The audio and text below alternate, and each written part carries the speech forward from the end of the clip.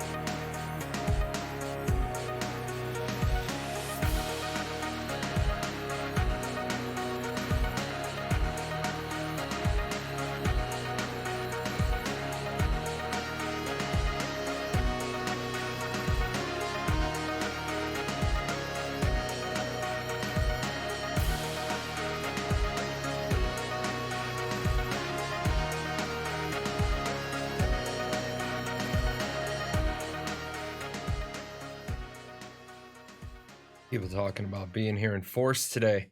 We've been in force for the last couple of weeks. I didn't even get a chance yesterday to sit down, take a deep breath, and figure out what I wanted to what I wanted to do. I was right back in the Filmora editing and working on a couple of new intros for the videos. So yeah, I got those are posted on the Discord. I'm not quite 100% happy. Um, you know, could get better sub icons. Uh, I like my sub icons. They're gamey. They're they're they're they're currency. They build from coins to gold bars to diamonds to I don't know what we're gonna do after diamonds. Um, so jump in here. I'm gonna be playing. I'm gonna be playing a little Stream Raiders today. Um,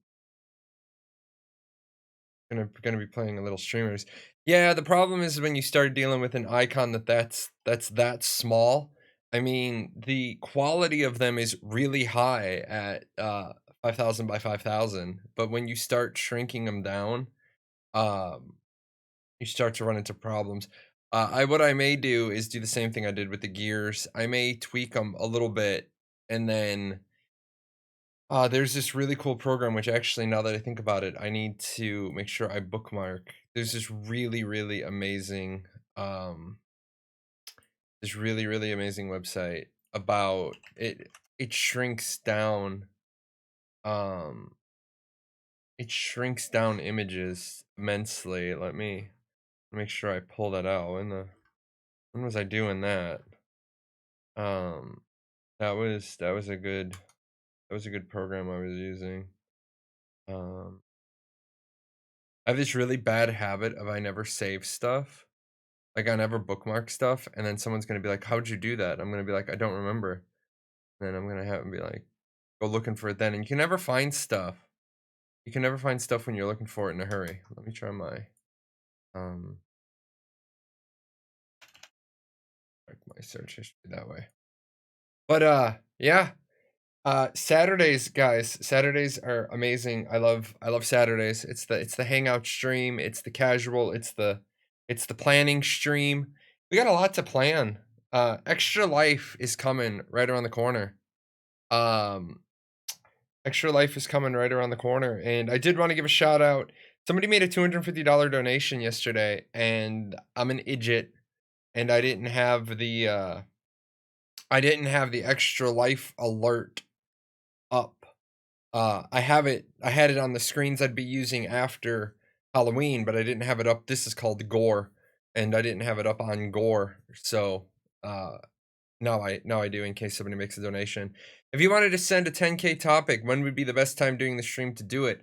The thing about the 10K topic is you send that in anytime you want. You send that in anytime you want. That's the reason why it's a paradox reward. It's a paradox reward. You send that in, I stop what I'm doing. Hey, look at that. Right off the top of the bat, and we already getting subscriptions. So that's pretty cool. I love your stuff. Keep it up. Oh, that's 3 months in a row. That is a prime sub for 3 months in a row. That's pretty cool. I am gonna be doing a watch party with my my Amazon Prime viewers. We're gonna watch Deadpool.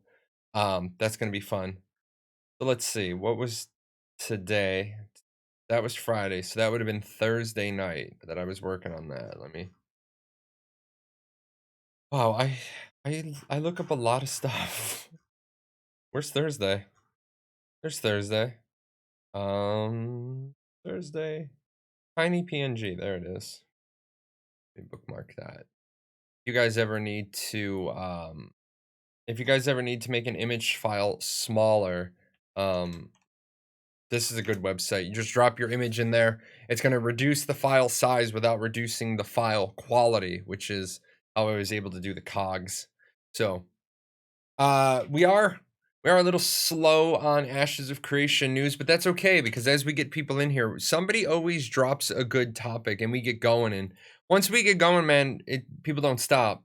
People just do not stop. And I got some other bits and pieces to look at. Somebody asked me a question on the forums. I take forum questions as well. I started an entire thread called "You Got Questions, We Got Answers," and then life blew up. So,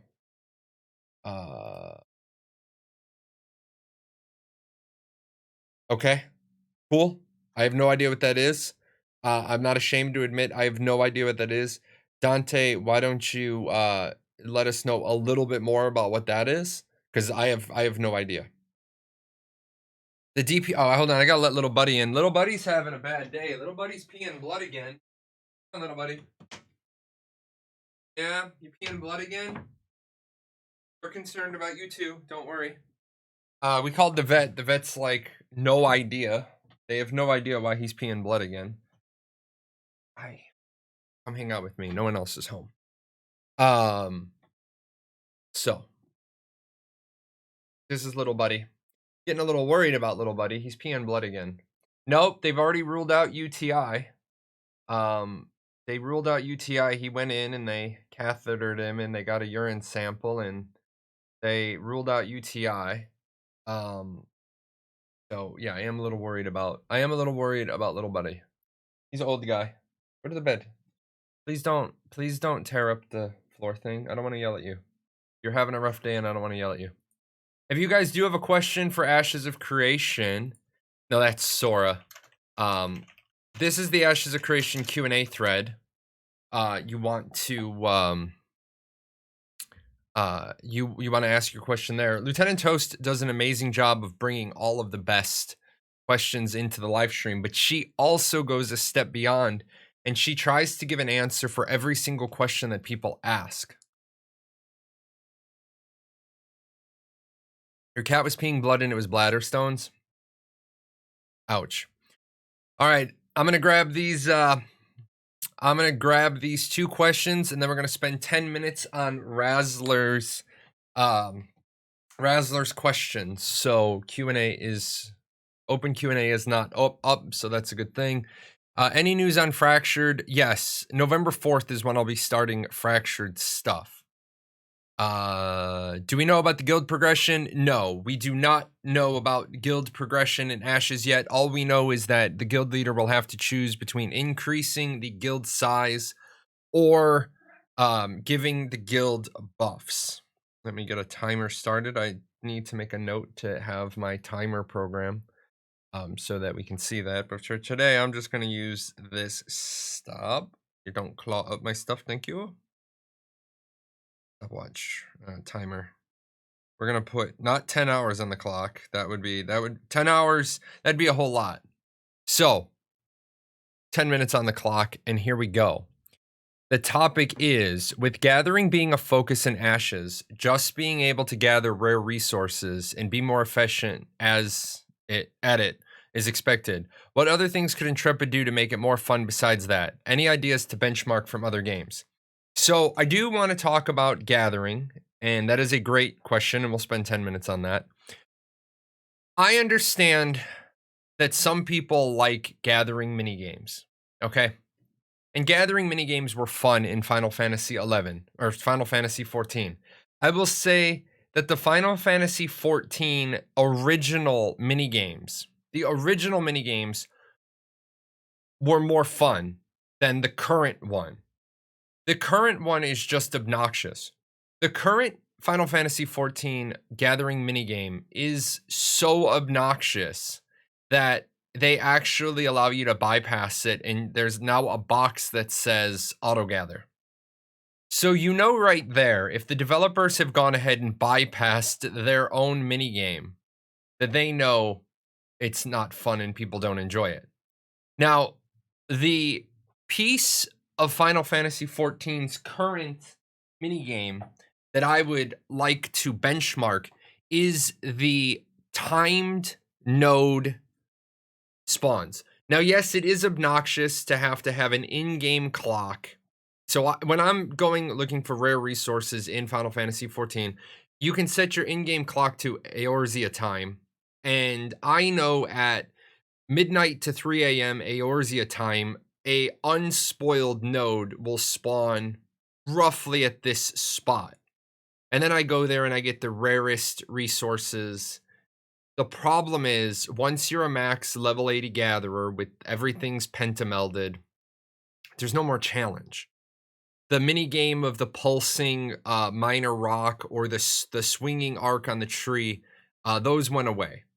The problem with those, what you're saying, the Gold Saucer minigame where you chop the tree, that's the original Final Fantasy XIV gathering method. That wasn't a minigame.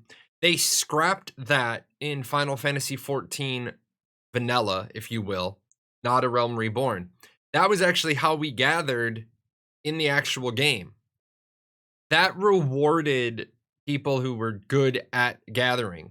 The problem is how do you build a system like that that doesn't become dependent on latency, ping, lag? There are just days your connection isn't spot on and you can't hit the marker no matter how hard you try. I like the thought of an engaging gathering process. I know some of you are going to throw rotten tomatoes at me when I say this, but I think the resource gathering in EVE Online is an amazing way to do it. EVE Online doesn't allow you to passively just not pay attention to your screen. You have to outfit a ship specifically designed for gathering. You have to decide if you're just going to run back and forth to the station with one cargo hold full of resources.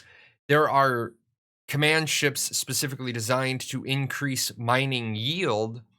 So it becomes a team effort. I think it's kind of ridiculous in any MMO where I go out with my axe, I knock down a tree, and then I get 4 logs. I just want to say that's completely ridiculous. It should be it should take me almost, 10 minutes to chop up a single tree, but because there should be multiple steps involved. I should get a lot more than just 4 logs off of a tree because I knock it down. There should be X number of logs, X number of branches, X number of leaves. But then the problem is, at the end of the day, it's a game, and players don't want to sit there for 10 minutes completely felling a tree. Back to Final Fantasy XIV, you have the ability to go up to the infinitely respawning trees. And this time I pull out feathers from the bird's nest, and the next time I pull out chestnuts or maple sap or beehive chips. There's a lot of different things I can pull out of the tree. The problem is that the trees are infinite. I don't believe resources should be infinite because then there's no value to the items. I love the fact that Intrepid is making a limited resource game. Wonder how the resource spawns work with the freeholds. They could block the spawns. That is true. That is absolutely true. Another thing people forget about with Ashes is there's gonna be large veins of, say, silver. So normally you go out and you see the single one hit silver ore node, you hit it, you get 4 silver ore, and you walk away. There's actually gonna be large yield veins where there might be 10,000 silver in that vein. Your guild finds it. Now your guild needs to hurry up and mine it out. They did talk about extractors on freeholds. That's interesting. That's kind of the Final Fantasy or not the Final Fantasy. That's kind of the Arcage miner house. So that's that's something to look into. The Arcage Miner House had a 6-hour cycle that would fill up to tier 1, tier 2, tier 3. When you hit it, you got the resources. So that's kind of an interesting mini-ish game. But I'd like to see it be more than just I turn on my extractor, it runs for 2 hours, and then I get X number of resources. Other games to benchmark. I can't think of a really good game other than Eve where gathering is meaningful. 1 second. I'm going to pause your time at 3:15. Oh, wow. My wife's off shopping and she's sending me cool stuff. Sending me cool stuff to look at. You don't ever ignore your wives, gentlemen. Don't ever ignore your wives. All right, 3:15. We're back on the clock. I don't think somebody said Wildstar. Sometime the mine was an enemy that could drop resources, and other times the tunnel will open up to even more mines. You know, Bless Online had that. Bless Online had it where you could end up going into these little gathering zones. So that's cool, except it's a cool idea. It just doesn't work for Ashes. In Ashes of Creation, Embertech says in Wildstar the enemy was a mine, or the mine was an enemy. Don't forget, in Ashes of Creation, you might go to hit a tree, and that tree might get up, turn around, be a tree ant, and not like the fact that you just hit it in the ass with a chopping tree, and it may fight you. You may go to mine a stone node, and it might be a little earth elemental or a little earth golem that turns around and says, now we box. You might be fishing and you might fish up, and I'm going to use a Final Fantasy creature. You might fish up a Sahagin, and now you're fighting. It's going to be interesting too, because the risk versus reward of gathering gear is most of the time when you have gathering gear on, it increases your gathering yield immensely, but it is not very good for combat. So I'm interested to see you said what other things could Intrepid do to make it more fun besides that? I'm actually interested in waiting to see how Intrepid is going to do their gathering gear. I think gathering gear is an often overlooked piece of the gearing pot. They're like, oh, you're a miner, but I don't have any miner gear. Oh, have a little hat. Oh, now I'm happy. I have a little hat, and it gives me +3. It gives me +3 mining. Well, it didn't really flow into the design. Yes, there's gathering gear. I can tell you in Arcage, the gathering gear was useless except for the speed buff, the how quickly could I hit. In Final Fantasy 14, there is absolutely gathering and crafting gear, because I love Final Fantasy 14 in that when you're gathering, you're a miner or a botanist or a fisher. You don't have access to your other skills. That's specific to their class system. But yeah, absolutely. Absolutely. Gathering being a focus, I'm waiting for a lot more. But yeah, EVE Online is a game that I would benchmark. I would not benchmark the mini games from Final Fantasy 14, because I know some people are like, gathering in Final Fantasy 14 is so cool. I'm like, how long have you been playing? And they're like, 3 weeks. And I'm like, yeah, let me know when you've been playing for 5 years and how much you hate your life. So good, good focused topic for 10 minutes. And we are done. Good question. My personal favorite crafting is Guild Wars 2. That way you can, the way you can craft legendary weapon prerequisites and use those to craft legendaries. Uh-oh, we've got another one. This sounds good because this is Steven asks me to come steer the ship. Let's start the clock. Steven asks you to come work for Intrepid and help navigate the ship until 6 months after launch. For the next 10 minutes, describe how you would adjust certain aspects of development while contending against the community's expectations, rival companies, working from home, possible engine breaking bugs, possible adjustments to dates, and sticking the landing and after launch. If you feel very little or no improvements are needed, please throw a few of the most common wrenches into the mix, of course. What I'm really interested in is hearing how your years of process improvement experience set an environment of developing Ashes of Creation. So the very first thing I would do is spend about 2 weeks watching the process. One of the biggest parts about being a process improvement facilitator is companies want to pay you to come in and do an event, but they don't want to pay you for all the prep work that needs to be done. One of the most important things in process improvement is called a Genba walk. And what it is you actually get up out of your desk and you go and you watch the process. The other thing is you go and you do what's known as pink ribbon or pink sheeting, depending on your process. A lot of times companies want to say, oh, it only takes us 2 weeks to do X. But then when you include a pink ribbon on the item, it takes way more than 2 weeks for that pink ribboned item to make its way through. So the first thing is sit down and watch the process. Now, I will say a lot of the things that I want as a community member and I want to see Intrepid change, Steven is changing, and he's changing the big piece of expectation management. During my interview with Steven last week, and if you haven't seen that interview, it's worth the time to go and check that out. Steven, I asked him a question. I said, well, what about Castle Siege mode? Is it off the table?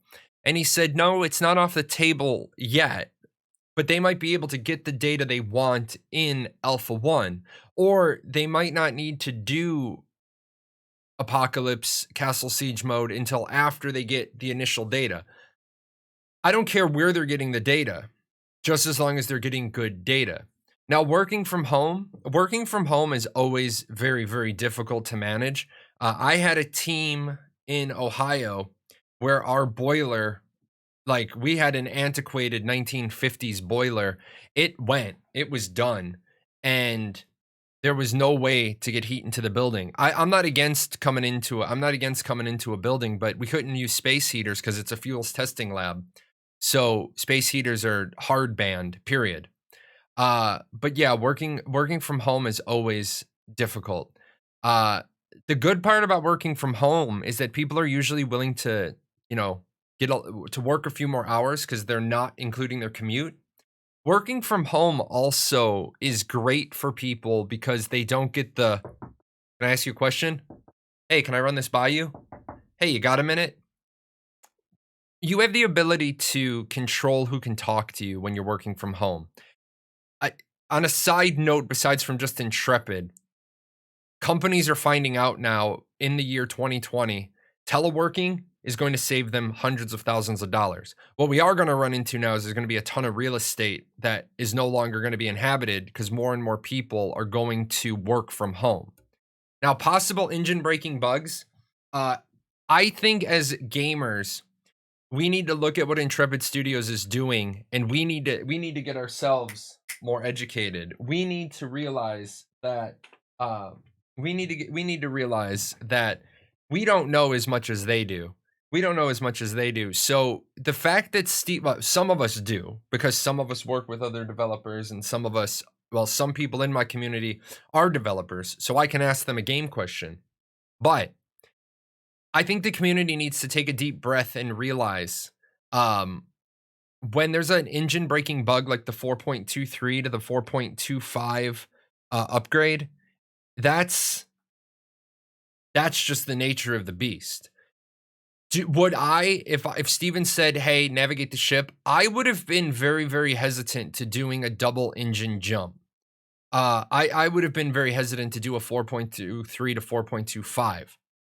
The ramifications of their decision was half of their design team and half of their engineering team was knocked out for 6 weeks while they fixed those issues. But my understanding now is, and thank you to the people who are Unreal Engine developers who make video games in Unreal, letting me know that all of the water physics and all of the water stuff is already in Unreal Engine 4.25. 4.26 is the quality of life interface for it. So thank you, Duck Trophy. So now possible adjustments to dates. Anybody who's ex-military has heard the phrase "semper gumby," always flexible. I absolutely think Intrepid is on the right track now, because in that interview with Steven, there's one thing I wish that they would add to this slide, and just down here in the lower right-hand corner, we'll fix the typo. And since you have to fix the typo anyway, because there's a typo on creators, since you have to fix the typo anyway, just put down here on this lower right-hand corner in silver at the end, more Alpha 1 tests to come, so that people understand that it's not just a single Alpha 1. What I do like is that Intrepid has gone from a, this is when it's going to be ready, to a, it's going to be ready when it's ready mentality. That is absolutely the best answer, because when you can't meet your deadlines, the only thing that happens is people turn around and they say, well, it's game development, you have to be forgiving. And no, I don't. You don't get to tell me what I need to be. You gave a specific date. You gave a specific date range. You failed to meet it.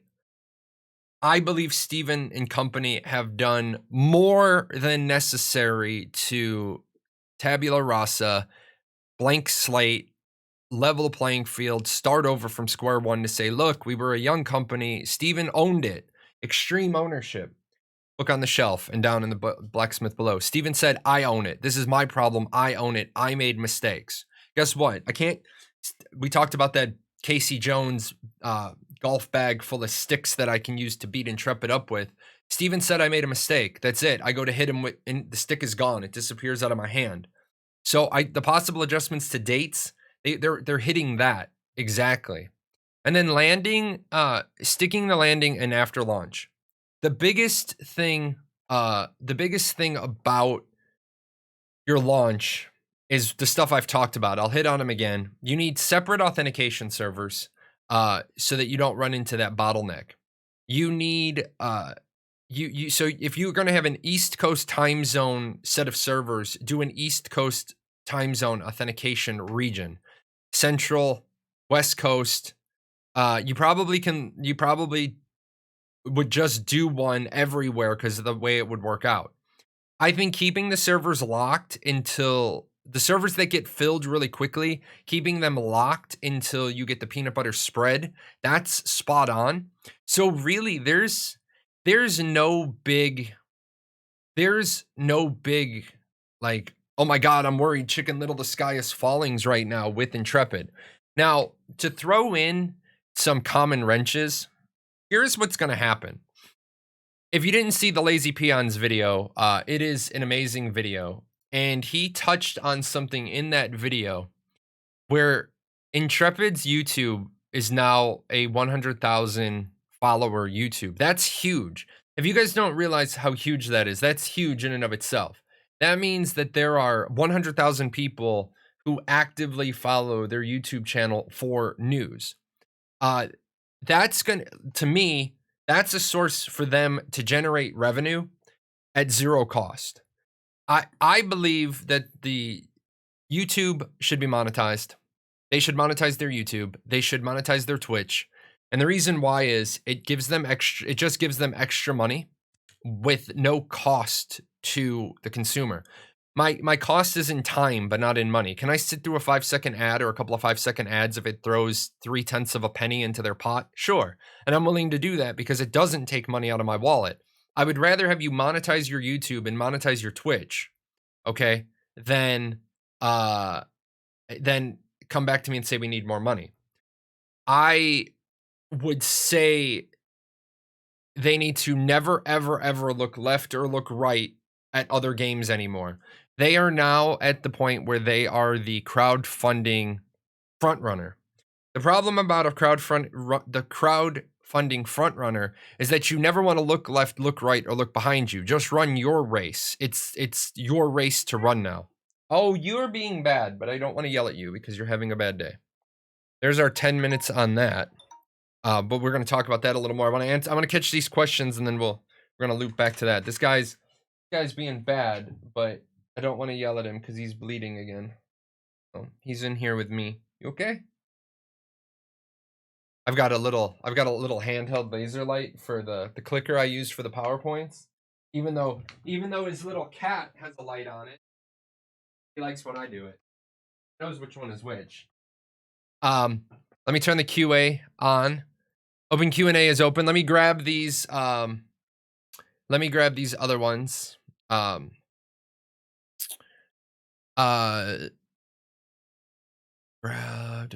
Somebody said, is this me playing? No, this is developer footage. This is developer footage.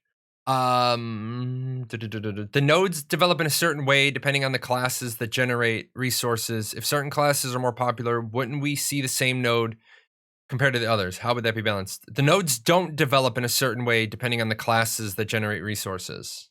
I don't know where you're going with that. So I'm not quite 100% sure where you're going with the nodes develop in certain way depending on the classes that generate the income that generate the resources. It's races. Yes, the nodes develop, but the node development by race has nothing to do with how the nodes develop, because remember that the nodes develop according to their type, their location, mayor decisions, and the architecture is determined by the race. So I see where you're going with that, but no, I don't think two economic stage 4 VEC nodes on either side of the map are going to be identical unless somehow there is a easy to determine meta for which buildings.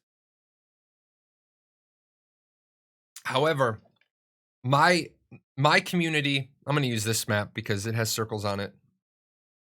My community over there in the East Continent in the North, when I'm the mayor, they may say, hey man, we want the Thieves Guild and we want a temple to religion number 4 build.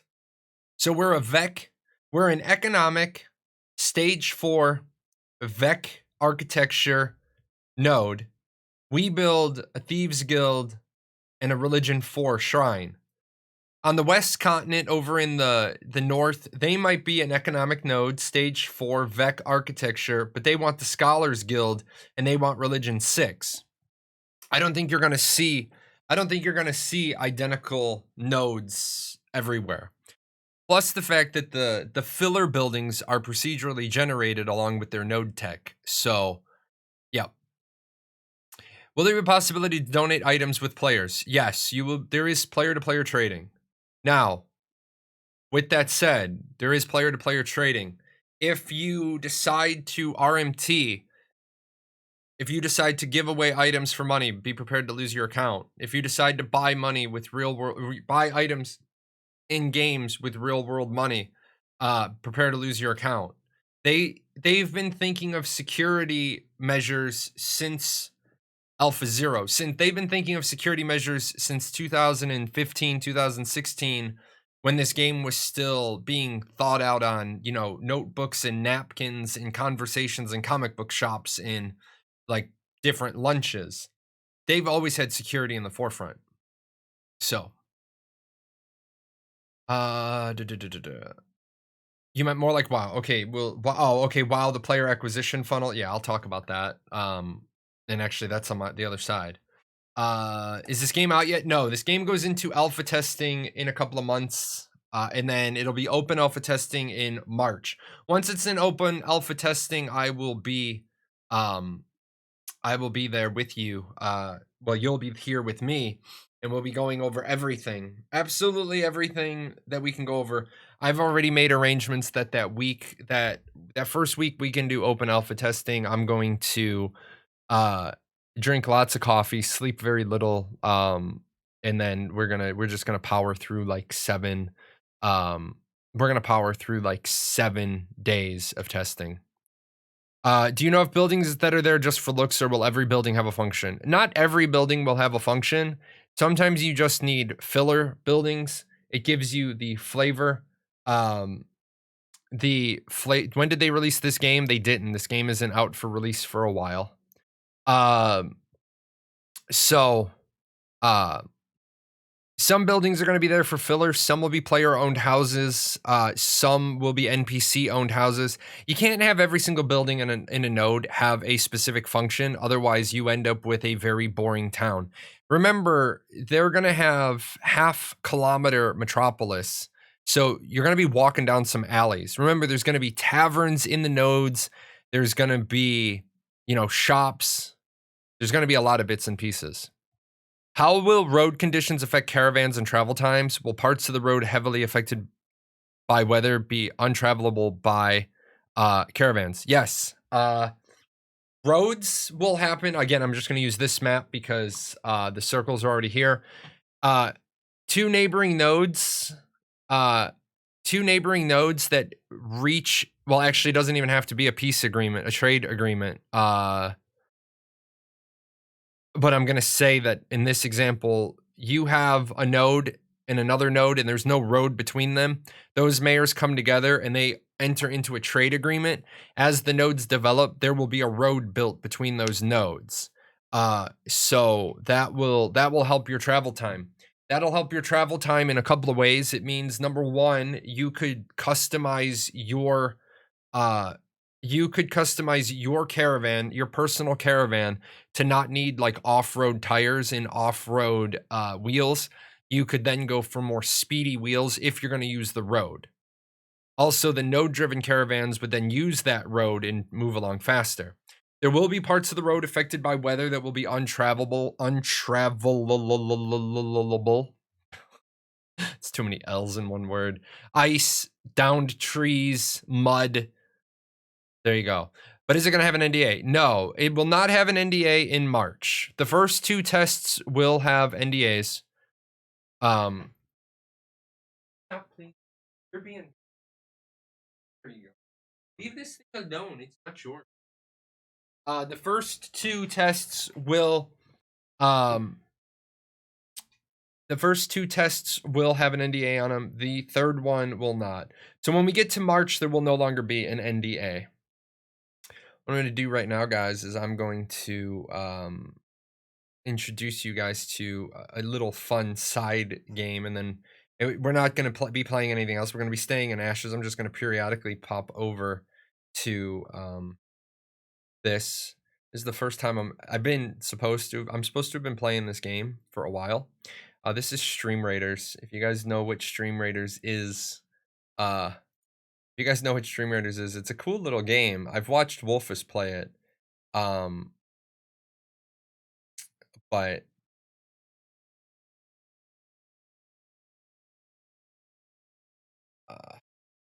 gonna just sit that there. We're gonna see how that works. Some of you do play Stream Raiders. There you go. My bot just told you all about it. This little side, yeah, I will switch over to nothing happens for 30 minutes. And then we'll have that, which that's probably too small too. But that's an overlay that Vi Guy made me. I'll have to mess around with that now that I see the size of that. I'll probably have to take the chat and stuff off of it. That's the steampunk overlay he made me. But yeah, it'll just sit up there for now. My bot told you what it is. I want to see the effect and the performance on what goes on. All right, you are going to get evicted. Bye. Goodbye. Good to be in. So that you guys know, when I'm always talking about the door thing, it's this. It's the door sound stopper. there because my door hangs an inch and a half off the carpet. But yeah. So let's see. I don't mean to talk about trading items for real money, but let's say you want to help a buddy gear up and you can give them some gear you don't need anymore. Yeah, you can give them gear if you want to. Nothing stops you, but I don't think you're gonna run into very many people who are gonna just be handing out massive amounts of endgame gear.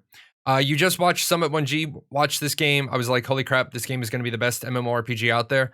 Do you know when the game is gonna be released? When it's ready. That's Steven's mantra. Steven says Ashes of Creation will be released when it's ready. So yes, when it's ready is when it's ready.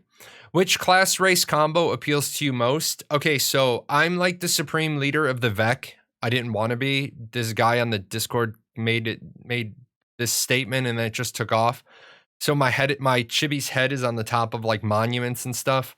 I am gonna be a Vec.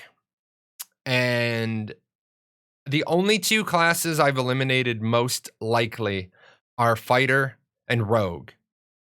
The other 6 are still open, but I mean, I'm gonna try Fighter, I'm gonna try Rogue.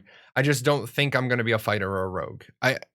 Action combat might be good for me, it might not. I don't know. I'm gonna have to dig into it. I like being healers. I struggled with no, I just don't expect to be very good at them. I struggled early on with Ashes because I don't like the idea of a bound primary class. I like Final Fantasy. I like Arcade. I liked Final Fantasy 11. I like the ability to change my primary class as my guild needs me to do something else. I hate the idea of having a whole roster of alts because I hate rolling through things over and over and over again. So I just hate doing the horizontal progression multiple times. I've grown to be okay with it. I've grown to be okay with knowing I'm going to have 2 separate accounts. I will have 2 completely separate accounts. One reason I'm going to have 2 separate accounts is one of the big things that says one of the things about making content is you're like, oh, well, this is really easy. And then people are like, yeah, it's easy for you. You have 30,000 gold. About that black empty space over the video, you could create a banner. No, I can't, because that space is there because there are other videos that go there. It is the side effect of them releasing 4K horizontal footage. It is unfortunately a bad thing for using their footage. Once we're past using their footage and I'm playing, the overlay will look completely different. Where we at 3 minutes in? So once we're playing ourselves, this is more along the lines of how the overlay will look, because I'll be focusing on, I'll be able to control the size of the game panel frame. But it is a problem with. What's that countdown for? Oh, it's a game called Steam Raiders. It's a game called Steam Raiders that's running in the background. Hi, bring English to this game.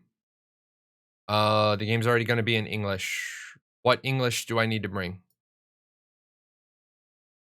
And this is the Stream Raiders link. If you guys have never heard of Stream Raiders, some people play it.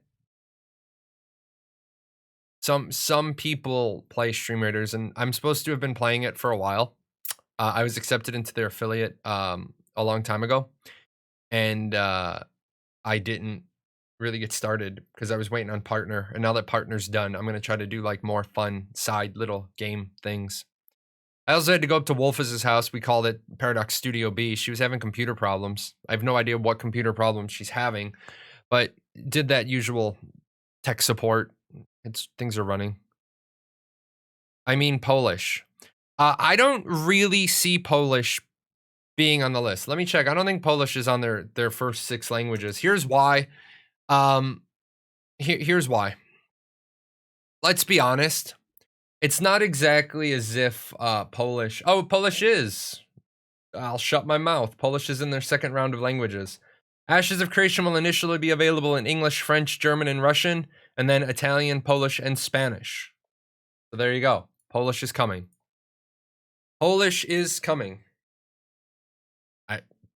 I can't believe Polish is on the list and Chinese isn't. That would have been a good question if Nostradamus is here. What are the second tier of language? You would have gotten me on that one. Italian? It's going to release in Russian language? Yes. It's going to release in Russian because it's going to release in Russia. How will owning taverns and shops in nodes work, as they will be popular in a limited number? First come, first served, most money bid. Good question. Sorry I missed it. We don't know. We don't know exactly how taverns and shops in node is going to work. We know how it's going to work on freeholds, but we don't know how it's going to work in the node itself. It's going to have a Russian server. Yes, they're going to have Russian servers. You almost have to have Russian servers anymore, given Russian law about privacy data, because you can't host Russian national privacy data in foreign countries. You need to host the server that hosts Russian nationals' personal information must be in Russia. So yeah. Will they have Siluric, whatever? That's another one of those too many L's, too many I's, and a Y in there. Yes, it will have support for Russian characters. Let's see. I was starting to worry about EU servers getting spammed during castle sieges. That's going to happen. You can't stop people from playing where they want to play. Let's see. I'm the guild leader in a node where a lot of my guildies are citizens of. How will it benefit me to be close friends with the leadership of the node? So there is something in nodes called being the patron guild of a node. And that is a huge deal. Being the patron guild gives you access to things. Now, what things? I'm glad you asked, because Steven, oh, damn, he's not here. I can't ask him. I do know that if you're the patron guild of a node, you can get your guild hall inside the node. There's also guild freeholds. Hold on, guys. Little buddy's upset. And we can't have him peeing on stuff. Can't be peeing. Gonna behave now? Can you take a nap? Oh, here. Take a nap? Okay, up here. What? Sorry, guys. I just gotta keep an eye on him because he is still peeing blood. We don't know what's wrong with him. I'm sorry. I have to tell your medical condition to the world. He's not happy with me. Yeah, we called the vet again. If you're the patron guild of a node, then your guild hall can be inside the node itself. Inside. So that you guys know, when you hear me use certain words, that is not the right map. Why did that map come up? That is not the right one. Okay.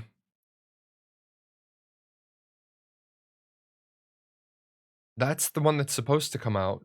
Would you shush now? When I say a node, some people are getting node and zone of influence confused. So if you look at the little yellow area, that is a zone of influence.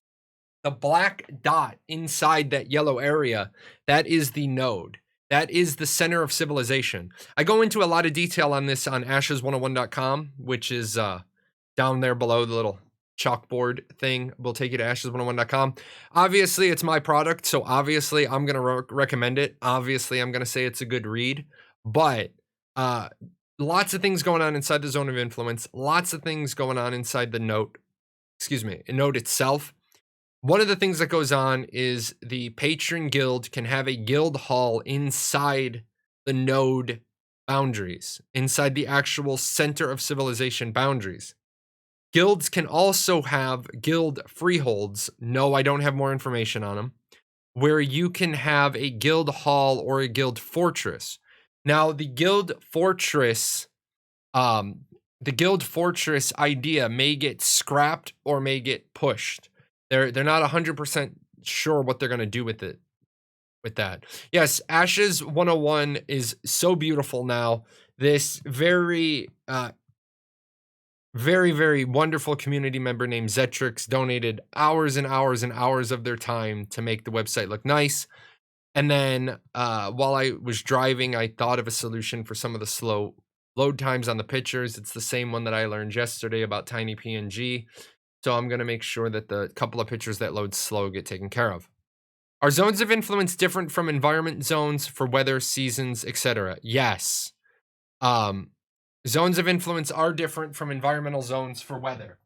There are lots of producer swap. There are lots of different regional geographic things. There are castle regions which are static. There are economic regions which are static. There are biomes. There are biomes that are semi-static. So when you see the biomes here, those are semi-static. So that's a good thing. But yeah, there's a lot going on. Now, are nodes within a zone of influence predetermined? Yes, but there are 2 to 3 different spots. There are 2 to 3 different spots in a zone of influence where a node can form. However, there's only one node per zone of influence. I hope they get a good map UI. Luckily, they do have a amazing UI senior artist. He's got a lot of experience.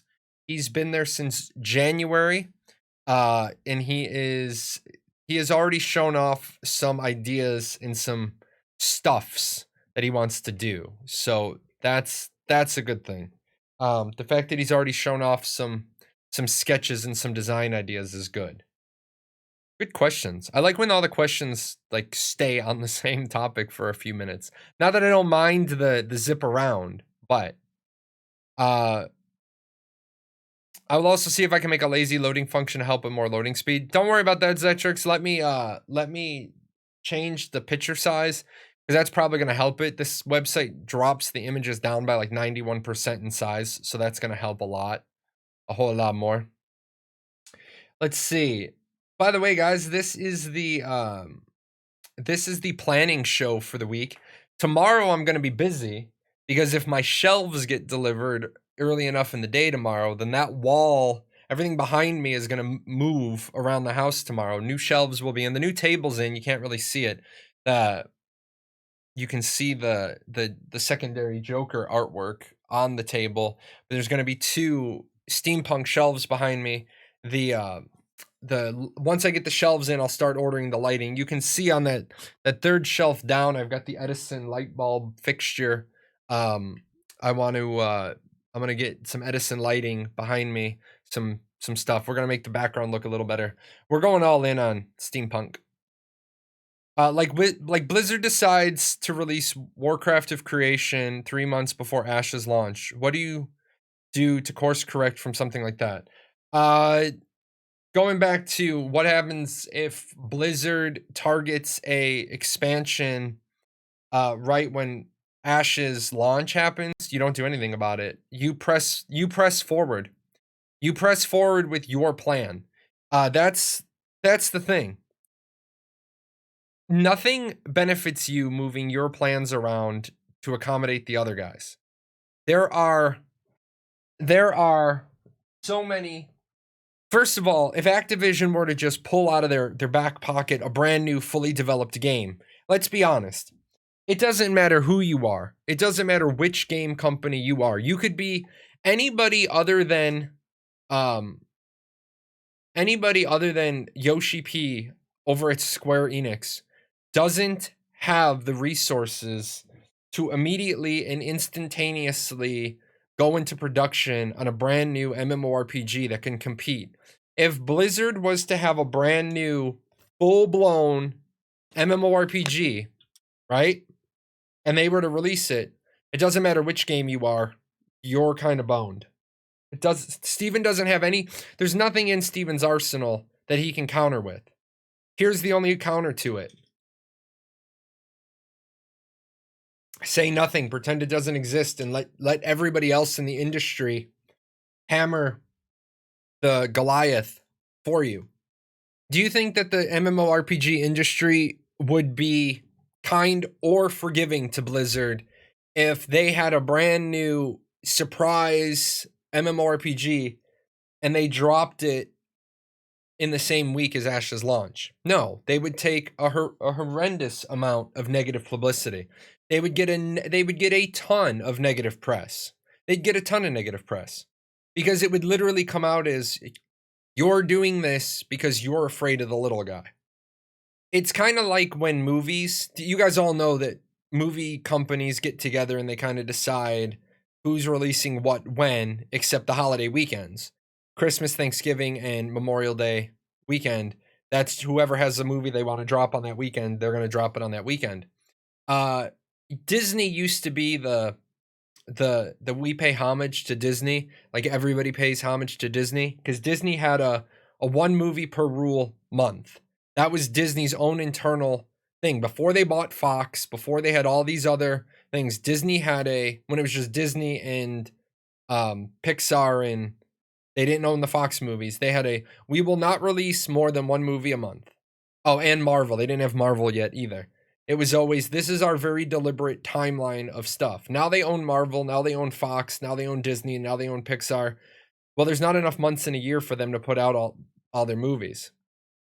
People used to say to Disney, when are you releasing, so that we know when to put our movie out, because we don't want a double debut drop against you.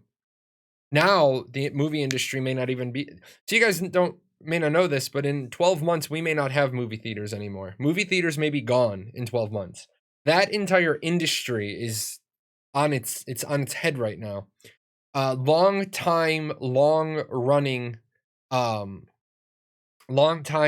running movie chains, AMC, they're shutting. They're like, we don't think we can reopen. We lost too many opportunities in 2020 to make money. We were barely surviving as it is. And then, just so you guys know this, movie theaters do not age well if they're not inhabited daily.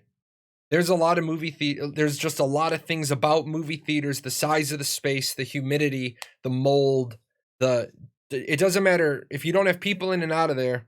Most companies aren't paying to keep the heating and the air conditioning going good. Mold builds in movie theaters very, very rapidly once they're quote unquote abandoned. I don't see the movie theater industry coming back, but out of that rabbit hole. What do I, so if like a WoW drops, if they drop World of Sanctuary, they're developing World of Sanctuary in secret, and then they drop it on top of Ashes of Creation's release. Ashes of Creation just releases and goes forward. If you build it, they will come. There will be people who will say, I'll go play World of Sanctuary after I try Ashes. There'll be people that say, I'll go try Ashes after I play World of Sanctuary. Here's where the advantage of Intrepid's business model comes. They don't have a box price. Steven doesn't need you to come and play the game at launch and commit to a $49.99 box price for him to make money. Steven just needs you to show up eventually and play 1 month. That's the beauty of the way it works. Steven needs 2.1 million months of subscriber time, give or take, to break even on his $30 million investment. So he only needs you to show up.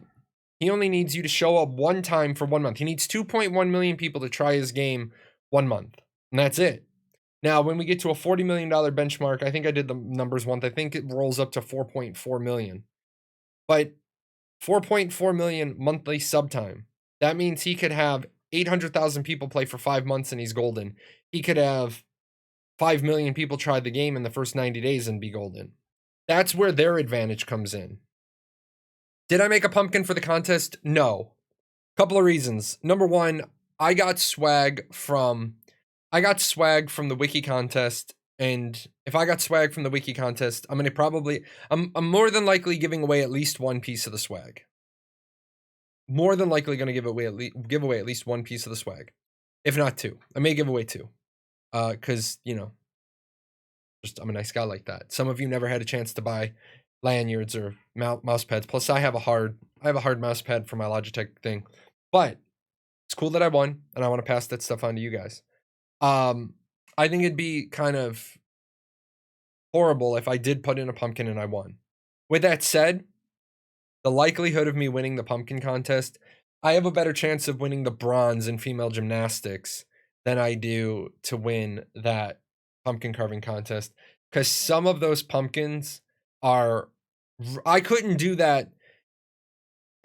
I could have Bill Gates, Mark Zuckerberg, Ted Turner, Warren Buffett, all on my doorstep and saying, if you can carve a pumpkin of this quality, we'll give you $1 billion to start your gaming company. I wouldn't be able to make a pumpkin that good. I have very limited art talent. I have desktop publishing talent. I can arrange assets. Like I can arrange assets and make things look good. But or I can do stuff like this where I'm working on a new intro to the Paradox Paradox intros. So, I can do stuff like that, but I can't. Why is it so damn loud? I can't make stuff like every piece of that is pre-rendered animations, pre-rendered video, pre-rendered audio, and I'm just putting the parts together. I can assemble creative things, but I can't make creative things. Like I have a ton of people that do things for me. Let's see. I'll do this real quick because I've kind of come to the conclusion I don't like the way that is gonna look. We're gonna turn that off. We're gonna make. Yep, that'll work. I gotta work on that layout. I might only use one piece of that other layout when I do use it, but it does look great. Vi's overlay looks great. Let's see. Pearl Abyss is making 4 at the same time. I didn't hear Pearl Abyss was making 4 MMOs at the same time. Do you have an article on that? I'd like to read that. I knew Pearl Abyss was making 4 games at the same time. I didn't think all 4 were MMORPGs. I thought they were like online games, obviously, but different flavors of online games. I think drive-ins will make a strong comeback. The movie theaters, yeah, I like the idea of drive-ins. I better like the idea of just letting me buy the movies on digital download if I want. The problem with digital download is people don't want to pay to rent them. They want to pay to buy them. So yeah. 2 new MMORPGs, 1 MMO shooter. So yeah, I they're working on 4 new games, but I didn't think yeah, I didn't think they were all MMORPGs.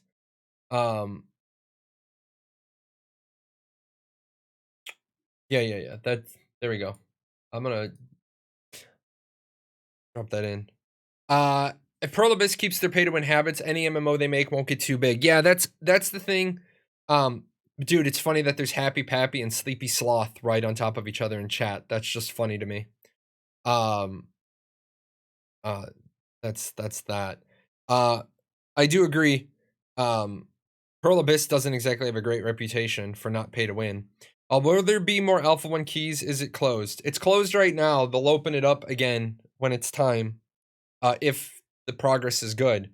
And that's okay. I did a video on it. Not everybody was happy, but I did play Revelations Online. ZeniMax is supposedly making an MMORPG of a new IP. It honestly makes me really afraid for ESO. It's already badly maintained as it is with ZeniMax focusing more on the cash shop than fixing bugs and making content. I don't know how much love ESO is going to get if ZeniMax makes and maintains another MMO. Yeah. Can a studio have 2 MMOs. Yes, they can. The problem is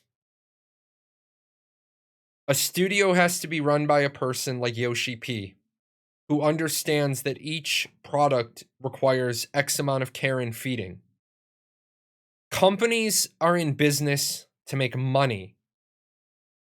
Henry Ford, other than the "you can get it in any color as long as it's black" quote, Henry Ford's leadership and business philosophy is a company that focuses only on quality will have only one concern about its profits, and that is that they will be embarrassingly large. But everybody who has multiple product lines ends up favoring one than the other. For example, somebody said to me, uh, uh, "You seem to be favoring your Twitch over your YouTube." And I said, "You're right. I am absolutely favoring my Twitch over my YouTube. Not because my Twitch makes me more money, but it does. Not because I enjoy streaming over YouTube video, because I don't. Not because streaming is easier, but it is. The thing was, is my next goal was Twitch partner. Believe it or not, my next two focuses are Instagram and Twitter. Those are my next two focuses, because those are the next two lanes that I need to start learning how to advance in. I showed you guys I worked on. I showed you guys I did. You want to leave? Oh, hi. I did that new video intro. People are like, "But you just did a new video intro." Yes, but now I'm learning new video things. So I have a video done on loot rules that you guys will get access to. If you're on my Discord, you'll get access to it tomorrow. Everybody else will get access to it on Monday during the show. But I added one new thing. Like, I'm not gonna lie, Lazy Peon crushes me. He crushes me when it comes to video making. And then this is the Ashes of Creation quick links that I now have and maintain. If you're looking for the Lazy Peon's new video, that's out there at the top. Why would I not put it at the top? It's not about me. It's got Ashes 101 on it, but it's about you guys. It's about you guys getting the information you need. So you've got the Lazy Peons video, Ashes 101, the wiki, the Ashes post, my interview, official stuff. I put that together for you guys so that you can. How can I say this without sounding weird?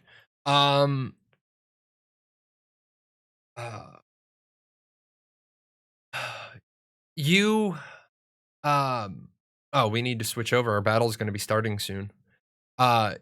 You wow, that is really tiny.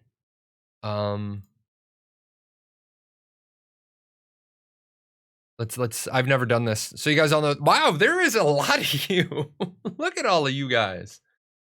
Look at all of you guys. Oh, people dropping epic units. Look at you guys. We're going to crush this map. This map's getting crushed right now. This is getting crushed. Wolfus is all proud of me because I'm finally doing this game. I was supposed to be doing this game months ago. I got accepted into their partner program months ago. But we're going to start. Oh man. This 58 units. Is that sound coming through? What is could be. All right, start the battle. Oh. Wait. Uh-oh. Why? Okay, the sound's not coming through to you guys. That one poor guy. The one poor guy, he just crushed. We crushed his hopes and dreams. No sound for your browser. Yeah, let me look at that. Let me look at why that didn't happen either. Browser. There should have been. This is, like I said, that's why we're doing this. What is this? This is called Stream Raiders. It's just a fun little game that Wolfus got me playing, and So, wow. I was worried we weren't gonna win that, and you guys brought the pain. This is just a cute little game that we're gonna play on the side. It only pops up every 30 minutes. I need to figure out why you guys didn't get sound on that though. Um, oh, would that have been why? Um, oh, that would be why. Because I broke it. Because I'm stupid. Um, I am fully okay with saying that I break stuff because I'm stupid. Um, yeah, the sound you heard was coming through my collar speaker. Um, I need to sit down and let me make a note because this needs to happen. How do you join? There's a link from the Stream Captain bot. It'll tell you how to join. I'm gonna make a note in the new important book. I need to spend an afternoon in OBS Wave software. I broke everything when I did that interview with Steven because I needed to make that happen. Oh, I should probably do that, huh, Shadow Prince?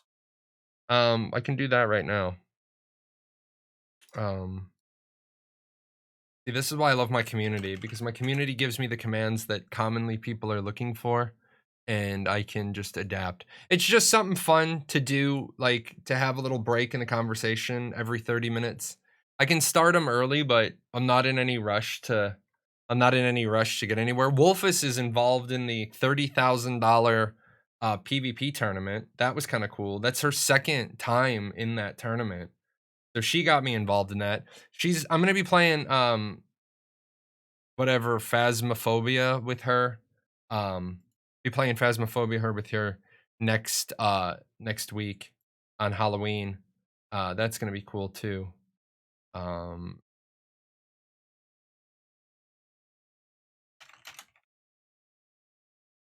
um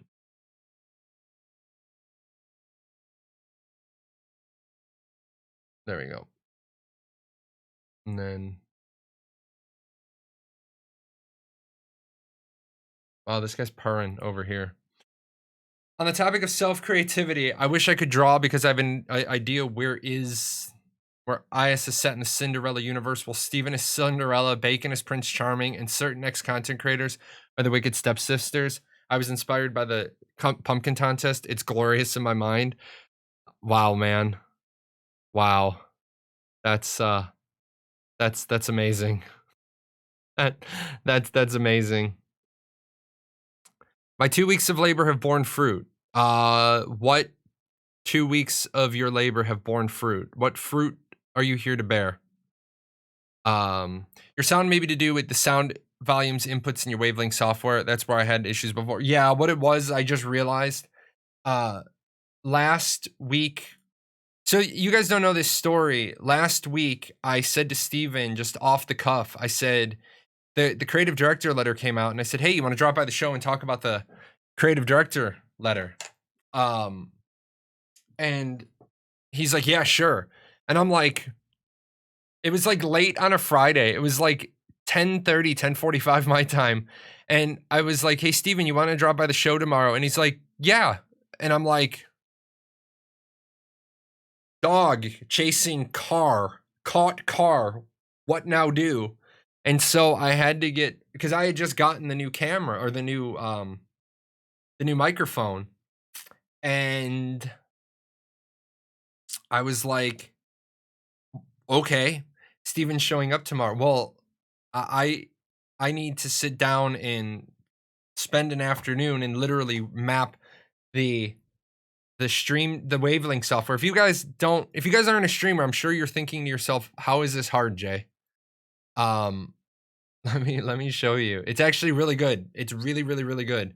I love the Elgato Wave 3 microphone because it does what like virtual audio cables does, and Banana Meter and a whole lot of other things. But it does it all without you needing to jerk around with independent software. But this is actually This is actually the interface. So, um, yeah, you need to know what all the knobs and switchies and things do. It's actually really cool, but I couldn't make it work directly the way I wanted to. And plus, if I'm doing an interview, I have to wear earbuds because you guys will hear it. Now that this collar and this thing, I love these. Let me zoom out real quick. I absolutely positively love this thing from Bose. I don't get any money to talk to you about it. Bose doesn't even know who I am. I do get money if you buy one, but they're $300, so not very many people are going to rush out to my blacksmith and buy them. But I love these. The only MMO or the only game you won't be happy with one of these is a first person shooter because you don't exactly get the 7.1 surround sound. But not having things on my ears, not having the noise reducing sound when I stream, absolutely amazing. Absolutely positively love it. But it does cause an issue because now the sound goes directly into the microphone. So that's why you guys will see me if I'm on like the Golden Feather or if I'm on somebody else's stream. Uh, I I have earbuds in so I don't project. It does cause me. People are like, "Why were you screaming at poor Chibi Bree?" It's like I wasn't. I'm sorry. Gimbal Lock subscribed with Prime. Appreciate that. Oh yeah. If you guys are subscribers, make sure you check out the range of emotes. I'm also looking for an artist. My artist that did Chibi Jahlon. Oh, I gotta do a poll. I need to do a poll because I want your guys' opinion. Chibi Jahlon needs a friend. Should he make a Chibi Jahlon steampunk robot? Chibi steampunk robot. A steampunk cat. We're actually gonna, for the first time, we're gonna allow you guys to influence the vote more.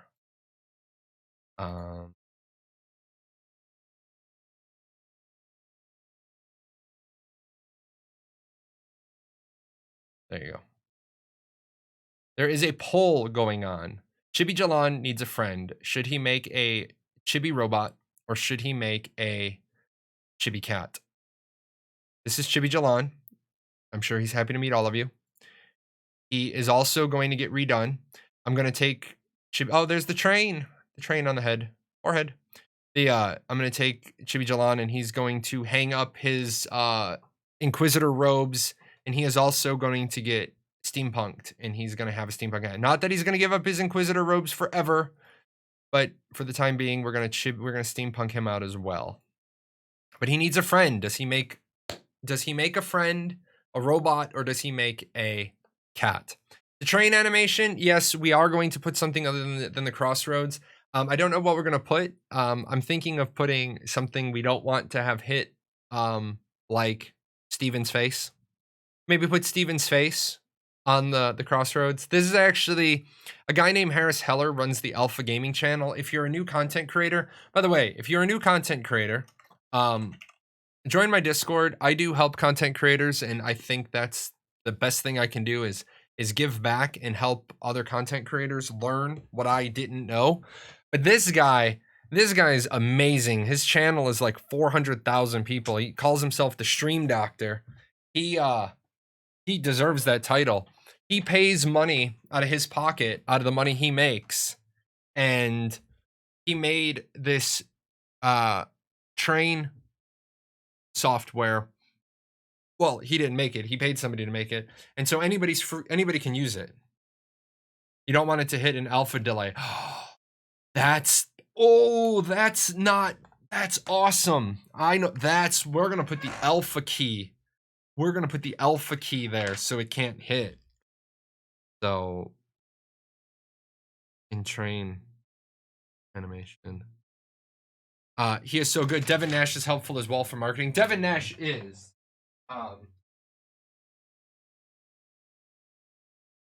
by the way, guys, I was so stoked when I put this shirt on this morning. This used to be the size of the shirt that I needed to feel comfortable. This is literally how much weight I've lost. This is how much weight I've lost. Um, so I have lost a ton of weight. People are cheating. What people? What people and who are cheating?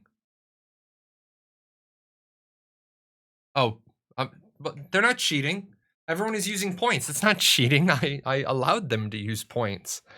I allowed them to use points. That's fine. Good job, Jahlon. Thank you. I'm out now. Congratulations. Thank you, guys. Really, everybody's thanking me, but I have to keep saying thank you to my community. My community knew that I was stretching for that goal, that I wanted to be partner. So the big part to that was uh people were showing up even when they they might not have had all the time in the world. They showed up and they stopped in for a couple of minutes.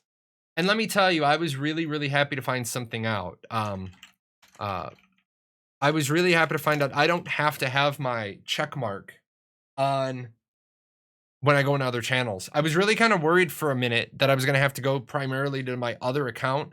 I didn't want to go into people's channels with my like Twitch partner check mark and start talking and be like, "Oh, yeah, I'm talking in your channel now." Um, so I am thankful for that. I can turn off that check mark. I'm thankful to all the people who did what Blano did, and he left the stream on while he went to do other things. That's really, really helpful. The other thing is that you end up not streaming to a red person with a 0 next to it. It's nice to be able to know, even though people aren't talking to you, that there's people that you can pretend there's people talking to you. I used to have a little Deadpool figure or Jack Skellington, and I balanced it on top of my camera. And I would just, if nobody was talking to me, I would just sit there and talk to Jack.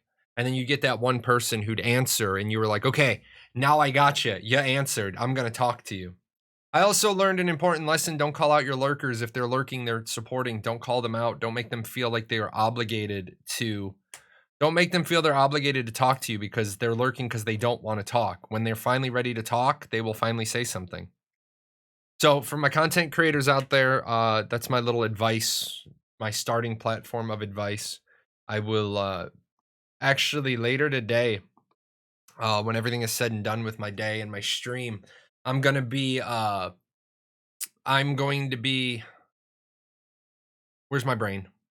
My brain is taking a walk off the map. Where's my coin? Let's play with the coin for a second. My brain will come back. Oh yes, I'm going to be doing a Jahlon on video today on content creation actually. So that's where that's going to be. Also, did I tell you guys that Paradox Gaming Network Incorporated is finally out of debt? That it finally has no more loans. It's finally going to be able to spend its money on the things it wants. I paid myself, well, the corporation paid me as an individual back its last loan. So it now has a bank account that's established with money in it. And more money than it needs to pay its taxes. So it can pay its taxes and still be above its minimum bank balance. So that's actually really cool. That's actually really, really cool. I'm really stoked for that. So I'm going to be contacting a professional graphics studio to do the steampunk overlay, the steampunk animations. I also am going to be working on my stream team. I do not have a particular size you have to be on my stream team. But you do have to realize it's not the quality of your content for being on my stream team that's going to matter. It's going to be the quality of your character. It's going to be people that it's going to be people that answer questions like I do. Only English speaker for the team? No, not necessarily. I would be very interested in finding one Spanish and one Portuguese speaker for the team. Hopefully somebody who was bilingual in I know this is going to sound horrible, but I'd love somebody who is trilingual, Spanish, Portuguese, and English. But if I get one English and one Portuguese, that would definitely be good. So, uh, don't I own the company? Yes, I do own the company, but it's a C corporation, so it's its own taxable entity. It's a lot of people don't understand the difference between a C corp and a limited liability. And a limited liability company can be set up as a C corp, but the Paradox Gaming Network Incorporated is a corporation. So that means the two separate. That means the two lanes of money are very very separate and distinct. The company's money is not my money. The company's money is the company's money. So if I want money out of the company, I need to actually send I need to send like a bill to the company and I have to pay that out. Bezos gave you partner, add another $2.95 out of his pocket. That's funny. That's funny. Also, we need to set up I think we're gonna do next weekend. We're gonna do the normal show. We're gonna go a little short on the normal show, and then we're gonna start our watch party for Deadpool. And then we'll next week, the week after, we'll do Deadpool 2. I'm a huge Deadpool fan, if you can't tell. So. Oh, I wanted to go back to. I got lots of stuff going on. Lots and lots and lots of stuff going on. Battle is now in there. Thank you for that. When's the live stream? Friday, October 30th. Oh, we're not too soon to start that. We can start that today. Absolutely, yes, we can. We're gonna start that right now. I didn't even think about doing that. You have a founder's package, but I never got a key or anything. Can I play if I get a key from customer support? I did the 150 pledge on Kickstarter. That is nowhere. We are nowhere near that. We are nowhere near that testing phase yet. So 150 is beta, not alpha. The battle is full already. Well, then let's just go. Wow. Oh my, these poor guys. Okay. These poor guys. Audio should work this time.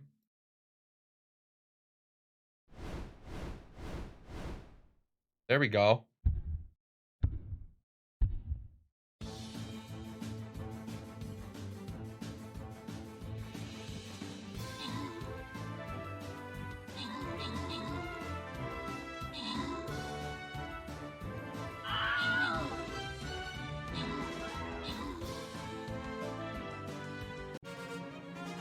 You're all champions. You are all amazing people. Pog champs in the chat. Grant rewards randomly. Here we go. Invite to alpha phase 2, not beta. Hold on. Let me go back then and look. Gotta get to this boss. We're gonna go right there.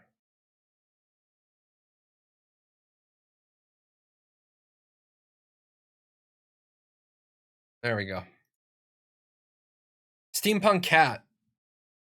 56%. Frostpaw wanted the cat, so he dropped in 12,000 channel points. Frost. Frost wanted that thing taken care of. All right, let's go back to the segment scene. We need more footage. Intrepid, we need more video footage as our train treks on, fighting for the robot. Let me look at the poll results. View poll results so I can pull them out. That's close, man. The cat and the robot. Maybe we'll do both, because what's that one meme? Both sounds good. Oh, I got it. Oh man, cat, you are like loud. You understand you're loud? This cat is like looking at me like I owe him a tuna fish or something. He's just straight purring next to me. He's like, hello. Hello. I would like a tuna. Yeah, but I might be having to look for a new artist. My artist seems to have disappeared off of Fiverr. I spent 8K. Frost, aren't you broke now? And the Jahlon Hegemony, Frost is going to be our Grand Vizier. Yeah. Then he had 10K bits to break into if needed. Frost has been around for a while, guys. Frost has been around since like I didn't even have point rewards, but you could still earn points. He's been here forever. Now let me do this real quick, and then let me look at that. Let me look at that Kickstarter package. This is how the vote went down. Let me go to Ashes of Creation Kickstarter. And let me do my diligence. Let's see. Where's my guy?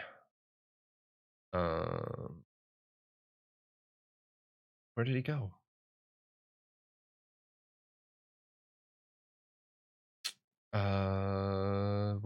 Where did his comment go? I have a founder's pledge. Okay, founder. Alpha phase 2. Okay, so alpha phase 2, you are right. You are in alpha phase 2. 150 on the website is beta. Yeah, you was who I was looking for. 150 on the website is beta, but you are correct. In Kickstarter, 150 was alpha. We aren't even in alpha 1 yet. We haven't even hit alpha 1. We've hit alpha 0. We've hit alpha 1 pre-testing. We don't even move into alpha 1 official testing until next April. They had a bit of a delay. COVID is definitely hitting them hard, working from home, moving out of one studio, not being able to move into the next studio. I give you guys an example of why working from home is great. This is why working from home is great. Working from home, I don't have, like I told you guys earlier in the show. Hey, boss. Oh, hey, lieutenant. Hey, captain. Hey, can I borrow you for a minute? Can I bother you? Can I ask you a question? And you're sitting there at your computer and you're like, yes, of course I have time to listen to whatever trivial dribble is going to spew out of your hole. It's not like I'm writing something technical, like a technical order. Yes, what can I do for you? As they spend 15 minutes explaining the history of the common cold to me about why they need to be off from work because their kid is sick. My people found out really quick. I'm really abrasive. I'm really short and to the point. Hey, Captain, my kid's sick. Can I go home? Yep. It's 12:37. Start your time off at 1. Take 1 to 4. Take a 4-hour sick to, or take 1 to 5. Take 4 hours. Just go. Peace. Goodbye. Don't tell me about the history of that. But where it sucks is when you're in a meeting and you want people's feedback, people are like, I really want to talk about an issue, but I really want to go eat lunch. Well, when you're at work, you're not leaving the meeting until the boss is satisfied.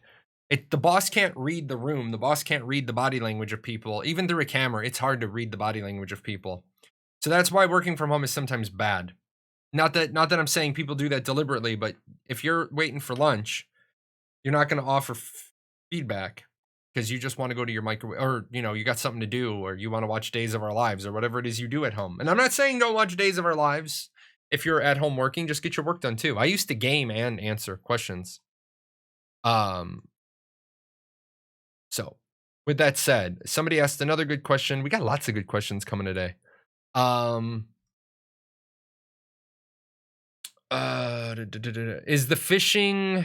Is fishing going to be mini games or 3D adventure? Sports fishing is going to be a mini game. Normal fishing is just going to be what you've seen Margaret do a couple of times, or Steven do during the mounts video, that you can just fish. You can just fish. How do I know when my battle is full? Because I'm a slacker and new at this game. Cool though. You guys are just crushing it. Wolfus is going to be like, I need all these people when I'm competing for $30,000. We'll probably try to help her out. She got me into this. She got me into Stream Raiders. Little Stream Raiders game that we've been popping in and out of. It's kind of cool. It's like something that we can do and you know, have a good time. Can you steal anything from other players? Is it open PvP? Yes, it is an open PvP world. You can steal things from other players. Every time a player dies, they drop a percentage of their gatherables, their crafter, a percentage of their gatherables, their processed goods, and their mob certificates. And by mob certificates, I mean antlers, horns, tails, teeth, things of that nature. You can also steal people's caravans and just straight be a highwayman. Do you know when Alpha Beta 2 testing is going to be included or announced? Nope. The only thing I have up to this point is, you think I would be smart about this? And I would just put this on. Where the hell did I put it? Did I break it?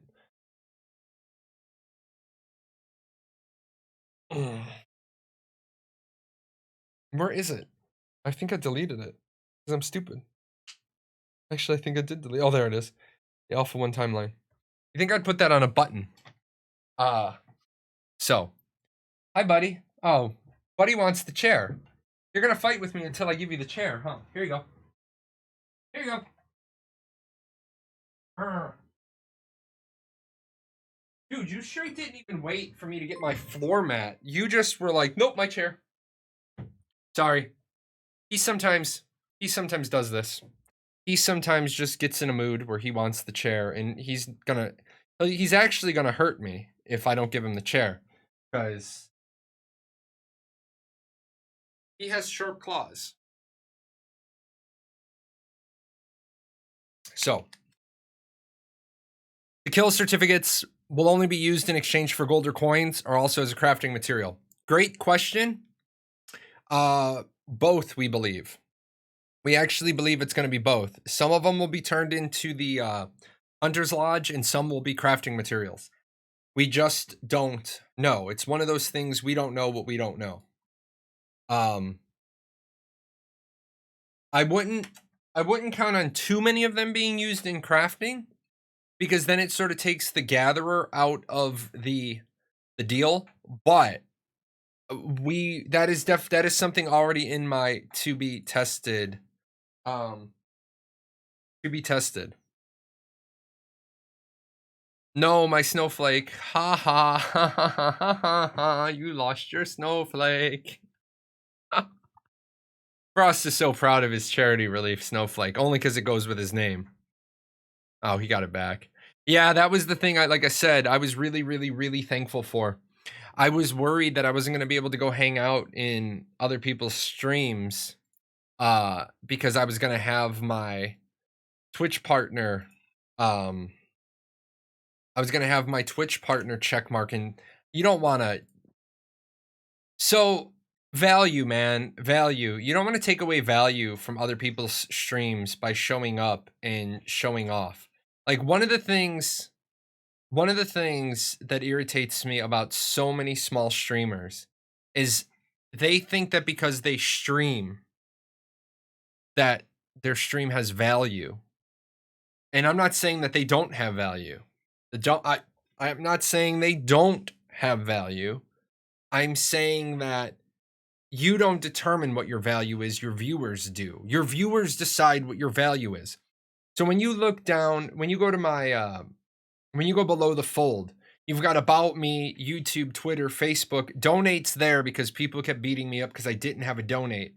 Instagram, contact, social, schedule, rules, and then links to stuff, polls, Filmora, because I'll tell you guys, if you're trying to get into content creation, Filmora, the new Filmora X is unbelievable. It is unbelievable. You can try it, you can check it out, and then if you want to see what it's going to look like, it is going to put a watermark on it, but it's cheap, it's affordable, it's a one-time purchase. But I call that value, because you put stuff underneath the fold that's for the other people. Like the About Me, I got a short little bio. I tell people about me. You know, YouTube, there's some videos there. Twitter, somebody said I shouldn't focus on Twitter right now. It's a political hellhole. Yeah, I do agree. I 100% agree. Twitter is a political hellhole right now. But and the Paradox Gaming Network nor the Jahlon on Twitter account do politics. I went through, and I really want to be political. I really want to be political on Twitter, but it was alienating people, and it was costing me far more than it was gaining, so I stopped. Now, that's not saying I'm not going to get political inside of the gaming world. Like Alex Hutchinson, director over at Stadia, saying that streamers should have to have a distribution license to play a game for the company. Yeah, I could see you having that opinion if Stadia was actually crushing it and blowing things up, but Stadia is not exactly making a killing right now, so I don't know why you're kind of being like that. Why are you being like that towards streamers who may or may not help promote sales for Stadia? I have no interest in Stadia because I have no time to play. I love being a content creator. Okay, I love being a content creator. But you guys know I got some borderline rules. Common civility is a borderline rule. It's in my Discord, it's on my Twitch. You can attack a person's argument all you want. The moment you start attacking the person, your value to me starts going down. Going down, going down. Once your value to me hits 0, you get a ban. Now, it's possible, unlike Ashes of Creation, it is possible in my Discord or my Twitch chat, you can 100 to 0 yourself really, really quickly by saying, really stupid stuff. But, okay, as long as you're attacking the argument and not the person, I'm cool with it. Alex Hutchinson. Oh, and another one of mine is I hate passive-aggressive people. I like aggressively aggressive people.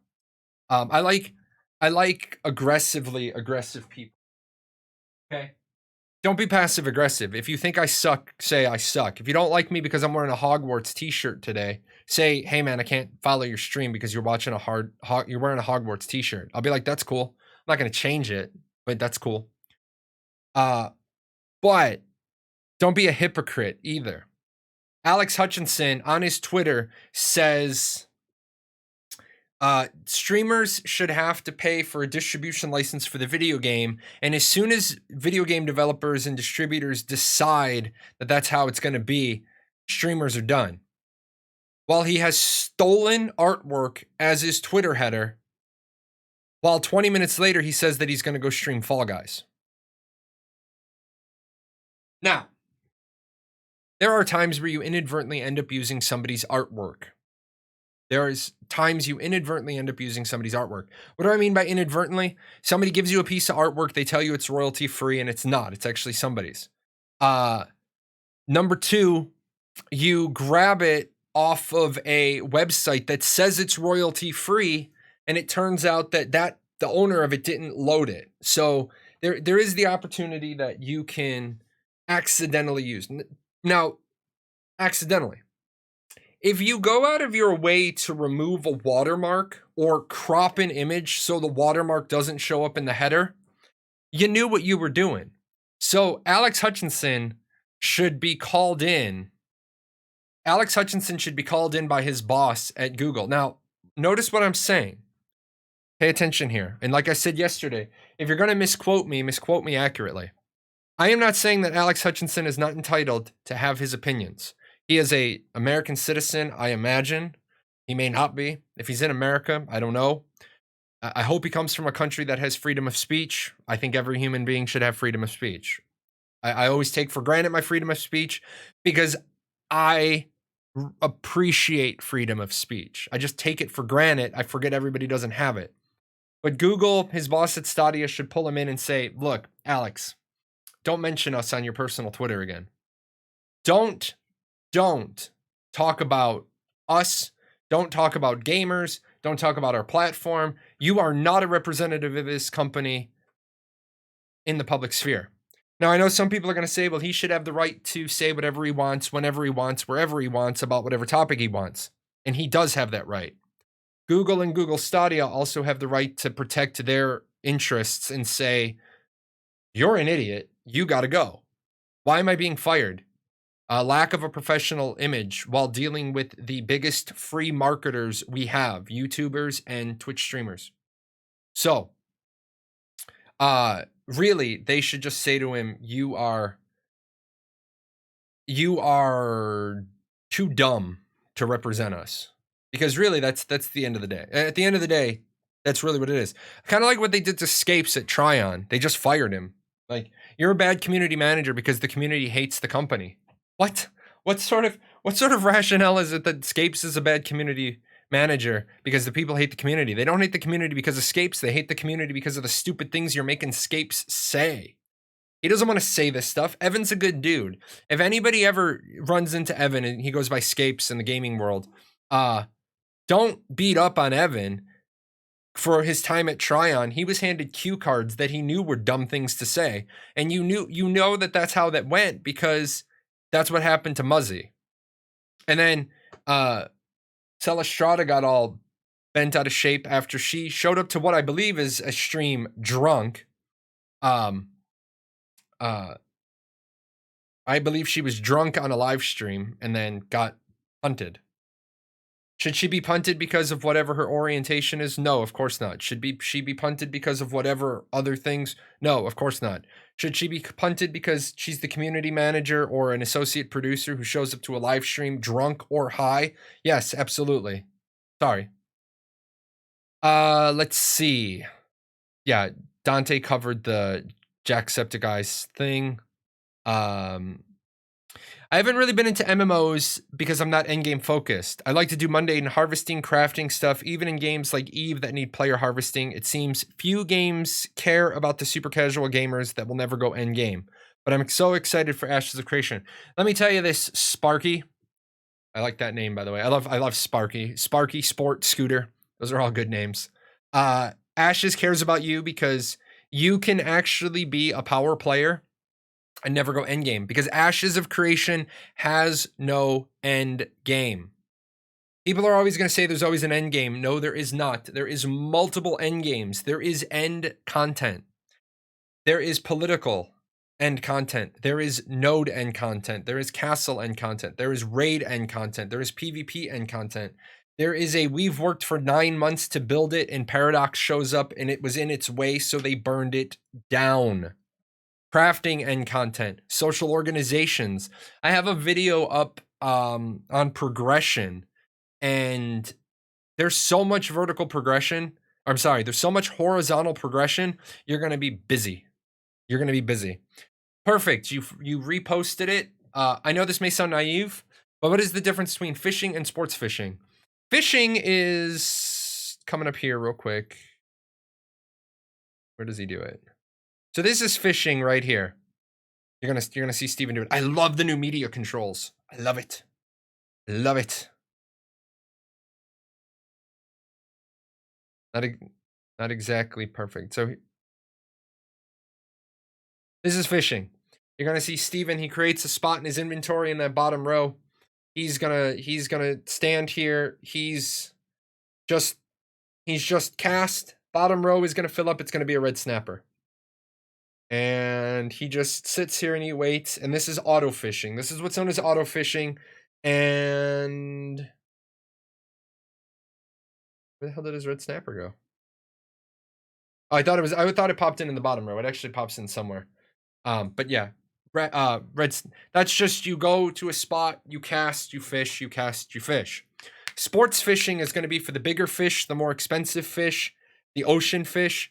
It's going to be some sort of game. Now, ArcAge did Dance Dance Revolution, where it was the fish goes left, you lead it left, the fish goes right, you lead it right, the fish goes out, you give it line, the fish jumps in the air, you reel it in. It was a mini game that required you to pay attention. They're going to do something like that. So there's going to be there will be an interactive fishing thing later on. By the way, guys, I want to show you something cool. I think it's cool. For the really, really, really important notes, no steampunk laboratory would be complete without a leather-bound journal. So, yes. Little things in life. One day I'm going to show up and I'm just going to be a steampunk robot. I will have been assimilated by my computer. Let's see. Do you think it's a good idea to let Ashes of Creation to let a server run wild with RMT, but all characters and items locked to that server to see how it works and if it does work? Create servers where RMT is official and take like 10% of every transaction, but also keep servers without RMT. No, that is a horrible idea. That is a horrible idea. RMT is cheating, outright cheating. RMT with like Blizzard in WoW tokens, or Eve in Plex, or Arcade in Apex, or any other game, that is outright pay to win. That is outright pay to win. Just because a company allows it doesn't mean it's not pay to win.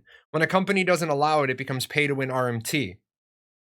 You should not be RMTing games unless you're designing the entire game to be done with RMT, like Entropia Universe.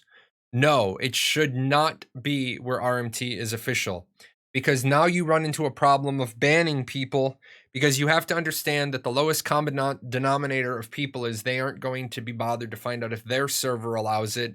Their argument's going to be, well, you allow it. You cannot simultaneously say we are adamantly against this gameplay style or this philosophy or this tactic or this mechanic, and then say, but we're going to allow it over here. You give a mouse a cookie, he's going to want a glass of milk. You do not give the mouse a cookie. You look at the mouse and you say, get out of the house, go eat whatever it is mice eat out in the wild, grain. If you come in my house again, I'm going to drop a shoe on you, little mouse. Do you know what the death respawn mechanic is? Corpse run, penalty timer. It's not going to be a corpse run. You respawn at the closest.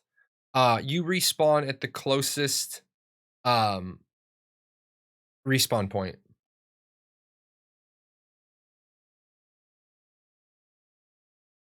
I think we have enough. I believe we have enough. We're gonna do this. We've got 94 allies. I think we can press forward, guys. More enemies will be revealed. Yes, I think we'll be. Oh my lord, we're good. We've got this.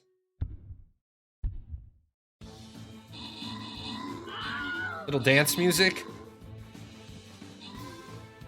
Wow, you guys wiped that up. What's inside? Viewers get 3 each. Viewers can have 5 each, because I'm happy. I'm nice like that. You guys can have. You guys are doing all the heavy lifting here. So moderate. All right. And you guys have been bringing the pain so far. Don't let me down, guys. Don't let me down. This is just a nice little side game just to get going. I am gonna change up the overlay. I had the overlay set up earlier with the Vi guys. The Vi guy built me this overlay. I really like it. Okay, I really do like this this overlay. The problem with it is that this is too small. So I'm gonna probably use the overlay on this steampunk scene and do something else. I'll use this other overlay in other places, but no, I really do like this. This was cool. This was well done. I have the greatest community, guys. I have people that aren't like professional artists taking their time just to help me make things, so that I can take that idea and show it to the studio that I'm gonna go to. So there we go. Let me turn off mounts. Let's see. While our whales to whale all out though, and somebody said, for people who don't have time to play a whole lot but can shell out money, ultimately they can help fund the game. Steven doesn't want that. See, the problem is, I understand the mentality. I get this mentality, and I'm going to use myself as an example. I'm retired. Other than my fellow retirees in this channel, nobody in this channel can keep pace with me for game time per day. And I'll say that outright. That's just me throwing. I can play 20 hours a day if I want to. I need about 3 hours of sleep and about an hour of personal care time. Shower, walk, lift. And I can lift. you know, I have free weights in here. I can do my lifting in between events. Oh, I've got a carriage ride. I'll do a set of crazy eights. There are very few people who can keep up with 20 hours a day for long periods of time. I understand the mentality. I understand it because I used to live it. I used to have less than an hour of game time a day. I used to have less than an hour of game time a day. Tamir would have my computer turned on, my account logged in, character select, ready to go so that I could get in, I could take care of the labor burning stuff in Arcade, and then go to bed. There were days I was getting home and I literally got in, had takeout with me, set up my computer, knocked out my labor stuff, ate my sandwich, went to bed, started it the next morning when I got busy. So I understand when people say, well, for people that don't have time. The problem is if you don't have time, maybe MMORPGs aren't the game you should be playing at the moment. Maybe you should be playing like Heroes of the Storm or League of Legends or Han or Fortnite or whatever first-person shooter or Spellbreak. Whatever game that time doesn't matter, play or skill matters because every round restarts.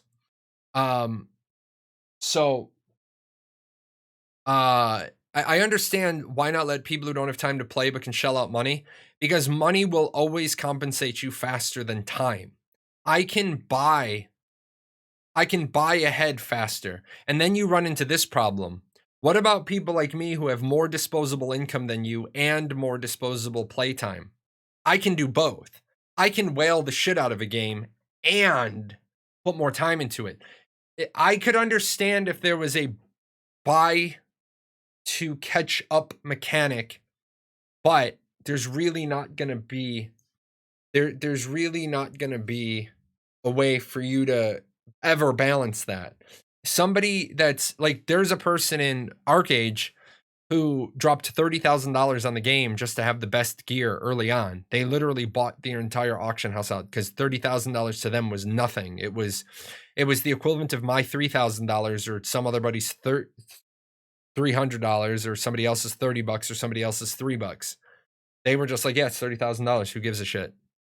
They like, these are the people that decide at like 9:30 in the morning on a Thursday. They call the private jet company and they say, what do you have going to London today? They're like, oh, we have like 6 seats on a private jet going to London. Yeah, I'll buy them. Just so you know, these are at a premium. Yep, I'll take them. Those are those people. They don't give a shit. One of my greatest weaknesses in gaming is that I require 8 to 10 hours of sleep for peak performance. Yeah, that sucks for you. And I say that because I don't need 8 to 10 hours of sleep for peak performance. I need 4. I need 4 like every other day. Like, I don't have to sleep every day. Now, every other day, 4 hours of sleep right now kills me because I'm having really good stretches of no insomnia. But the insomnia fit I had last week, I mean, I was still pretty functional. For all that time. I wasn't happy about it, but I was still functional. Uh-oh, what's going on here?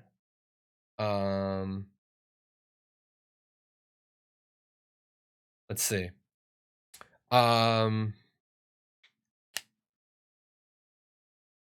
So yeah, that creates a huge disparity between players. Dropped my retirement request papers for 20 years Navy coming up 2022. Congratulations, man. I got hosed by the system to the tune of about too much per month. Had I been able to stay in for the years I had left, I would be making a lot more a month, all things considered. But I'm happy I didn't have to wait till 2026 to retire. Makes sense just saying 1 or 2 servers with an official RMT in place. I personally wouldn't plan it, but my thinking would be it would drive revenue pretty good and allow players to get in-game currency without paying money for it. Yes, but it's like this, Light of Genesis. I have twins. I tell one of my twins that she can't wear makeup, she can't listen to rock and roll, she can't have a phone, she can't do X, Y, and Z. I tell the other one that she can. I'm going to have 2 completely different people. It's the same thing. Every server is an identical twin. You just have a lot of them. Every server is a clone. If you treat them differently, they grow up differently. You would have servers. Remember, they need 10,000 or more people on a server to make it functional. Who the hell is going to, first of all, who is going to play on a server that's full of whales other than whales? And then what are you going to do with those whale accounts when you tell them their server is dead and they've spent 15, 20, 30, $40,000 on your game? Plus, in order to have a server where whaling is even possible, the game mechanics have to be designed in such a way that whaling is even possible. Intrepid's not even building the game with those mechanics. There is no pay to win in Ashes of Creation. There's nothing you can buy for power. So there's no, I see what you're saying, but there's just no way to do it. I remember telling someone I only have 3 to 4 hours a day I can play online, and being shown that's more than over half the people that play MMOs have available to them during the week. Yes, 3 to 4 hours a day is 3 to 4 hours a day is an amazing amount. If you have 3 to 4 hours a day to play online, that's an amazing amount of playtime, because that's a minimum of 15 to 20 hours during your work week, and most people have more on the weekends. So yeah, I mean, even if that was 3 hours, 7 days a week, that's 21 hours a week. That's enough to be an MMORPG player. Who is playing on what server is on them? No, because the customer is going to get pissed if they've given you if you take money from a customer, you owe them an experience. If you create whale servers that only whales play on, they're not even going to have a functional enough population to keep a single node going. Remember, you can't keep a node going by yourself. But it doesn't matter. It's all a moot point. Steven's not creating pay to win systems. He doesn't want pay to win in his game at all. 4 hours is 1/6 of your day. Get out of here with your fractions. I know this needs to be tested, but what do you feel would be an okay amount of experience debt for a single death from a random mob in the world? Man, I can't even give you an example for that. I'm used to XP loss being 10% of your level, with 3 or 4 of that percent being returned if you get rezzed versus go to the respawn. But since you get negative XP for PvP death as well, I can't even remotely give you. I mean, I need to know how often we die, how hard it is to die. I'm going to be honest, though. If you die from a mob in the world, I think the penalty should be more than if you die in PvP. Because you shouldn't be dying to mobs. Don't hunt what you can't kill. Don't try to solo stuff. Go with a group. If you die to a mob, with a full group, that's probably a boss, and that's something different. Final Fantasy 11 was brutal for XP loss back in the day. Yes, it was. Yes, it was. Guys, you have no idea how excited I am for the inkling. Even the inkling that a Final Fantasy 11 PC reboot could be coming. Plus, Square Enix, you and I need to talk. I know I'm nobody, but you and I need to talk. Put Final Fantasy Tactics on Steam, will you? Come on. Yeah, but those who sells are the players, not the company. And I know what kind of game is AOC. It's just an exchange of ideas. Okay, so now you're basically creating an environment where people are going to play on Ashes of Creation as a job. And that's even worse. That's becoming even worse. If I can finance my life by farming and selling stuff like Entropia Universe, yeah, that's not good. That's just bad game design. That's bad game design, and it's counterintuitive. It just makes the company look scummy. We're just gonna have full range RMT servers. That's not a good look for a company. Hi, you back? Behave? No. Let's see. You need to check out Fell Seal Arbiter's Mark. It's basically the successor to Final Fantasy Advanced Tactics. Okay. I'm gonna actually put this in the. See, I've got multiple notebooks. I'm gonna put that one on. Since it's coming from you, I'm gonna put it in this book. And I'm gonna do. Check out Fell Seal Arbiter's Mark. All right, it better be good. Better be good or I'm going to slap you upside your head with your single gold coin. If you die from a player, 10% XP loss. If you die to a mob, shame on you, shame on your family, shame on your cow. Yeah. You guys remember, if you played old school games, you hated dying. You were like, oh my God, my XPs are gone. So, you are very vocal today. Does it hurt to pee? Did you pee on my floor? Probably. Okay. Thanks, buddy. There's nothing like finishing a 4-hour stream and walking out and finding your cat peed on the floor. I played Muds where a death lost you hours of XP. Yeah. I remember those. I remember those days. I also remember Diablo 2, man. Hardcore mode. And then your PC freezes up and you were just about to beat Diablo and you died. Thank you, make a new character. I hate you. Whoever thought a hardcore Iron Man mode should be taken out back and shot. No, it's actually a fun time. Let's see, what else do we got going on? This is the Saturday planning session. I do have plans, schemes. I'm a schemer. I have plans and schemes. Mr. J doesn't approve about plans and schemes, but you gotta have plans and schemes. Also, all hail the Pumpkin King. So I have another video I'm gonna work on. I can't believe I haven't already done this, but I got to do the death penalty video and just talk about the death penalty as its own standalone video and its own standalone page on the website. I'm going to do that, and I want to do Respawn in there as well. That came up during today's show. So I got some stuff to do. The loot system video is done. It comes out next week. What we're going to do now is we're going to shape this. We're going to start looking at these questions. We gotta look at these questions that are coming up. I'll turn off that in the background. So these are the questions that are going to be coming up during next week's live stream. I like to do this. I like to go through the questions people have and then see which ones are good, which ones are bad. Guys, remember when we ask questions to Intrepid, we have to ask a question in a couple of ways. Number one, it has to be answerable.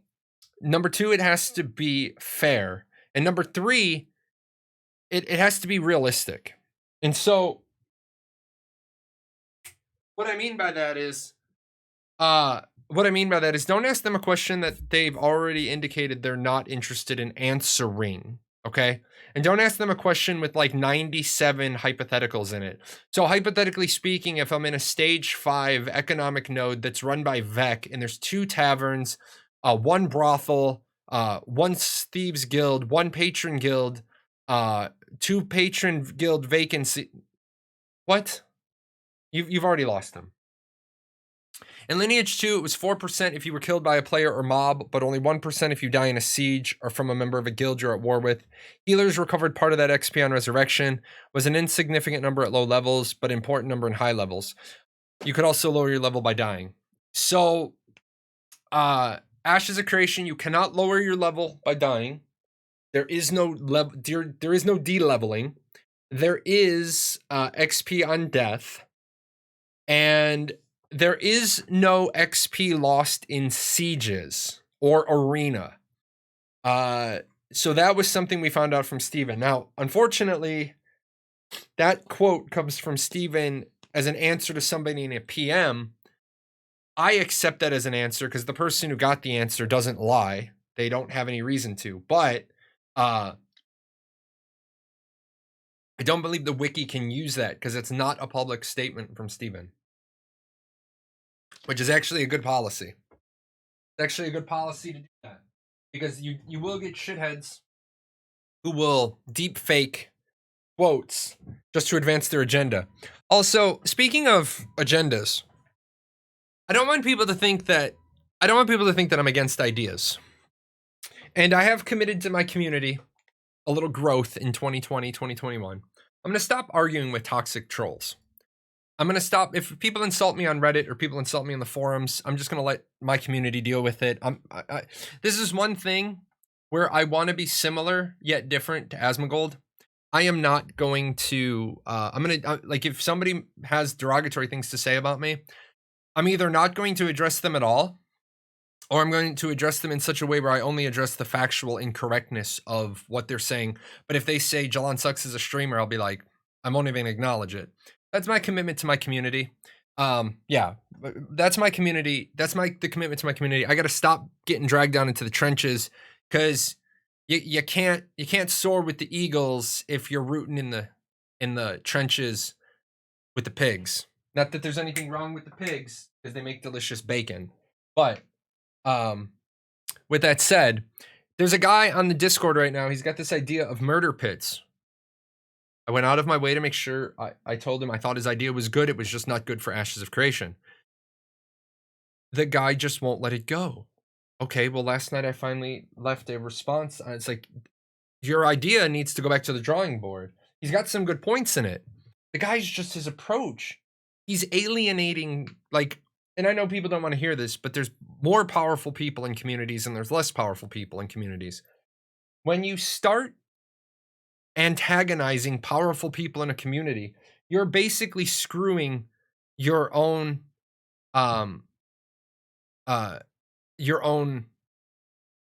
idea, because if you alienate powerful people, they're just going to be against your idea because it's your idea. He was talking about this last night in his second channel. Not only does he just straight up ban people for making shit talking comments, he also bans anyone who likes those comments. I mean, yeah, don't feed the trolls, keep them under the bridge. Let's see.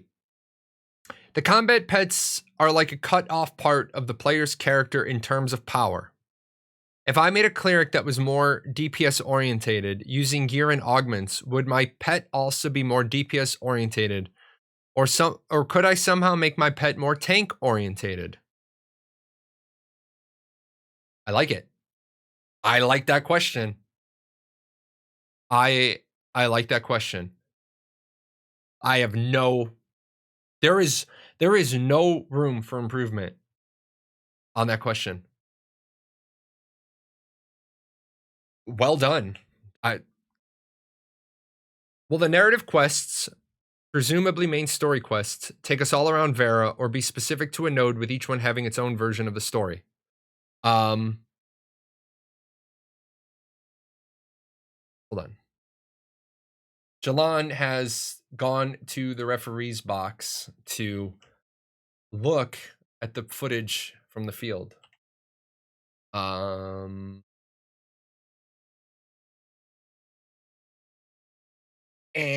Your answer's already on the wiki, Magic Man. There are 3 different types of story arcs in Ashes of Creation: personal quest lines, cultural quest lines, religious quest lines. Story quests have multiple stages. These quest stages can actually be failed. Quests involve citizens from multiple nodes and are unlocked based on the alliances and relationships between the nodes and their progression. So yes, it will have you going all around the world. So silly, Magic Man, silly. Yeah. Let's see. Oh, this is the best question you guys are ever going to see. This guy, this next question comes from a guy. He writes the best. He writes the best questions. Can you go into detail about the loot rules, specifically why there is no just free-for-all looting, and how need before greed will work if any class can use any weapon and any armor? Thanks much. Perfect question. There's perfection. Since the Tulnar, do I still have that typo there? No, I fixed it. Yeah, I made a typo and I fixed it. Thank you for posting that. Yeah, I fixed it. Since the Tulnar has lived in the Underrealm for a long time, from a lore perspective, okay, so I'm gonna stop right there. I can't see the rest of the question. My hand's up in front of the screen. You're asking a lore question. Remember, we talked about asking questions that were answerable.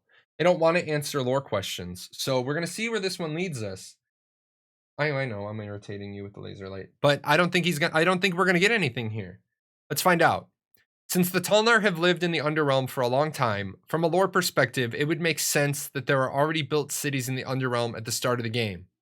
But from a gameplay perspective, this doesn't make sense. How do you plan on solving this? Magic Pen. Calamity. This isn't a lore question. I saw the word lore, so I stopped, but it's not a lore question. It's a game design, it's a world design question. A big part of that is, how are you going to make sense of the game?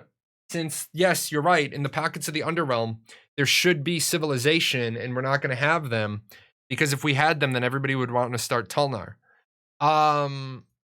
It's a good question. We're going to require an answer to it, but I'm sure Steven has an arc for it. See, now this is starting to get a little long here. Let's take a look. Are there any chances in the future of adding ways that the players of different nodes can wage indirect wars against each other based on the type of node they belong to? For example, a military node being able to send raiding parties to an adjacent node, an economic node being able to disrupt trade and services of an adjacent node, or even a divine node converting the NPCs of an adjacent node. That's actually not bad. Oh, you report we are ready for battle? We are ready for battle. Uh-oh. There's a lot of you. This is like, what are we giving out, free donuts or something here, boys? Are there donuts to be had? Let's go. There's donuts to be had.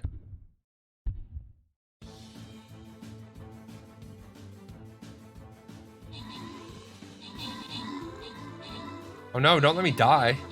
I'm gonna die. I'm gonna die, don't let me die. Where are my healers? Clerics! Where are my clerics? Oh no. Okay. Shadow Prince cleaning up, 13 kills and 5 assists. Look at that baller. He just crushed, look at that guy, he just crushed that. So, how do you play 2? I will give you the link. You guys each can have 6 coins. We're going max viewer rewards here. 1 viewer gets 50 coins, 2 viewers get 25, 1 viewer gets bombers. It's gonna be random. We're going 4 there. 4 there. We'll go here. Oh, hard? I got faith in you guys. Guys, don't let me down. I'm picking hard stuff now. Don't let me down. And we're gonna go here. Alrighty. How you play is you click that link, you sign up with Stream Raiders, and we go forward. You guys are impressing me today. We're tearing it up. I gotta design a new layout for that. But I'm having fun with that. That's a fun little game, man. That's a fun little game. So let's talk about this guy's question. This is a good question. This is a good question. But I don't think the person fully understands the node dynamic. A military node can already send raiding parties to a raiding party. So I'm guessing that they mean without being in a war state. So could a military node can the mayor of a military node have a specific action that sanctions an hour-long raiding party? Okay, I could see something like that. An economic node being able to disrupt trade and services of an adjacent node. I could see that. There's a Tremere ritual. There's 2 Tremere rituals in the Tremere clan book. One of them is bureaucratic inefficiency, where you actually cause other players to have to lose dice on their influence rolls. So I could definitely see a mayor of an economic node being able to activate an action that causes bureaucratic inefficiency, either raising the tax rate of an enemy node or siphoning off part of the tax rate of an enemy node. That could be kind of cool. A divine node converting the NPCs in an adjacent node. That would be interesting. It would also be interesting if you could excommunicate like a temple. Like if you're a stage 5 divine node, could you cause their unique building to be disrupted if you excommunicated their head NPC? A scientific node, you declare their unique building guilty of heresies. I could definitely see something like this later down the road.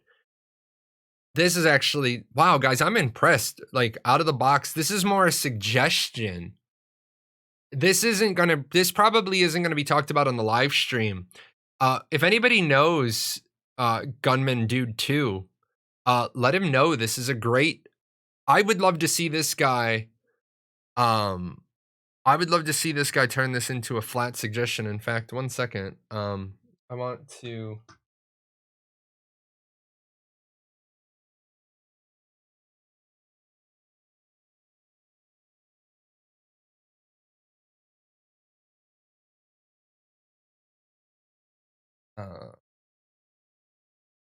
Hey man, was looking at the questions for the live stream on Twitch.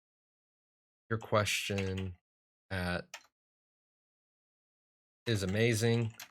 You need to start a forum thread on that alone so we can break that into a discussion. I think this is brilliant. Oh, I should probably let me know if you do so I can fully support it. That's a great suggestion. I think Steven sees pretty much everything. Steven sees pretty much everything but I mean there's always the chance that it falls through the there's a chance it falls through the cracks. So yeah, I sent the guy a message. I'll always read the messages I send. I won't show them because then my dumbass ends up showing stuff like my credit card numbers. No, this is a great idea. We're gonna like this one too. This is great. Thanks for doing these Q&As. My question is about ranked arenas and specifically what is the goal for them? F- on the wiki. Bad. As a competitive player, it is nice to take a break from the chaos of open world PvP every once in a while and engage in something with fewer variables. Will there be any kind of gear normalization? No. Stat normalization? No. If not, are there any plans for ranked arenas other than to pit X number versus X number? No.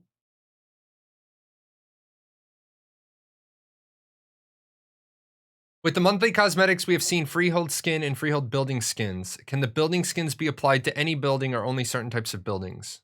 Love it. Needed to be asked.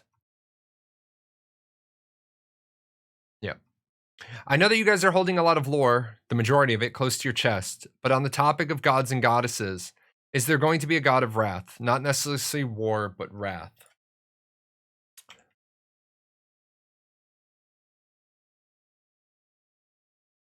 Love, creation, faith, hope, truth. Good question. There is no god of wrath specifically mentioned. So, Emberstone. Will my party members be able to deposit items in my Mule's Mag directly? Yes. Good question. Now that you're open to doing other things, are viewer call-ins off the table? Viewer call-ins are off the table for the time being. I need a particular piece of technology in order to do viewer call-ins. There is a very specific piece of technology I need to do. Plus, viewer call-ins are a little weird because viewer call-ins are always going to be on a delay. Now, they don't have to be on a 15-minute delay. Oh, by the way, thank you guys. I got my Twitch partnership. I can set up my delay now. But viewer call-ins have to be on a delay in case the caller in decides to be stupid about what they say. You need what's known as a kill button, but you need to have your stream set up very specifically because you need to hit the kill button. I had one in radio when I had a radio show. So you're doing a phone interview and the person says something stupid and you hit the kill button and then all of a sudden you're live, because what it does is it not only kills what they just said, it kills everything in the buffer. So it would be like, all right, and then my cat is over here and he's being a dut dut dut dut dut. And so it'd be like, that's coming up. And so it'd be like, yeah, and the boom. Okay, guys, so we're live because the last caller was an idiot. It's like instantly everything's gonna flip to live. It's a little discombobulating the first couple of times it happens. Yes, I got partnership, Fupo. This is why, guys, I need to advance my Twitch or my Twitter agenda. Upo didn't see that I'm a Twitch partner on Twitter. But yeah, next up is learning Twitch or learning Twitter and learning Instagram, learning more video editing. So let's see. Will my party members be able to drop? Yeah, we did that one. That one's good. Good. Are you planning to lift verbal NDA? I don't like that question. Here's why I don't like this question. And I know you guys are gonna be like, how could I not like this question? Here's why I don't like this question, guys. This question is a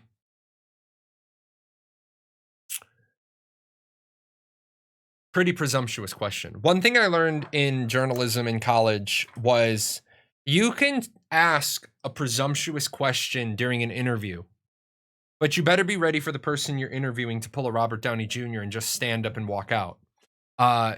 Remember, whenever you're doing an interview on somebody, they have no obligation to continue the interview. That's why sometimes people will say to me, well, you didn't ask Steven X. Well, I don't think Steven's the kind of guy that's going to get up in the middle of an interview and leave. But, you know, Steven is certainly not going to do another interview with me if I put him on the spot. So are you planning on lifting the verbal NDA? How many times have they said they're gonna release the NDA when they're ready? When they're ready. Have you seen Picard off Amazon? If anyone remembers the Picard interview, yeah, that's really good show. Man, I wish Patrick Stewart was like 20 years younger, because then he could just slap people at CBS and say, get rid of all this crap Star Trek. We're gonna do it right. Are they working on an Ash's mobile app portal of some sort? If so, what features might it have? Yes, they are working on a mobile app. Well, they're not working on a mobile app. They plan on having a mobile app. But remember, you can't build a mobile app for an MMO until you actually have an MMO. Some of the things you're going to be able to do is get notifications if your node is under siege, when your crops are ready. You're going to be able to do some mayor stuff if you're a mayor. You're going to be able to do some king stuff if you're a king. If you can't get to your computer, if you can't get your computer, but something needs to happen, if you get war decked, you might be able to finalize the war declaration while you're on your phone app. Harvest your crops, change that over. Harvest your buildings on your freehold. I don't want to say crops because there's also the fisheries. There's some other things that might be gathering buildings as well. But yeah, they plan on having a phone app. If you guys have never played Neverwinter,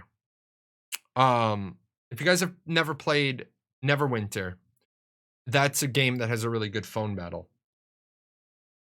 Or phone interface. When is the next box going to start? The next box, if you mean the next battle will start when we got some peeps. We gotta have more peeps. Gotta have more peeps. Because my leader is you guys are doing all the heavy lifting in Stream Raiders today. My leader is like level 1. I got like nothing. I'm a nobody. I got nothing cool.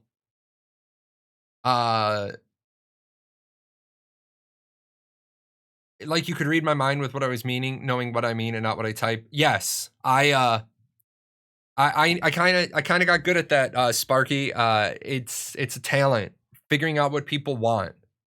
Oh, the box. Yeah, that's one of the things we need to talk about today. I have to math that out. I have to math that out, and I don't want to tell you guys what I'm gonna put in it, but I'm gonna start a small one. Let me put this in this notebook. I know you guys are like, why don't you just have an electronic pad or something? Because I'm old and I don't look it. But I'm gonna do a small one. The problem with doing a small one is that unless we can do it in the show, I feel bad when it goes over. So I gotta find like 4 things so every show can get one. My wife called me old. I guess I'll have to tell Discover that she no longer wants her Walt Life boxes. But let's see. As an avid MMO PvP player, I'm curious to know what implications will be set in place for balancing. Bad question. Most MMOs struggle to set proper balancing, creating an unfair and meta-type existence in which most players will only play the classes that are the most overpowered. What will you do to alleviate this? What they will do to alleviate this is they're not balancing for 1v1, they are balancing for group play. They are balancing for group play, which then means they're doing a rock, paper, scissors for 1v1. Yeah, for an avid MMO PvP player, that's not a very good question. I wasn't going to go there, but I'm glad you did. I'm glad you did. It's also completely irrelevant. So let's just say we could take this out. You know, we could just take that part out. It's irrelevant to your question. Hey, smart move, reserved. Old smart move. Now Toast doesn't just pull them in order. Will dodging be affected by gear or class builds? Yes. Yes, it will. Yes, it will. Can one castle take over another castle's zone of influence and grow bigger? All right, you get an F-. You are ordered to report to Ashes 101 and read the World of Vera page. In fact, I'm going to grab the World of Vera page for you because you just mixed words. You're mixing your metaphors. So F-. Castles do not have zones of influence. Castles have regions. Castle regions are fixed and static. They cannot grow bigger. Castle A cannot control 25% of the world because it cannot take away 5% of Castle B's territory. Now, what you do have, being a good boy, you're laying nice and calm. Good boy. What you have is you have nodes that have zones of influence, and you have castles that have regions. A castle can actually have, and then you have to be bad. A castle can actually have a zone of influence. A node can actually extend its zone of influence into another castle region because zones of influence are not fixed, they are not static, and they move around the world as necessary. So I'm trying to see if I have a image of this already built, and I did it for a video. I don't think I did it in the economics video. Let me see if I have that image. Yeah, here we go. New map 2. So I'll put that on the desktop. Close this real quick and throw this in here. So image, new map 2. Where are you? I just put it on the desktop.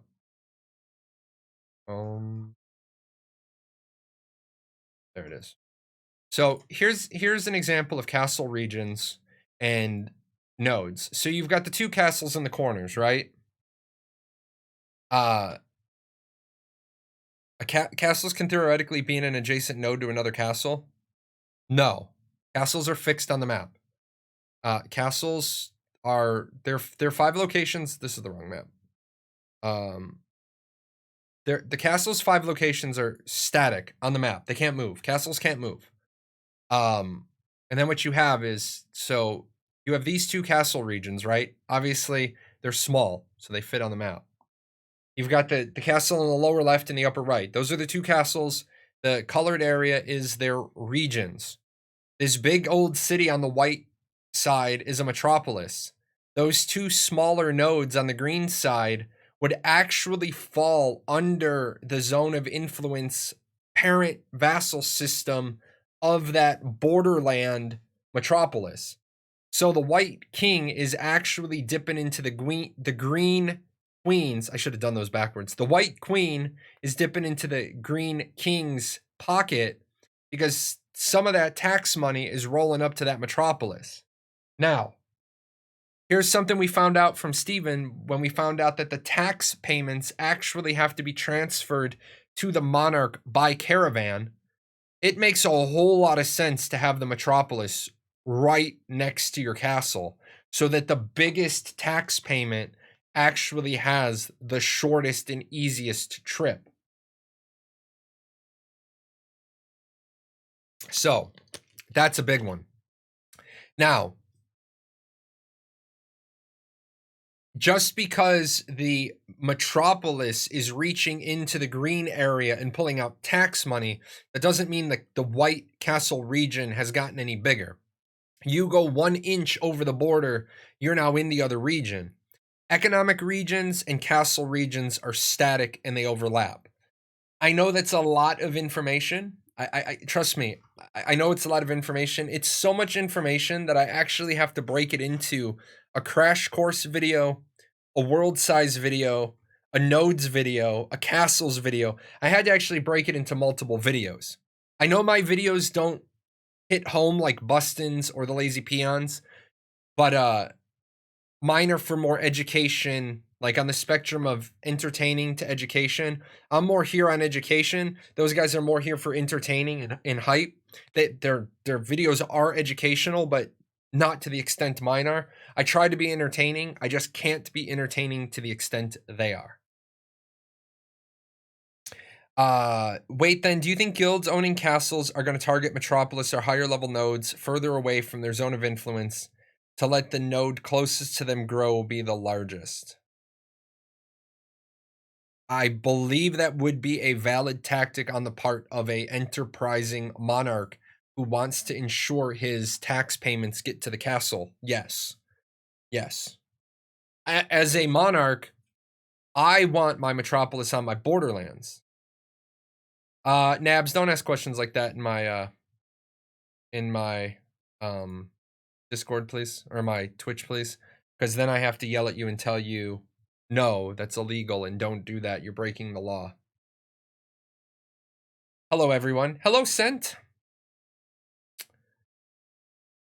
This looks like it's going to be a good one. When the world has obtained all 5 Metropolis nodes, and I have killed the legendary world bosses, will I be done with the endgame PvE in the sense that I have defeated the hardest PvE content, and will it be possible to have these legendary world bosses on farm? No. Because the world bosses determines my the world bosses determine their abilities are determined by which nodes, raid bosses, legendary bosses, world bosses, their abilities are tuned to the world. So if there are two military metropolis, the boss is going to have a different skill set than if there are 2 economic metropolis. Remember, there will be 2 or more of one type because there's 5 metropolis and only 4 node types.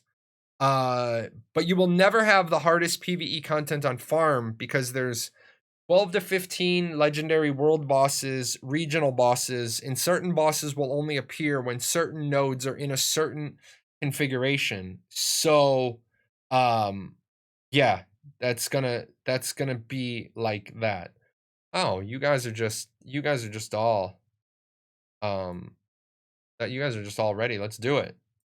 Let's do it. 105 of you. Oh no.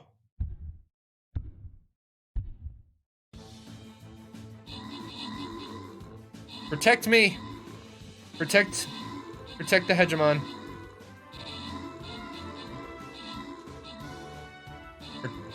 This guy down here, look at you.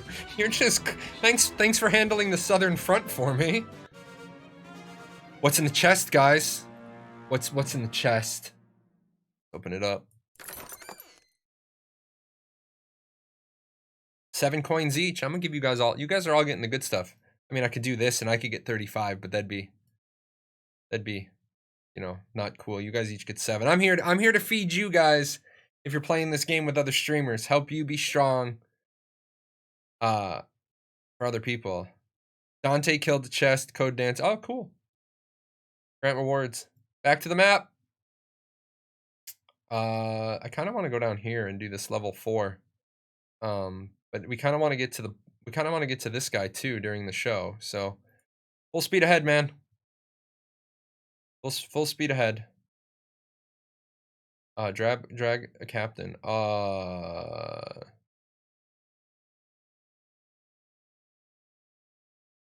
Oh, rough.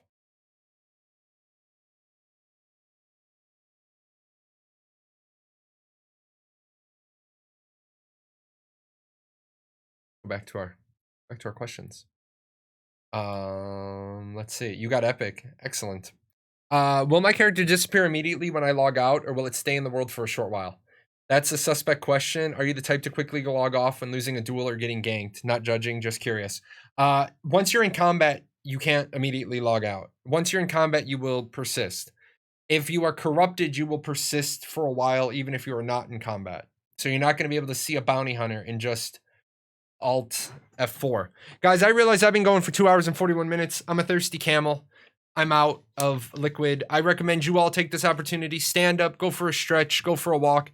When we get back, I'm going to stand up for a little bit. But take a couple of minutes, take a break, kick some rocks, call some friends. Tell any friends you know that we're playing Stream Raiders, that we're in here playing Stream Raiders. We're going over these questions. I'll answer any other Ashes of Creation questions. I'm only going to be gone like 2 minutes, maybe 3. And then we'll be right back.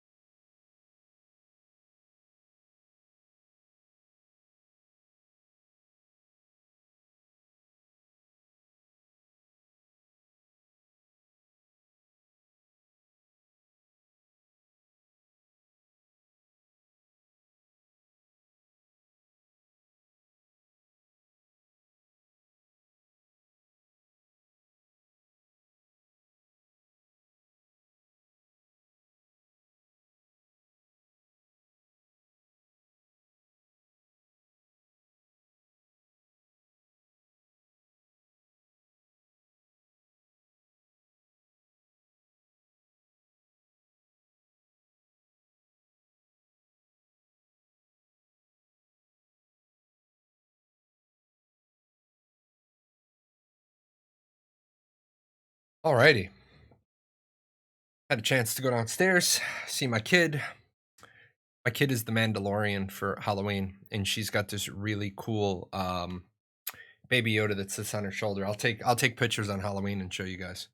As I said on Halloween, Wolfus and I are gonna play some Phasmophobia. She's gonna teach me how to play, and then I will start doing Phasmophobia,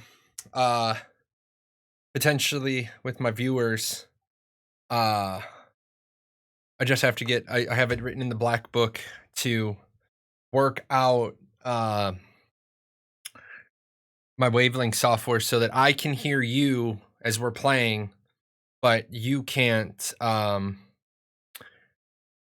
want to have it set up so that I can hear my teammates, but my stream can't hear my teammates. That way, I don't have to worry about my my teammates saying stupid stuff that's gonna get me in trouble. Let's see. We got this one. Let's see. How many players could 30 people in a guild? See, remember, guys, we started off ask answerable questions. How many players could 30 people in a guild that's focused in all passive combat skills be able to fight on equal terms? How strong will the passive buffs be that guilds can spec into rather than additional members? This is a horrible question. Here's why. Paradox in Arcage, at the very beginning, we had a group of about 28 serious PvPers who would go to Hasla and who would engage hundreds of the BRA, the Brazilian Alliance. And we would die because we would run out of mana, but we would kill hundreds of them before we ran out of mana. It's not about the combat buffs. I could have a guild of 300 people all in max level. I could have a guild of 30 people all in end game legendary max tier, max PvP season stuff. And I could fight 300 scrubs who are all in starter level 50 gear. There's too many variables. There's too many variables for this question. Assuming they're all equal geared and all equal skilled, well, then the next answer is going to be, well, they don't even have the Alpha 1 combat testing data yet. So do you really believe that the guild buffs are finalized? Can we get more information about the passive buffs available to guilds? Yes, Lard. That is exactly how that question should be. Big, broad, 30,000 foot question because we don't have any details. Is this game live now? No, this game is, we've got a couple of years on this game. Would you say your citizenship is the closest to your faction of the game? One of them, yes. One of them, in fact, your guild isn't really your guild. Your guild is one of your factions. Your node citizenship is one of your factions. Your social organization may become one of your factions. Your religion may become one of your factions. I did see the question earlier, guys, and I do apologize that I didn't answer it. If I ever miss your question, repost it. If I miss it on a repost and you have the points, just do a highlight. And if I miss a highlight, I always refund the points because that's bad on me. I try not to miss things. But I'm human too. So yeah, there's no exclamation point repost. You just do repost colon. But somebody said, I hope there can be atheists. I agree. I do agree. However, the game does have religious overtones. So, you're probably going to pick a religion if you want those buffs. Something I would love to see in Ashes, since we know beta to release will be a full wipe. I would love beta characters of some renown to be written into the lore. Monarchs, mayors of First Metro. The problem is that which ones? Which ones? Which people? Which servers? Which beta servers? They're all going to be wiped. Would you say citizen? Yeah, we got that one. In terms of hierarchy of loyalty, like you mentioned before, your citizenship is higher than your guild loyalty. Yes, it is. Have they mentioned Tavern Brawl? Can I smash a chair on the head of a card sharper? That actually would be funny.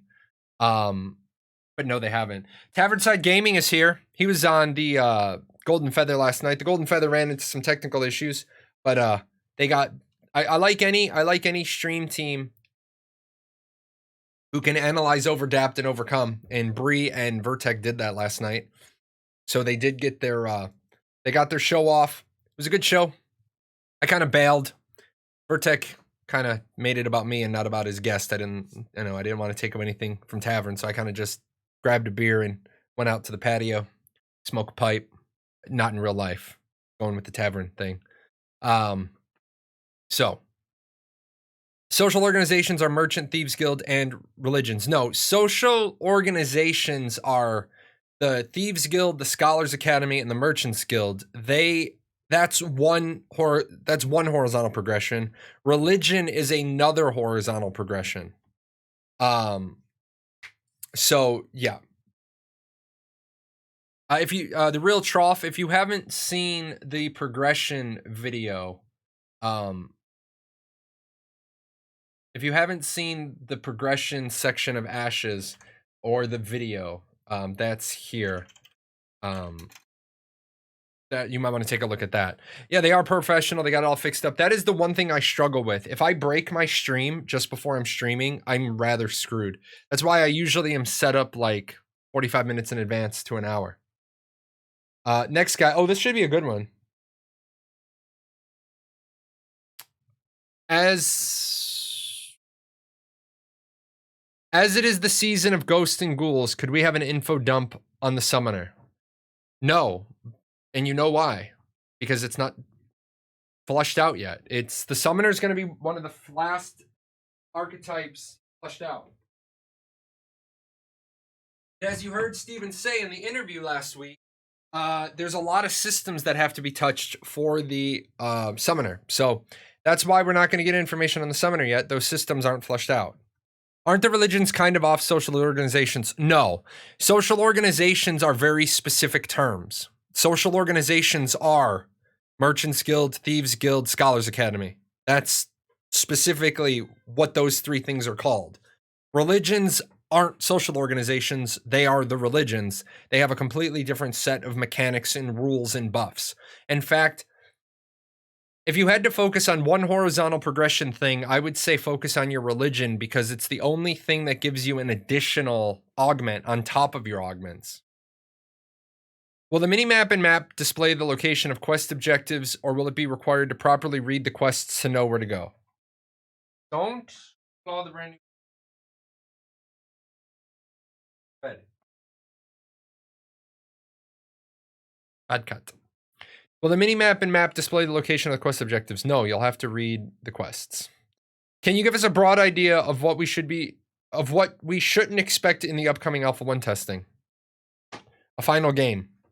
Next question. Will Guild Wars be a few hours long?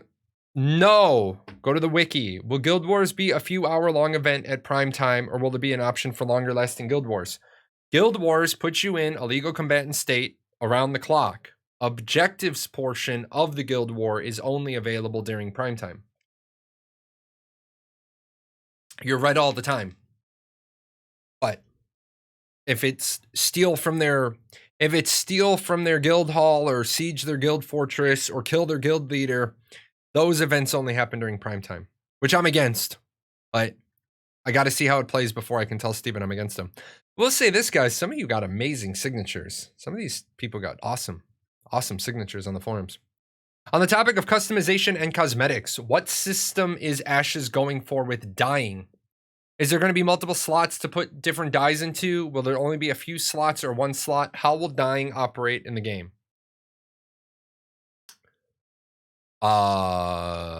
Survey says, I'm pretty sure Steven has already answered that. I'm pretty hold on. I have to make sure I don't say something I'm not allowed to say.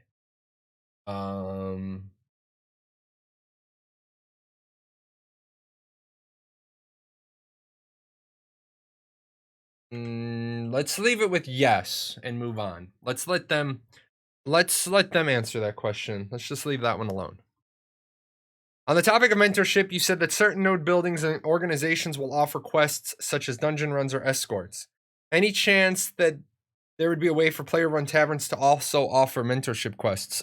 Probably not, because that'd be abused. With the idea that taverns who choose to provide this could become social hubs and havens for mentors and mentees together. No, because so exactly what you said in the back half of your sentence is the exact reason why it's not going to happen. If player-run taverns can offer these things, then your tavern is going to have a GM developer-provided buff to your tavern. So because you get your tavern placed in the right place at the right time, and there's a system they designed, it's actually going to make you rich. So no, I highly doubt you'll see mentor quests coming out of player-owned taverns. So the religions are for fighting and social organization for crafting. No, not necessarily. Religions give you access to recipes.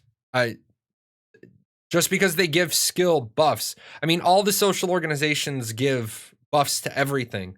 So stop trying to put things into a single box. Don't put things into a single box. Religions, like I said, the if you want the 90, if you want like the 90 miles of explanation, yeah, the video that I did is going to dive into it.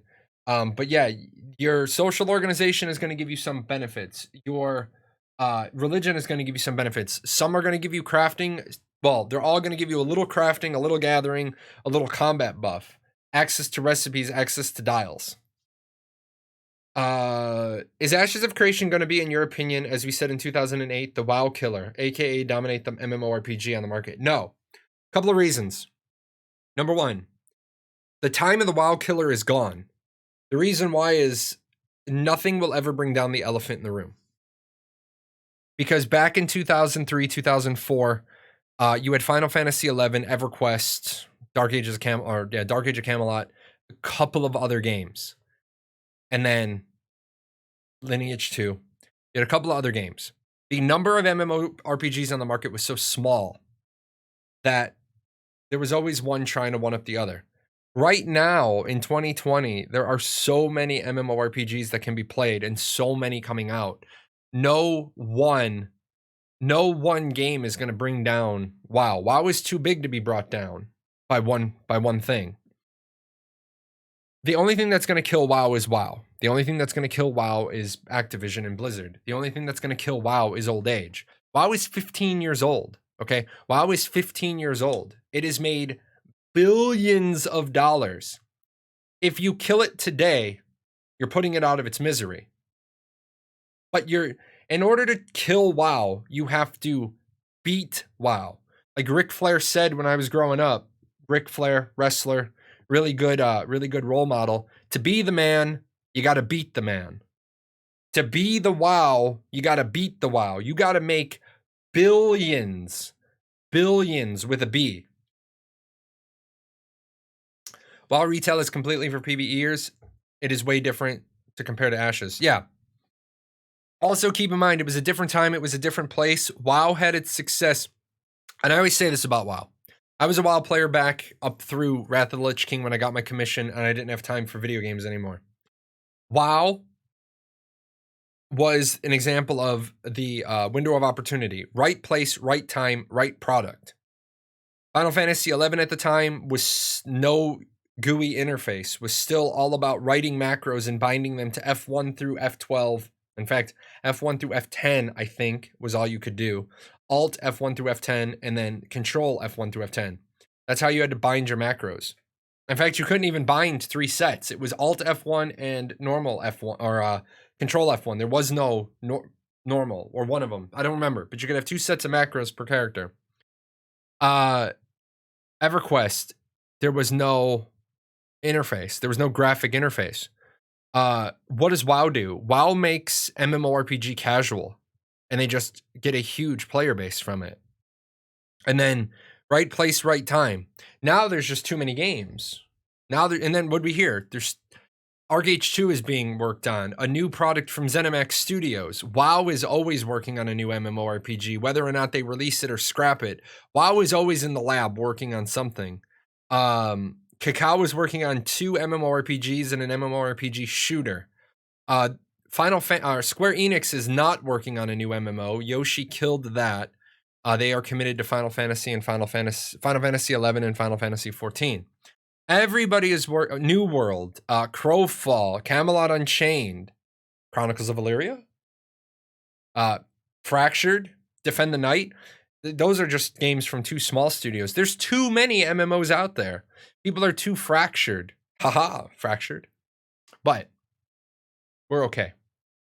We'll be okay. We don't need to kill WoW. We don't need to bring down the elephant. It doesn't need to happen. Will PvP be allowed to happen in towns and cities, or will there be mechanics to prevent such as guards attacking anyone who flags as a combatant? Yes, PvP can happen in towns and cities. Yes, guards will intervene. No, guards won't be able to get there in time to stop you. Yes, we have a wiki. Yes, people should go to the wiki. Go to the wiki. Before you go to forums, go wiki. If you're planning on increasing the level cap in future updates, how do you plan on avoiding the problem of leveling taking an ungodly amount of time to complete once you get to the higher levels? They're not.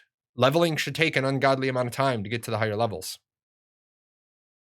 All the cool kids are trying to kill Fortnite. Man, Fortnite, let me tell you guys. Fortnite is an example, textbook of what to do, what not to do, how to do it, how not to do it, and why you don't doubt things. Okay. Fortnite. Fortnite is the what happens when you get a perfect storm. But then Epic decided to just say foo-foo kachoo on their main product. They said foo-foo kachoo on their main product and just pressed with the battle royale. They never went back to work on the save the world. All right, there's 100 of you. Let's do this. Defend me, boys and girls and Decepticons. Like the little dance. Finger dance.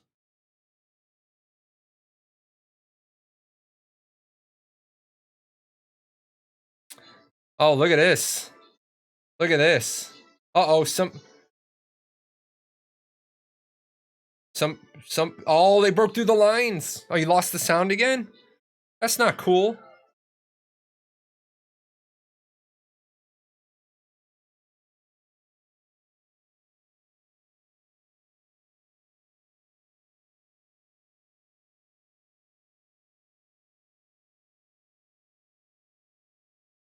That guy's coming. That big old dude is coming. He's coming to cause some oh, what are we doing? This is a good fight, man. This is a good fight. Oh, look at that. We won. Then I'll figure out what happened to your sound. Everybody's getting 6. Look, Shadow Prince is just like carrying me. Like you're just getting the work done. All right, let's do this. Back to the map. Four spot. We're going 4 skulls. Hard. I'm gonna be back a little bit. I'm gonna let some frontline blockers get up there for me. All right, now let me. All right, let's try to figure out why.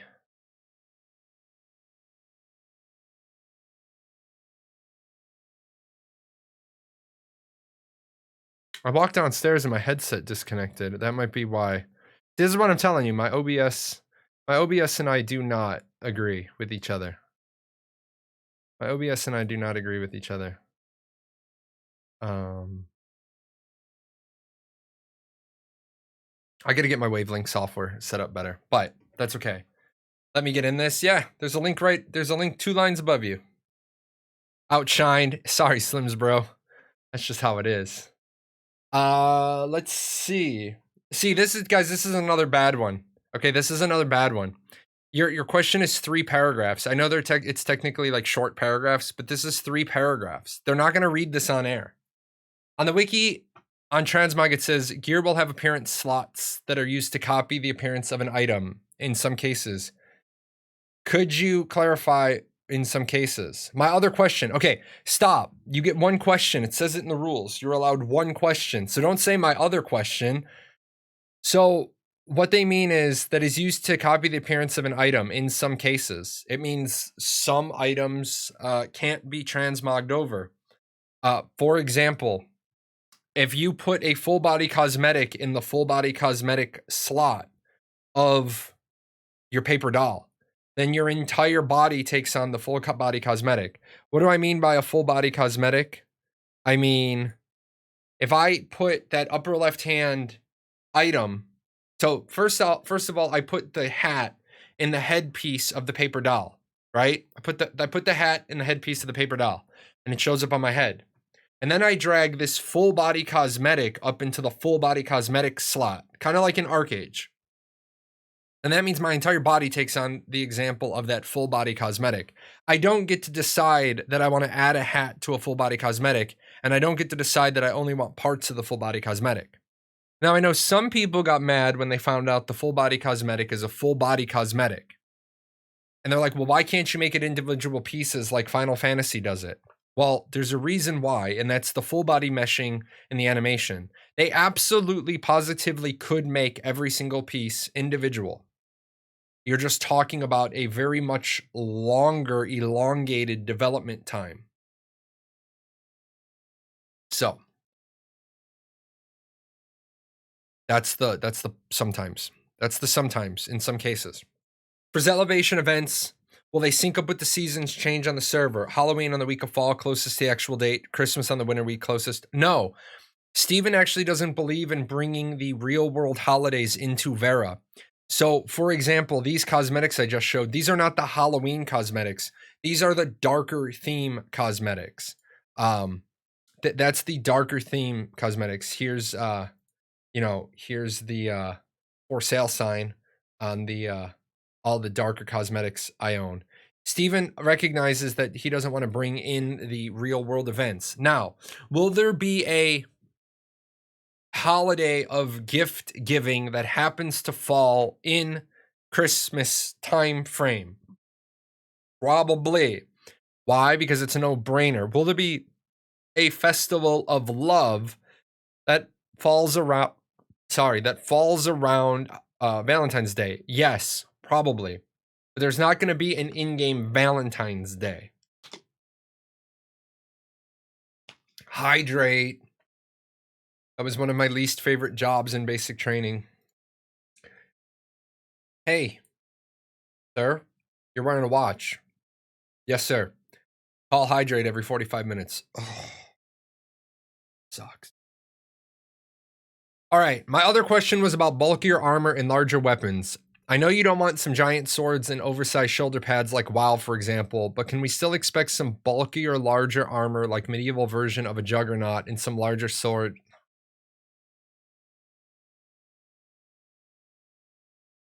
Can we expect armor that you haven't talked about doing, even though we've talked about the armor we want to do? And can we expect some larger versions of weapons like the weapons that we've already told you what we're going to do? At the end of the day, it doesn't matter what the weapon is or what it looks like. It matters on how it functions. I mean, most one-handed swords in WoW are bigger. Yeah, they are. There's going to be two-handed great swords. There's going to be one-handed swords. They're going to have a specific weapons range and a specific weapons reach. We talked about this yesterday. One of the balancing pieces of weapons is that you have to balance stats versus damage. So if you have two swords that each give +9 strength, then you want your great sword to give +18 strength. Unless, of course, you want to keep some level of not overpowered. It all determines on how you're doing your damage equation and what you're allowing the secondary weapon to do. Is the secondary weapon simply a stat stick, or does the secondary weapon actually affect in the damage? There's lots of different ways to do dual wielding. I find games that do dual wielding that do an increase on damage and attack speed based on the fact that you are in fact dual wielding to be a lot better than games that are just like, yeah, you have a left-handed stat stick. Then it doesn't matter what you put in your left hand. You're just going, whatever weapon has the most stats is what you're going to put in there. There is definitely, and there definitely should be, there definitely should be advantages and disadvantages of parrying versus blocking versus evasion. So those are all the things you got to factor in. In the world PvP, do you have some kind of mechanic to stop people from jumping in front of your attack towards something else and forcing you to either get killed or become corrupted? Yes, it's called a wiki, and if you look it up, you'll understand that I can't hit you with an offensive ability unless I flag for combat. You can be flagged for combat all you want. I can be flagged for combat all I want, but unless you are, you don't hit me. You need another monitor? Yeah, I actually need to get this monitor that's down here upgraded to a 144 hertz monitor and monitor armed to the side of my desk, so it slides up and is here. Right now, I've actually got a monitor. I've actually got a monitor that's down here on a speaker stand. I did not think I was going to need 3 monitors as a streamer, and as soon as I got up, I was like, when I bought this dog bone desk, because my desk is literally like here and here. It's like a dog bone, shaped like a dog bone. I don't know why they call it a dog bone, except it fits in with 7 other desks like this. I said I'm not going to need 3 monitors, and then very quickly after starting this, I was like, oh my god, I need 3 monitors. So I actually want to. One of the things I want to do, the wife doesn't know this yet. If she's listening, she'll understand. I'm actually going to get a larger monitor. I'm going to just mount it to the wall so that, I mean, I don't need an expensive one, but I'm going to get a larger monitor and mount it to the wall for stuff that needs to be there, but I don't need to see it every minute of the day. I also want to do something else kind of cool. Once I get this room redesigned after tomorrow and I get the new shelves in, the new lighting, is I'm actually going to have possibly a recliner type chair in here when I don't need to be at the computer. So I have another monitor and another microphone. A semi-large TV might be a good choice too due to the price difference. Yeah, I mean, I can get most things for cheap. I got connections, man. I got connections, and not the kind where it fell off of a truck. It has been said that smaller guilds will have access to more numerous guild passive skills augments than larger guilds. If a guild reproduces in popular, I didn't know guilds could. Oh, reduces, not reproduces. If that's that Oxford study, man, you see the RE on reduces, and then you go right to the pop, so your brain fills it in. If a guild reduces its population, can they rebalance their skill point allocation to access those previously unavailable benefits? Or are they locked in the current guild progression? You get a thumbs up from Jahlon. I like that question. Summoners summon will be summoning at summoning time. Wow. Summoners summons will be different in appearance, like a summoner rogue summons shadows or a summoner ranger summons different animals. Or are all summoners' primary class will have the same appearance? We have a wiki for this question. The goal is the TV above the center monitor. That's the dream. Yeah, you know, the goal was actually the 49-inch Samsung curved monitor, but I have this really bad habit of I don't like having multiple things on multiple windows. Like, I will tell you guys right now, I have Twitch open, and I need to stop doing this. I'm gonna close that one. I don't need to do that. I don't know why I keep doing it. It's just a habit. You know, you do things out of habit, and you just keep doing it. So yeah, I need to just not do that anymore. And I need to put that there, and I need to bring this here. Yeah, there we go. Because I can do view, and I can do docs, and I can do Twitch chat, and then I can do the people there. See, I can do that. We can make this work. There we go. If I need that, I can do that. Okay. Will there be a skill we can upgrade for summoners to increase the number of summons? No. Sorry. You have 1 to 3. Have you considered the idea of multicultural node cities?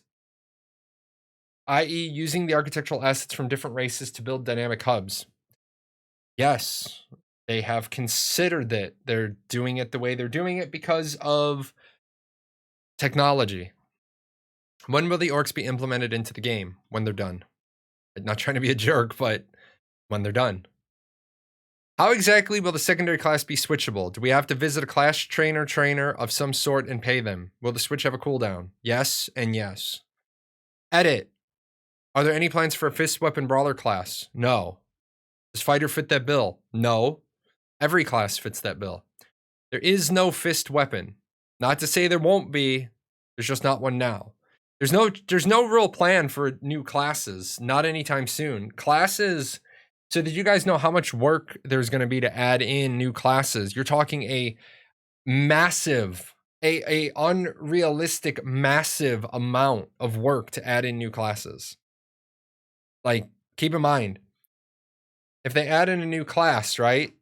If they add in a new archetype, They instantly add in now 9 classes plus 8 classes. So if they add in 1 primary archetype, they add in 17 classes.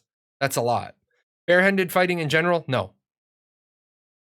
Classes so far there are Steven and plebs can't play. There's Stevens, there's Lord and Sandals, there's prophets, and there's plebs. And leaders of men in Phoenix. There's a lot. We've got more people. There's more than that. Late to the party. Hello. What's up, Water Cheese? You're never late because we're always here. Well, we're not always here. We're here 16 hours or more a week. If you guys are just popping in, we are trying out Stream Raiders today. Because I was supposed to start streaming this a long time ago and I didn't know. I was afraid to. And you guys seem to be enjoying it. It's a nice little side game that every half hour or so we pop into. So it's a cool time. We're getting up to 100-person battles. Wolf has finally got me into it. And I got into the Stream Raiders creators program. But I wasn't sure. I wasn't sold. Not that I think it's a bad game. I like playing, but I think it fits in while I'm doing this type of show. Because it gives me, what it really does, guys, is it gives me a moment to break. And it's like when you give the kids like a 3-minute go-do activity in the classroom. It gives me a chance for my brain to cool down. Because if you guys know how the brain recalls information, my brain, like the little robot in my brain is in the ashes of creation drawer and he's just pulling stuff out all over the place. And then when I go play Stream Raiders, the robot's like, oh shit, I got to refile. And he quickly puts stuff back. I've noticed just in today's stream, the little breaks for the battles are really helping to let the robot have a chance to put everything back in the filing cabinet. Could you provide the currently planned list of known elements and elemental influences and resistances? Per prior statements, the wiki current has air, water, fire, lightning, and hints at the possibility of darkness, light, and planar. Ooh, I like this question. I like this a lot. This guy's the guy that did the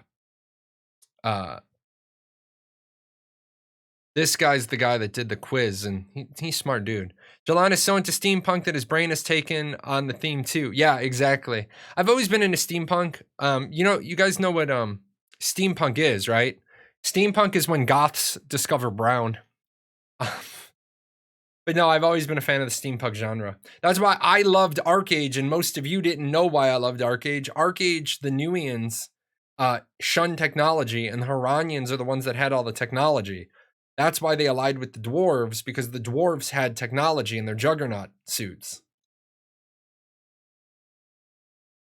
Goths that discover brown. Hey man, that's steampunk. Goths that discover brown.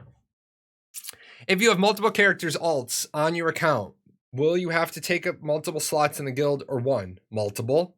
If you want them all to be the part of the same guild, multiple. I feel it would be harmful for community guilds if they turn away people that like to make multiple characters. If one person takes up multiple slots, it's a disadvantage of multiple ways. Too bad. I mean, I don't know what to say to you here, but there's a simple way to this. Paradox mains, Paradox alts, Paradox crafting, Paradox gathering, Ashes 101, new players that don't quite know what they want to do yet. They all don't have to be in the same alliance. Guess what? If your guild isn't organized enough to have one common Discord where you know how to organize things, then that's on you. That's on you. You need to figure out how to organize, train, and equip your people. So, yes, every character in a guild takes up a slot. Will augmentations have the same effect across all tiers of a singular ability? Or will each ability tier be affected differently? Ooh, that's a good question. I like that one. Oh, Bad Nostra, you don't answer the questions. Let them answer. Left flank is weak, boys. Short up. Oh. Let's see. What's going on here?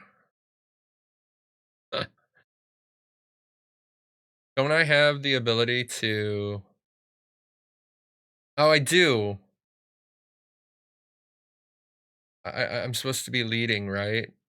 I'm supposed to be leading. We don't want that. We want, there we go. I'm supposed to actually be battle organizing and telling people where to put stuff. I don't need to do that. You guys, we're just gonna roll over all these people. We'll probably get through the boss fight today. Then after this, Wolfus is gonna be like, "Oh my god, I'm so proud of you," and I'll be like, "Thank you." And she's gonna be like, "Now I need your army to help me win $30,000," and I'll be like, "We'll be there. We'll be there. Just let me know when you're competing. We'll be there. Bring only the, we don't. But when Wolfus is fighting, only the top end people go because you need to drop high level. You need to drop high level units in the PvP, and people need to know what they're doing in PvP. Right now, we're just lollygagging it. Let's see. Do the developers honestly foresee any programming balancing problems involved with the 64 different class plans? I love the idea. I want it desperately. I'm clinging to it, but I also don't want to build my own hopes and be told later, sorry, folks, we can only feasibly make 12 different classes. Whoopsie daisy. Well, you know, we're already past that. We're already past that. No anti-Zerg mechanics in this game sucks. What? No? Oh, you're talking about the other one. I was like, what? Oh, okay. She does have the licky dog. The licky dog is the thing of Frost's nightmares. I opened up a captain slot. Who should I pick? I don't know. I didn't even know you could open a captain slot. Shouldn't be able to open a captain slot. That's a good question. Will there be a threat meter or some way to track threat in dungeons raids? Is there a threat system in place for the tank to hold aggro? Yes, there's a tanking system for the tank to hold aggro. Aggro generation is not just going to be like Final Fantasy where I throw on Royal Guard, I run in and I hit the boss 3 times and I'm never going to lose aggro. You will lose aggro. You will be doing stuff, stuff in your rotation will be in there for aggro generation and not your standard rotation. You guys don't know what I'm talking about in Final Fantasy. It is nearly impossible for a tank in Final Fantasy to lose aggro because my main rotation has a aggro is just an aggro.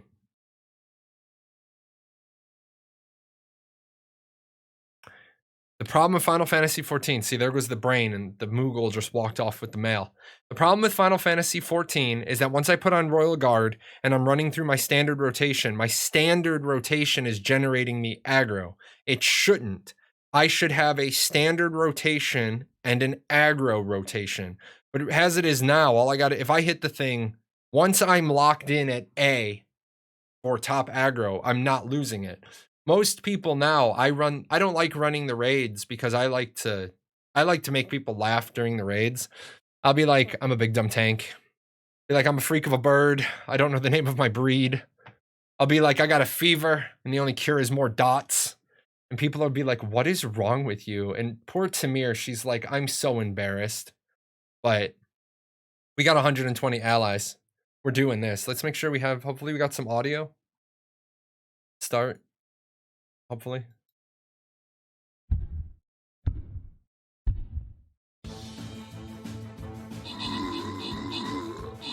Happy Pappy just taking over that left flank, man. Happy Pappy ain't having none of that. Uh-oh. Happy Pappy down. We might have wanted to bring some more guys. We're only gonna win by 90. Uh-oh. Happy couldn't get the job done. Happy's forces have failed us on the left flank. We gotta march the whole army over. Happy. Oh, you just got chucked. What did he chuck? What's he chucking? You chucking Goombas? Who are you, King Koopa?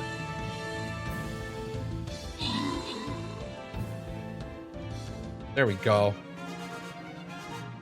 There we go. Somebody's getting 50 coins. 2 of you are getting 50 coins. Tyanisa. Why am I not surprised? Tyanisa would get something if something was going to get given out. I'm not surprised at all. Alrighty. Abyssal Portal, unknown. I'm scared. Let's do this. You guys have carried me all day.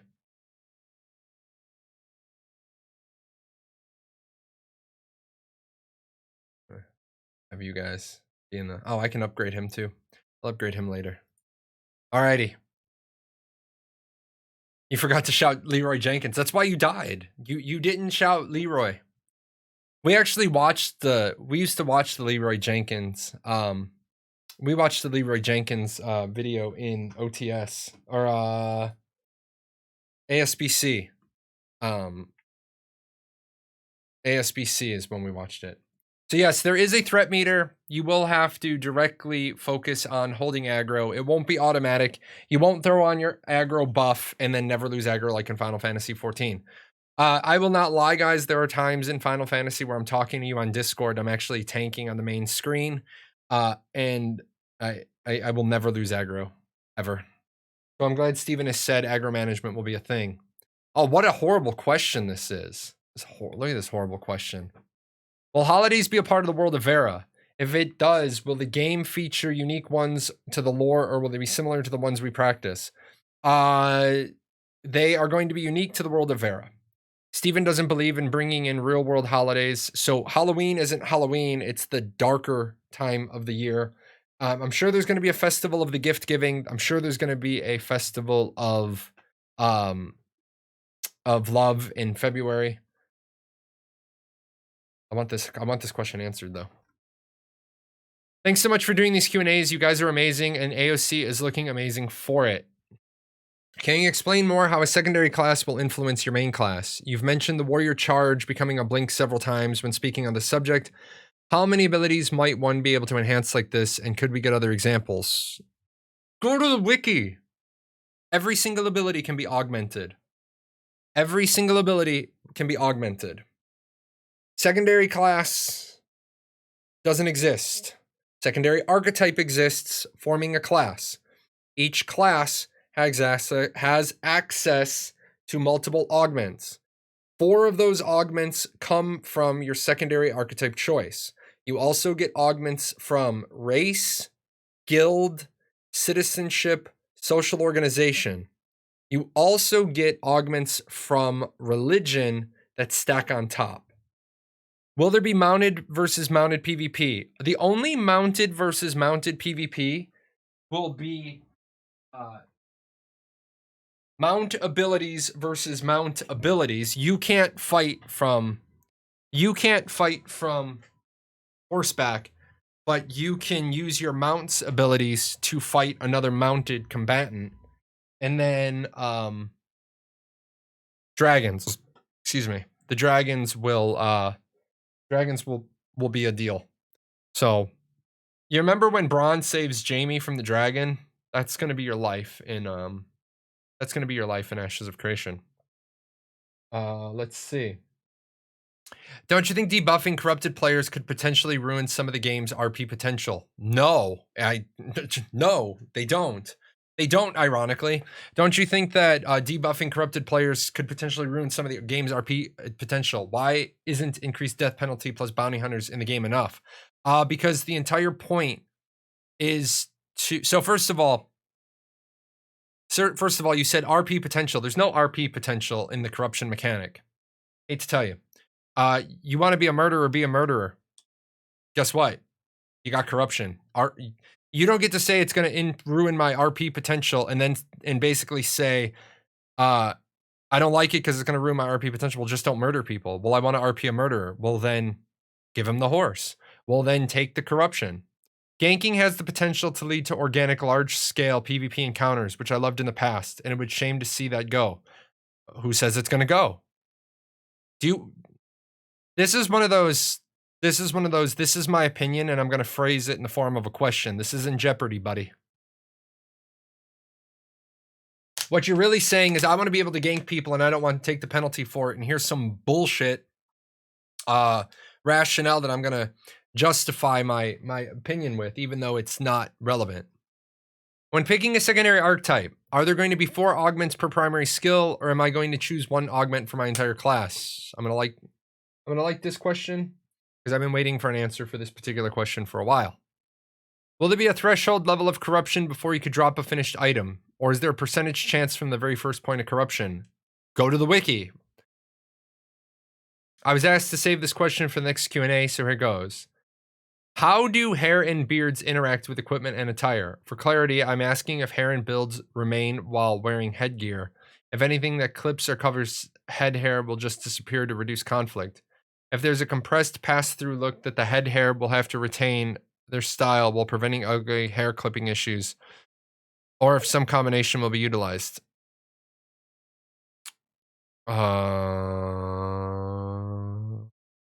Good question. That's not what he's saying at all. He's saying that debuffing someone who is attacking others makes it 1v1 very unfair. If he's supposed to not be, he's already at heavy risk doing it. Yes, that's the thing. You are. First of all, it doesn't make it unfair. Okay, we got to be careful here. It doesn't make it unfair at all.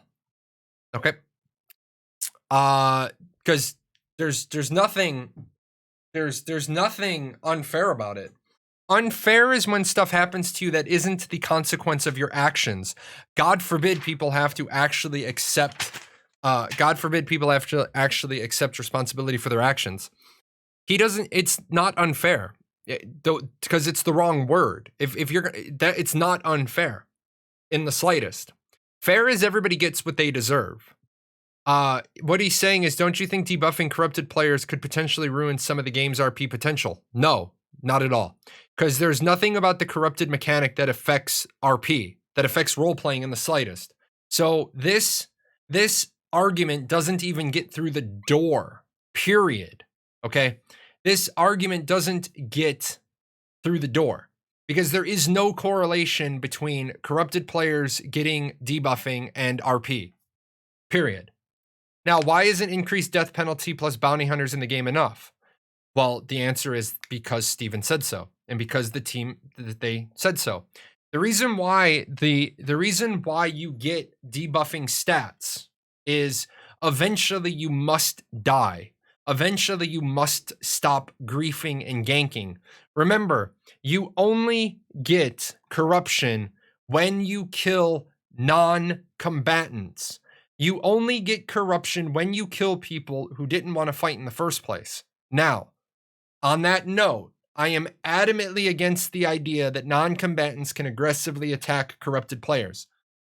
I am adamantly against it.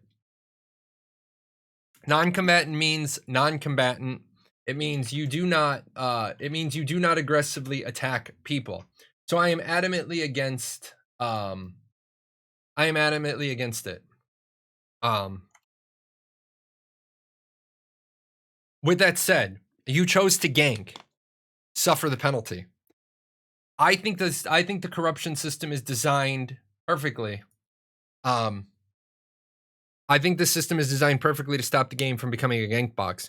Green can attack a red and stay green, yes. Because a red is corrupted and they are considered a monster by game flagging mechanics. They are considered a threat to the world, and you do not have to flag up to attack a threat.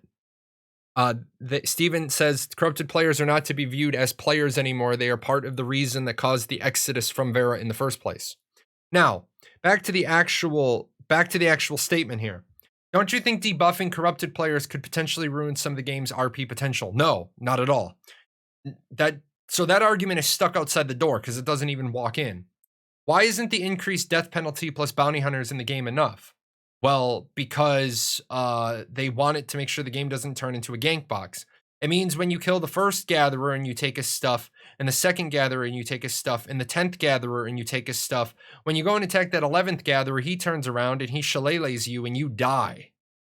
Now, ganking has the potential to lead to organic large-scale PvP encounters, which I loved in past games. Cool. Steven doesn't want that.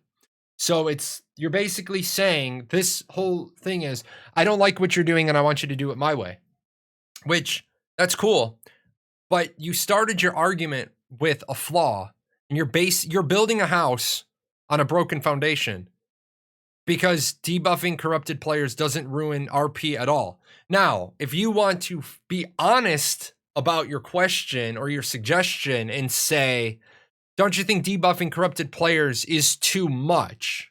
Why isn't increased death penalty plus bounty hunter in the game enough? See, what this is a backhanded attempt to get a this is called being a lobbyist right here. What this guy is doing is lobbying for his ideals and trying to bring in a completely unrelated group of people in a completely unrelated segment of the population in a completely unrelated perspective, because people don't like to beat up on our peers. So he's trying to latch his argument onto a position that's completely irrelevant. Now, if the person wants, and remember I said, good questions, ask why. Like, nobody wants to just ask, hey, don't you, well, I have. Don't you think that the death penalty is too much? And he's going to say, no, I don't. That's why I wrote it that way. Next question. Ganking has the potential to lead to large organic scale PvP encounters, which I loved in past games. Yeah, sure. But guess what? Guess what has to happen in order to lead to a large scale encounter? Somebody has to die that didn't want to die. So, and it would be a shame to see that go. Would it? I disagree with your premise. I disagree with the premise that it would be a shame to see that go. I think it would be great to see senseless ganking go. I think the corruption system is enough of a pine cone up the ass that it's going to stop toxic players from ganking newbies just outside the Divine Gate. Because let's be honest, people that accumulate a large kill count in games, they're not out there killing people their equal skill or their equal gear level. They're out there killing the level 10s just because they want to shake their E-peen and they want to be able to stand and wag and say, I have 15,000 player kills. Well, now go get 15,000 player kills and each one of them is a pine cone up your ass. And you're not going to see that behavior. Pushing crafters out of the game because PKers just want to get their kicks isn't cool. Exactly. And that's why I love the system. You don't get the corruption until the coup de grace. You don't get the corruption until you kill the poor person. Guess what? If I'm hitting you and you're not fighting back, I stop hitting you. Unless, of course, I'm like, I just watched that fool mine out an entire blood diamond vein. I stood here and watched him mine out an entire blood diamond vein. Stabby, stabby, stabby. Fill my mule up. Run, run, run, run, run. Freehold. Throw it in the treasure chest. All right, go kill mobs and get rid of my corruption. Risk versus reward. Player choice. You don't want to get your stats diminished? Don't be a PKing dick, and you're not going to have that problem. Just don't murder people. Just don't murder people. With that said, I can pretty much give you Steven's answer for that. Why? Because I've talked to Steven numerous times. What's up, Mayhem? Speaking of people who like to run around and murder innocent people, Mayhem's one of them. Used to murder me relentlessly in the Battle Royale. Let's see. This is a good question about the beards. This is a good question. Good day, Intrepid team. Glad to be back in an official thread talking it up. Anyways, here's my question. So we've talked a lot about how castles and node sieges are going to work. I would like to safely assume that when combatants of the fight decrease, they're going to drop a large majority of their gear. What? I would like to safely assume that when combatants of the fight decease. They're going to drop a large majority of their gear as it's a planned event, so why wouldn't they? Because you don't drop gear unless you're corrupted. If this were the case, does it mean it would be allowed for Battlefield Scavenger? No, you have... So that doesn't work at all. Will the world oceans be dynamic enough to support an explorer type of gameplay? Yes, go to the wiki. I think I just asked Steven that question in July, didn't I? What will be the scope of tier 1 and tier 1 and 2 mount abilities or skills? Specifically, will they have combat damage skills, combat utilities, or will it be more limited to travel utility and caravan application buffs? Boom, I like this. Need alpha 400 hours in a Crusader Kings 3. Help. 400 hours? Which country do you play, Mayhem? How will animal husbandry and taming stay in demand 5+ years time? Will it take years to get mounts? Do you plan to add more animals with expansions or something else? Yeah. Nice high and tight. Yeah, guys, I just can't. I can't not do my hair this way. Did I show you guys the shag? Have I shown the shag on this stream? I will show you guys. I will show you guys the shag in celebration of partnership. I will show you guys the shag. This is the shag from. This is maybe 4 months after I retired. Shut up, I'm fat. Don't say nothing. I don't want to hear it. You're here to look at the hair. You're not here to look at my downward spiral from fitness to fatness. Look at that shag, man. Look at the gray on the sides. This was crazy. That was just nuts. And then there's 5 more months I went before I cut it. So the hair doesn't matter anywhere since it'll be gone after the 24-hour stream. Look like Christopher Walken. Yeah, I get that a lot. Fitness as in fitting this pizza in my mouth. Yeah. What was my fitness routine? My fitness routine was buying new pants. I'm getting a big Christopher Walken vibe. Yeah, a little bit. I don't think I have a picture of my hair just before I cut it. So you guys know my daughter's got lice. I hate dirty ass parents that don't take care of their kids. They send their kids to school with lice and shit. That vexes me so much. My there's my hair green, there's my hair blonde. There's my head bald. I don't think. Yeah. Oh my god, I was so fat. But yeah, I had my hair was like getting down to like here. It was growing in. My kid got lice. I hate lice. Lice is just disgusting. My wife woke up. I'm on the back patio shaving my head. She's like, "What are you doing?" I'm like, I can't. She's like, "You don't." I'm like, "It's already gone." I'd like right through the middle. I'm like, "It's gone. It's gone." So how will animal husbandry and taming stay in demand? Because you hope that you have a consistent and sustained player acquisition funnel. You also hope that as you develop new things, new mounts, new lands, new regions, you add new things to the game. You're asking, how is stuff on day 1 going to be relevant 5 years from now? And that's what DLC and expansion packs are for. So no, is the stuff from day 1 going to be relevant in 5 years time? Not really, but remember, they also have the keeping low level items relevant matrix, where you in order to make saddles and spurs and horseshoes, you're going to need the low level stuff. So I think we're going to be okay. As Steven is answering my mount question, I bet Ravs will be answered too. Maybe. Maybe. One thing I've discussed with my community is the possibility that mounts once killed are gone forever. I think this could greatly help with the supply demand and also fuel an economy for burner mounts. No, people are going to hate that. And then everything else. See, if you say mounts are one and done, then gear has to be one and done. You can't artificially create a need for one side of the artisan system and not the other.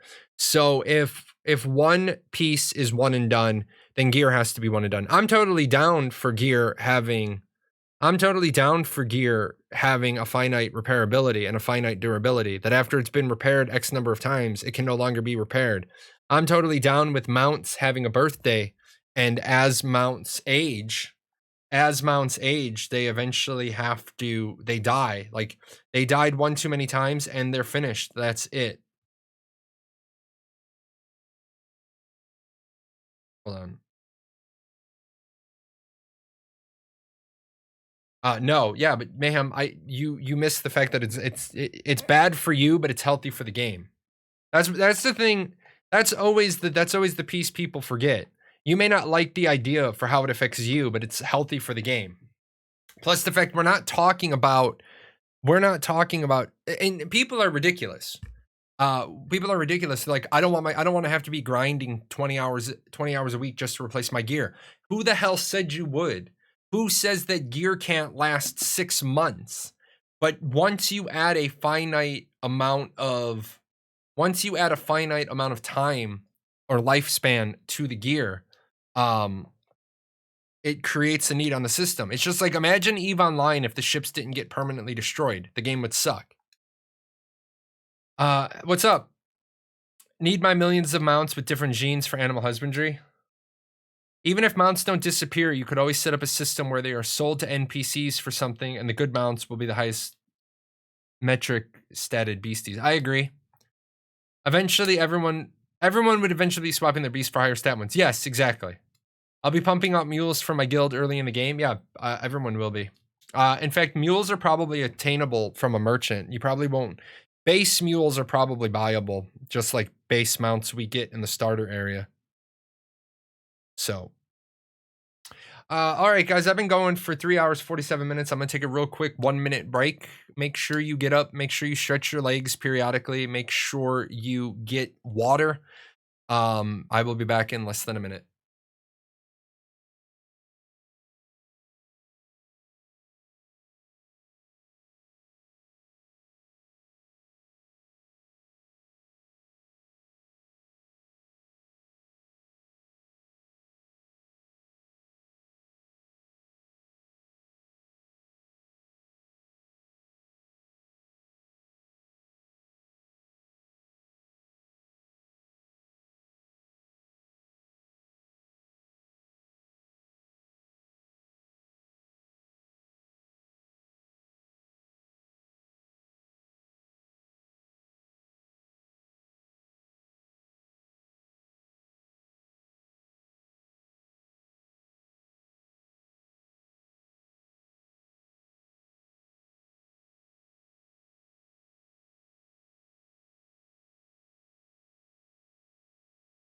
Alrighty. Multiplayer mounts is what I'm interested in seeing. Yeah, I agree with that. Uber taxi mounts, yeah, I agree with that. I will say, as a married person, as a person who games with my wife, it's really nice and convenient having a multi-person mount, especially when we're trying to cross a country. That way one of us, mainly her, can go to one of us, mainly her, can go get dinner, and then I can move our characters. We always talk about things that they should benchmark. One of the things that they should benchmark is Revelation Online had a really good system where you could pick the people up. You could pick the people up if they fell off your mount. I like that idea. I want that benchmarked. Don't know why it's doing this. No, don't switch. Don't yell at me. By the way, guys, I am in need of a Discord bot programmer. If anybody knows one, it doesn't need to be complicated. I need a Discord bot. I need a custom one. I don't want to pay me 6. I've heard good things. I've heard bad things about me 6. I like the free version, but I need a Discord bot. So if any of you are Discord bot people, or you know a Discord bot person, hook me up with them. But keep in mind, you're going to be talking to a almost boomer. I'm not quite a boomer. I'm almost a boomer. I was raised by boomers. I was raised before the internet. So you're going to be like, and then the bot does. And the very first question I'm going to ask you is, where does the bot live? And people are always like, what do you mean? It lives on the internet. Yes, but we're on the internet. We're in the cloud. Where in the cloud does this bot live? Where do I put it? Where is his home? Running out of space in the raid. Let me know when the raid is full. 143. We're just gonna go. We're just gonna go at 143. Oh my god, there's so many of you. Look at you guys go.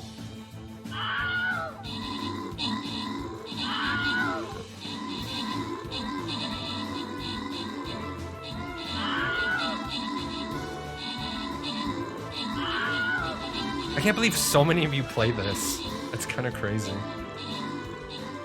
We found our new Paradox hobby. What's in it? Open it and split the rewards. No big winners this time. Viewers are each gonna get 6. What is this? This is Stream Raiders. It's just a fun little side game. It's just a fun little side game that we're playing. Uh-oh.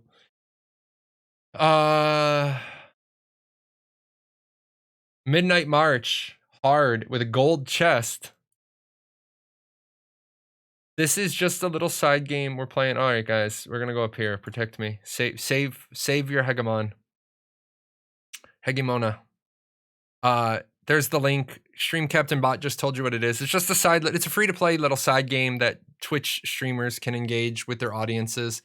Wolfus Moon plays it.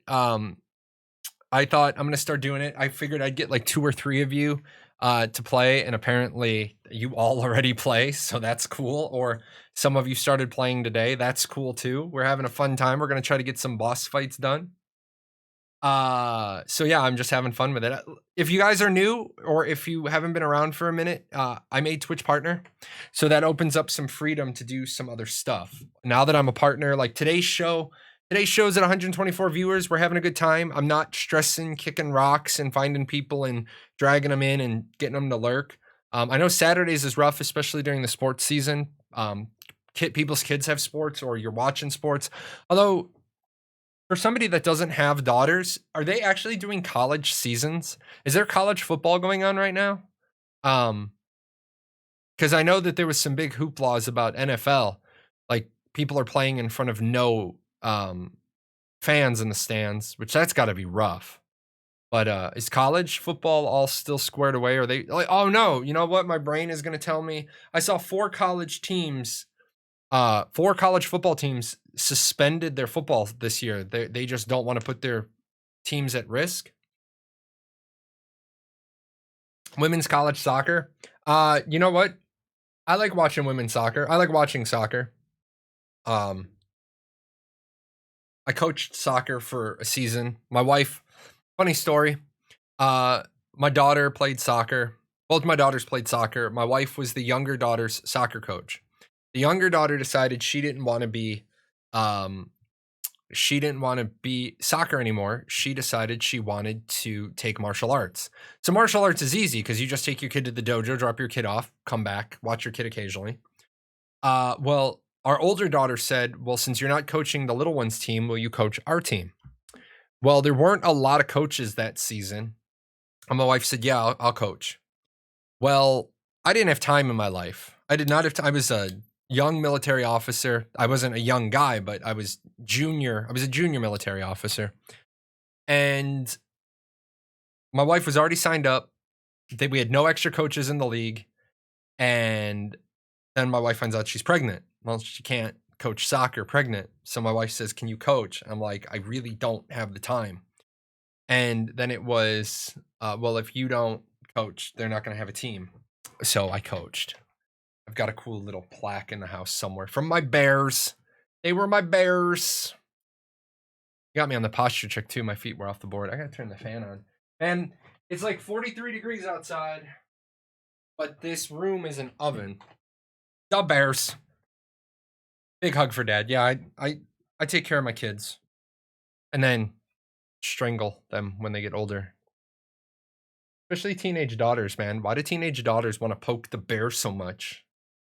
What happens when there are multiple caravans on the road? Multiple caravans on the road. Do you pick a defender, a tackle road for all caravans, each one separately, or can you only participate in one of them? Good question. You're probably only going to want to focus on one progression. I mean, I don't know if the 2 progressions are mutually exclusive, but we do know that Caravan Defender and Caravan Raider are 2 different progression tracks. So that's actually an interesting question because of that fact. It's probably Caravan specific. I can be registered as a defender for my caravan, but if I come across a caravan in my travels, I could break off a detachment of defenders to go attack the other caravan. Remember, guys, when a caravan is destroyed, it does not drop resources on the road. It drops redemption certificates. I know some people aren't exactly in love with that idea, but that's how it works. It is what it is. If you've unlocked the second stream captain slot, come join Wolfus Moon. You mean? Oh, the ability. Okay, now I get what you're saying. If you have the ability to support two streamers at the same time, yeah. Wolfus Moon is the other Paradox Gaming Network streamer. She's actually going to be competing for 30K. That's pretty cool. Speaking of multiple caravans, do you think we'll see 10 wagon caravan groups traveling to a city at one time? I will say probably not, based on what I've seen so far about how the caravans are, because you become the caravan. You become the driver of the caravan. So I don't believe you can effectively defend your caravan. You won't see node launched caravans in sets of 10 because they are timed releases. There are timed releases between each spawn of a node-driven caravan. So you might load up a caravan with 10,000 ore, but it says this caravan was already half full. 5,000 of your ore is going to ship out at 447, and when the next caravan is filled, it will ship out the rest. That does cause some problems because you're going to end up being like, well, I wanted to escort my stuff, and they're going to be like, well, too bad. So you won't see 10 caravan trains from node driven.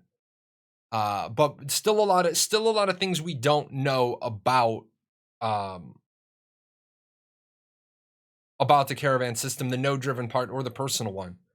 I guess it creates more incentive for you to attack caravans on a regular basis when you're getting a tradable currency, as opposed to, man, that caravan had horrible loot. Good question, good call out. The tradable currency isn't a tradable currency. The tradable currency is a redemption certificate.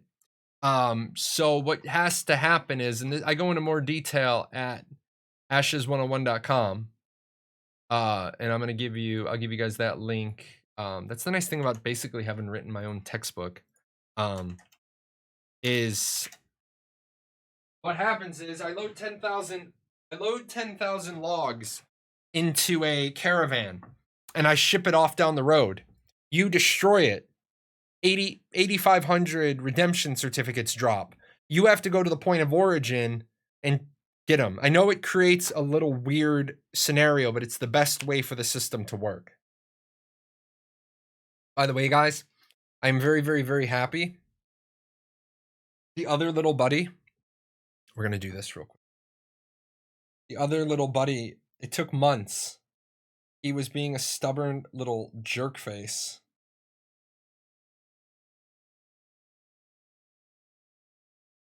He dumped that onto my Discord. The little buddy was being a stubborn little jerk face for months, and he finally accepted, because you know how cats do whatever cats want to do.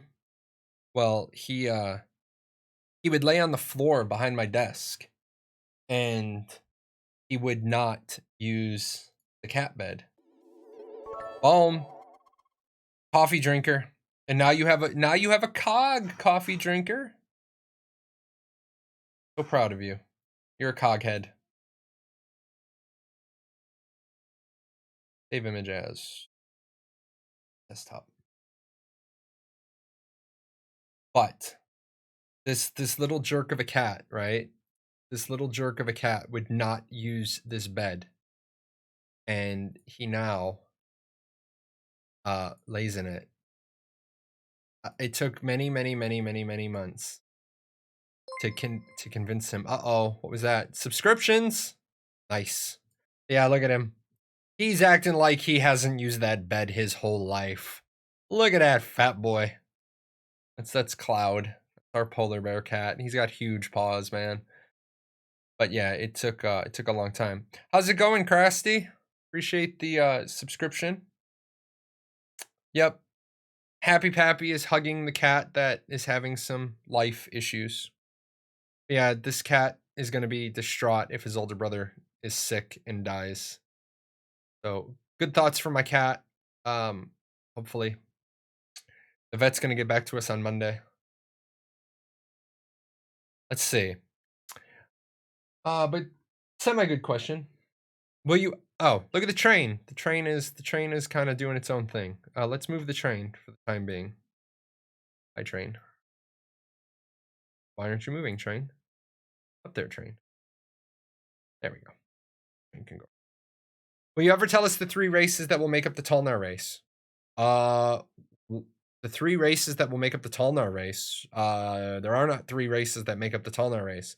The Tolnar are made up of the 4 parent races, the minor races. So the Tolnar are made in character creation with 3 slider bars: humanoid, reptilian, and mammalian, and you slide those bars and you create the combination you want. How do you intend to prevent overwhelming open world raid bosses with a high number of players and keep it challenging? Good question. They have said mechanics, so I'm actually interested to see what else they have to say. Mechanics and the loot lockout are probably going to be 2 of them. Will land mounts and water mounts be a safe speed buff, enabling players to push a button and skip all dangers until they reach the point of interest? No.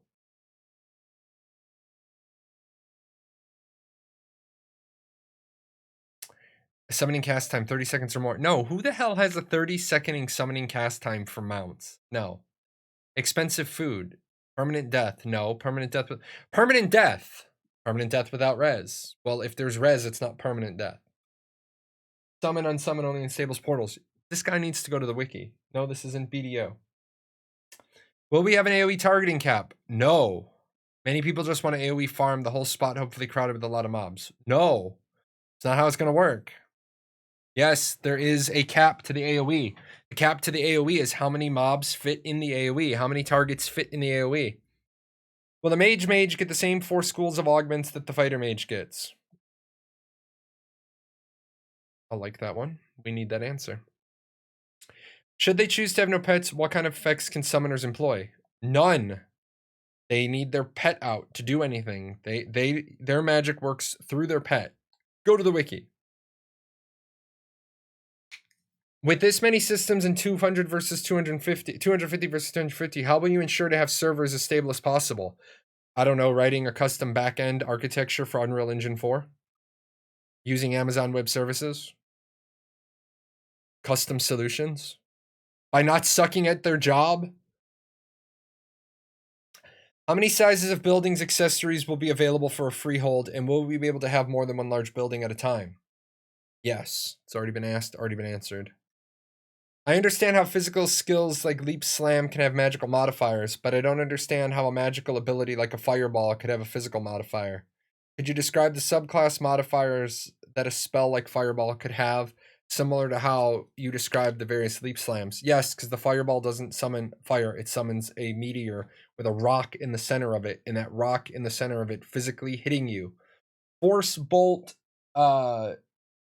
basically you start to venture into psionics where you have telekinetics.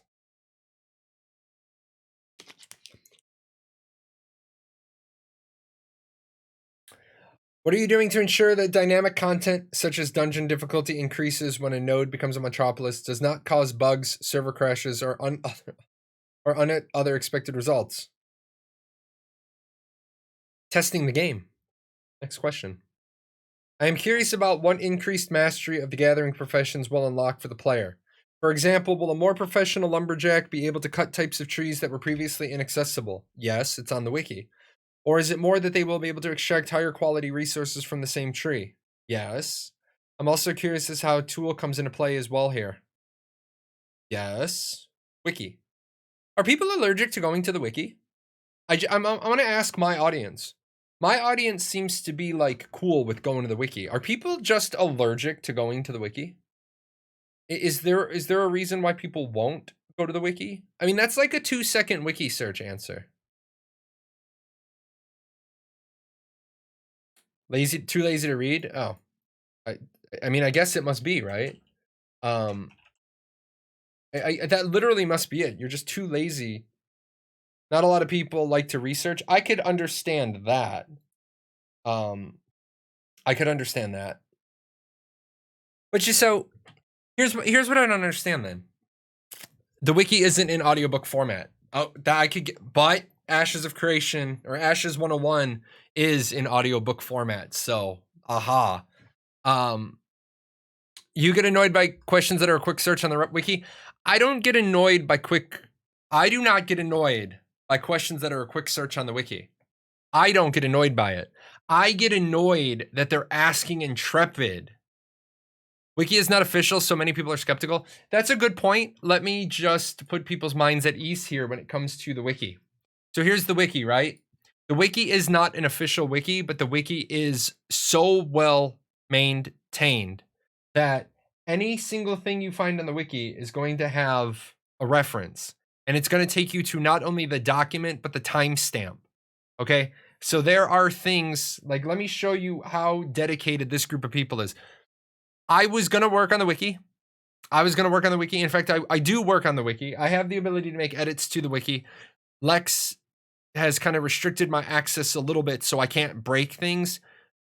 I have the best intentions. I have a horrible skill level when it comes to working on the wiki. But you go to something like this, and here's my interview with Steven from last week, and then referenced by, as people go through and they use my video, it will tell you Alpha 1, Alpha 2, Beta 1, classes, milestones. So we click on classes, and there are references down here. Like, look at all these references.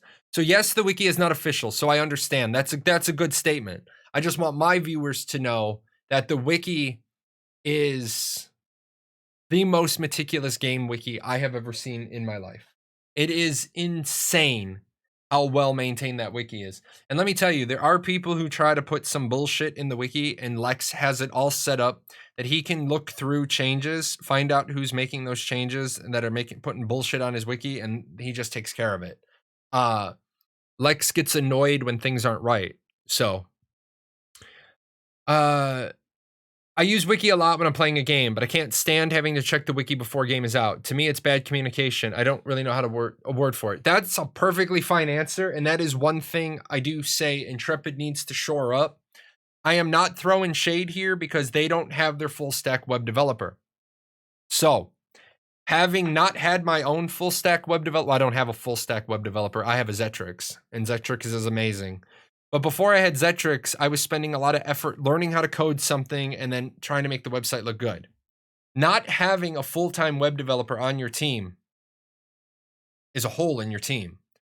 I expect them to put a ton of material on the official website once they get their web team in place. I understand why Steven is gun shy about hiring a new web team because his last web team failed him. He was Megatron and his web team was Starscream. They failed him yet again. Quick questions or instant answers on a forum could be researched. Conversation on a stream is different from a forum post. Yes, I agree with you. I 100% agree with you. I used to ask a lot of questions about economy and keeping it relevant until the video was made and it makes more sense. Yes, but that's the thing. I will answer the easy questions all day long. I just get offended when people are asking intrepid stuff. It's like, come ask a streamer, get an answer. Go ask in the Discord. Ask not in the official Q&A thread, right? Ask in other places. But don't ask in the place that we only get like 10 insights from. We only get like 10 insights from the people. But yes. Wow, we got a lot to go. Personally, I'm worried that the game has too many systems on top of systems and may forget to add actual gameplay.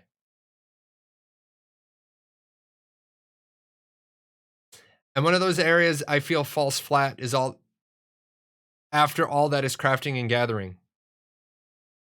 Do you have any plans to make those more than just click and wait for it to be completed? I hate to tell this person, but I'm leading the charge where I want it to be click and wait. In fact, I'm leading the charge for where I want it to be click and like EVE Online. I want it to be.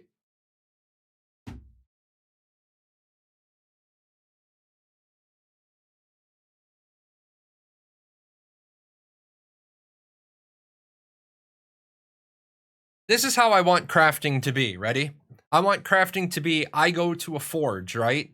And I open up my recipe book and I say, I'm going to make an iron sword. And then this guy pops up and he's like, yes, blacksmith master Jahlon. Oh, hi, apprentice Jack. We're going to make a sword today. Okay. So I start the recipe. All right, man, I laid you out instructions. You got this? Yes, I got it. And then he just sits his ass at the forge all day and he makes it under the direction of a master blacksmith. He makes it so that there's a little bar or a little timer or a little menu or somewhere where it says, your item is being made by your apprentice. It's being supervised by your apprentice. You laid out all the work. Your apprentice, your assistant is making it. EVE Online was great for this because you put in a ship order and it would take hours, days, weeks to finish. I don't want to sit there and play a stupid minigame. Why? Because a minigame is cool about the first 10,000 times you play it. And then it sucks. And then you don't level up for yourself. Sure, you do, because you're doing crafting as a manager, director, then versus you being the guy manually there banging away on the hammer. All it is a way to justify why there's a timer. Because obviously you're not just going to chuck the sword in the forge and come back 6 hours later and it's done. I don't want to see mini games. Now, when this person says, of all those areas I feel fall flat after all this is crafting and gathering. Number one, that's just insulting to the developers. Okay, that's just insulting. Number two, if you honestly feel that way, why are you even following this game then? Number three, most people don't want mini games. I mean, in terms of immersion, there's immersion and mechanics are a swinging pendulum. Immersion and mechanics are a swinging pendulum because, like I said, I am a master biomedical technician. I carry the title of master biomedical technician for like 4 more years. If the Air Force called me up right now, they could say, hey, we need you to supervise apprentices and journeymen and craftsmen. Yes, I can do that. That is the old system of traveling apprentices or stationary apprentices, journeymen on your journey to go and get more skills, stationary craftsmen, and then masters, instructors at the guild. I get what you're saying, but I think that we should be having a timer for when before the stuff is ready. Because I can just say immersion is, I chuck all the stuff into the forge, I hit start, and then I leave, and then I come back, and I'm going to say that breaks your immersion too. I'm going to say that pulling out a hammer and hitting it 17 times and making a sword in 10 seconds breaks my immersion as well. Immersion is butterfly wings. Anybody at any time can say, this breaks my immersion, I touch it, the butterfly can never take off again. Immersion is a term that has no real meaning because everybody's immersion is different. Where are we at over here, guys? Are we ready to... Oh yeah, we got 160 people. We are ready to rock and roll. We ready for the little dance? Let's go. Little dance coming.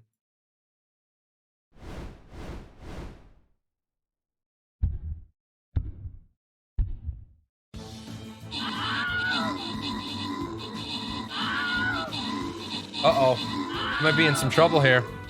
There's Snap TV is winning with kills. Blano, 8 assists. Who's gonna win? Oh, Happy Pappy takes over assists. Snap holds on with kills. Uh-oh. Snap gets another kill at 11. Happy Pappy's still holding on at 10. I don't think Happy's got anybody else he can get though. There's 4 enemies left. Snap's holding his lead. We got Happy and Snap at kills and assists. I'm just in the back. I'm not relevant at all. Blano killed the ghost. Happy Pappy and Snap. Those are my big dogs. Blano took out the ghost. Shin took out the crypt. What do we got? You guys are getting 7 apiece. Gonna get some monk, buster. Someone's getting 50 coins. Who's getting 50 coins today? Maury, you getting 50 coins. Greedy Lion is getting the buster. And 2 of you are getting monks. Back to the map. Uh-oh. I'm nervous, guys. I'm nervous. Let's do it. Loyalty boss chest. It's a boss. I'm gonna need like a boss. We're gonna be letting this whole timer run out. We gotta be as full as we can be. So oh wow. I'm a low guy, so I'm gonna go up here. I need some of you ballers, right? I need some of you ballers to, you know, protect me. I need some armored up here. I definitely need a little support around me. Give me some support. Gonna blow some stuff up. There you go, guys. I'm gonna trust you know what to do. You guys are good at this. You're carrying me.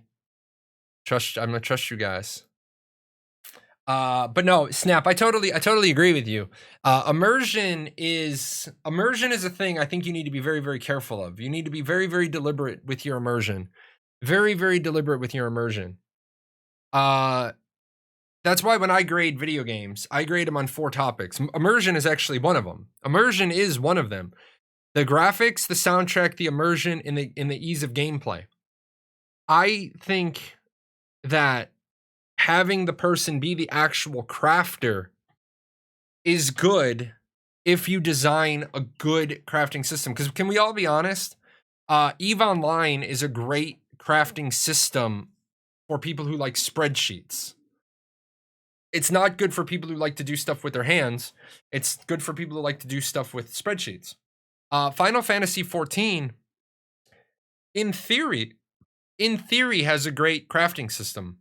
Final Fantasy 14 has a great crafting system in theory, but in execution, it really doesn't, because you can just overpower the crafting. Like I told you guys, you can write a 15-step macro in Final Fantasy 14, and you don't give a shit about the stages or you just go.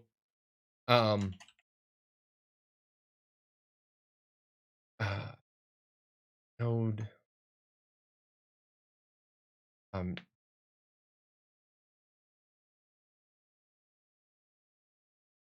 This is gonna be a little weird. I'm letting this poll go through because it's not a bad poll. I'm letting that go through though. You're the Jar Jar Binks of spreadsheets, and you're the Jedi Master of spreadsheets. I'm the Sith Lord. I'm the Senator Palpatine of spreadsheets, man. I have spreadsheet skills that you ain't seen yet. I've forgotten more about spreadsheets than some of you've ever known. I got spreadsheets that track logistics, and people will tell you that you just update the first page and it updates all the way down. Aren't they kind of the same? No. Node sieges and castle sieges are radically different. Radically different. Different rules, different mechanics, different participants, different times, different places. Yeah. Let's see. But yeah, personally, I'm worried that the game has too many systems on top of other systems and may forget to add actual gameplay. This is another one of those, this argument doesn't even get through the front door. How do you have a game that has too many systems on too many systems and forget to add actual gameplay? I would say that you have to add meaningful gameplay. The first company I worked for ran their entire PMO out of spreadsheets. I love spreadsheets. Korean grinders rely heavily on how much grind and upgrade your gear, and this, most of the time, decides the outcome of a battle in PvP. Yes. Considering Ashes is heavily inspired by such, is this something we should worry about? Well, no. Gear is only 50% of your power. I think that guy played too much League of Angels. Yeah. Korean grinders rely heavily on how much you grind and upgrade your gear. That is true. But guess what? Most games do that. You just don't realize they're doing it. In most games, you just don't realize that is happening. So no, I wouldn't worry about it. Gear is only 50% of your power. This guy's signature is awesome. This guy actually looks like Chibi's cousin. I'm definitely seeing a family relationship. I think they shop at the same armor store. I don't know, guys. What do you think? Do they shop? Do they get their pauldrons at the same aisle of discount armors are us? I think so. You can also see the bracers. I got the little leather bracers on the inside of the wrists. Yeah, I think these guys are cousins. Chibi's older brother that went to the priesthood. Chibi's the older brother that went to the priesthood. Yes. I dig the dual wield. Yeah, that's a cool avatar, man. That is a really cool avatar. I like that. If anybody knows this guy, say Jahlon says his stuff's good. Would you be able to elaborate on the program that was mentioned in the Alpha 1 playtest image in regard to the official content creators? Hey, I'm one of those guys. I'm one of those guys. I'm one of those official content creator guys. I'll let them answer that. Follow on Twitch, Facebook, YouTube.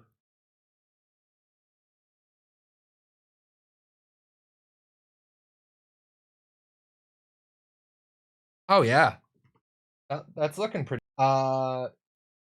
Dude's actually kicking my ass in thumbnails. That's pretty good. Good channel layout.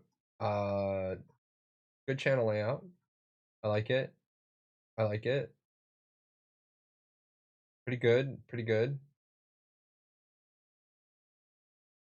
Let's check. Let's check. Yeah, I'm sorry. Let's check. Oh, we even had. Oh no, you were doing so well, Clarice. And then this ham-fisted attempt to get me to follow links that are already down below. Be sure to like, follow, and subscribe to the other social media. I don't need to do that because they're down here. Get rid of them. I am an official Lord of the Ring broadcaster. Okay. I don't care. Give me value for my click. That doesn't mean anything to me. Tell me about you. Tell me about you as a person. Later. Let's see. Can you give an example of a racial augment?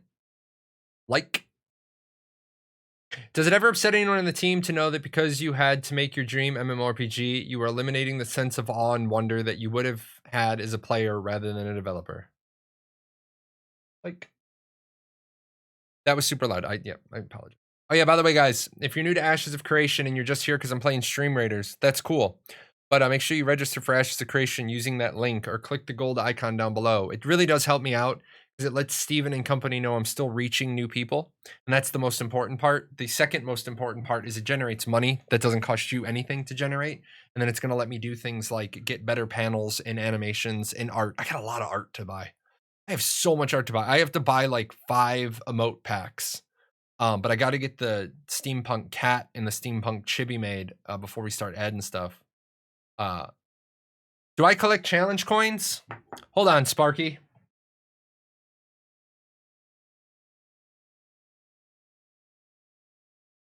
And Sparky asked. Yeah, Sparky. I may have a challenge coin or two. I may have a few. I may have a few challenge coins. Some of those are my historical ones from my enlisted time. Got some other ones on the shelf back there. Got my Jack. Got my Jack of all trades logistics coin, and then I've got my favorite one. This coin is just too heavy to carry. I've got my tiger from OTS.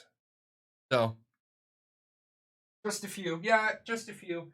I got coined a lot. I got coined a lot in the military. Unfortunately, I never got like the big dog coins. I was always like not the guy that got it. My highest is a 3-star. My highest is a 3-star. So I didn't get I didn't pick up very many tabs when we played highest coin. So yeah. My wife has a 4-star running around. So don't coin check my wife because after you got a 4-star, there's only a couple of coins above that.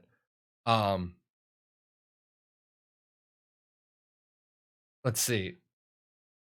Will there be an external achievements character database that you can download or at least view your character achievements, skills, equipment, and timeline of gameplay outside of being in game? With what I'm sure will be multiple characters for each player, a resource like that would be extremely helpful for both gameplay and a source of pride and record of achievement. No game has done this well. Yes, they have. Uh, no game has done this well. Yes. Um, so my highest is my CO coin. Yeah, my CO was a 3-star. So that's ultimately why I ended up with a 3-star coin. You're gonna head to the DFAC for some breakfast. Put 2 units in the raid though. Hey, I appreciate that. Grab me like a breakfast sandwich, bro. I'll buy, you fly. It's just a defect, but I'll still pay your $3.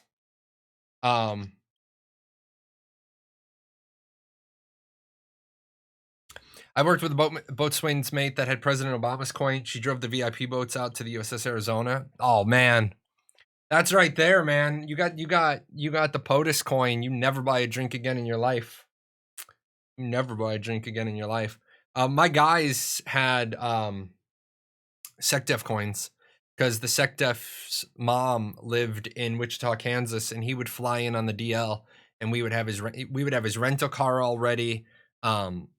Not his rental car, but his his rental car, because we didn't want him traveling in government marked plates, so we'd have his rental car all picked up, all set off to the side, because he would fly in to visit his mom, and so yeah, good times with that. My guys got him. I didn't. I don't. I was the kind of leader. If there was only going to be a couple of coins handed out, I wanted my people to get them.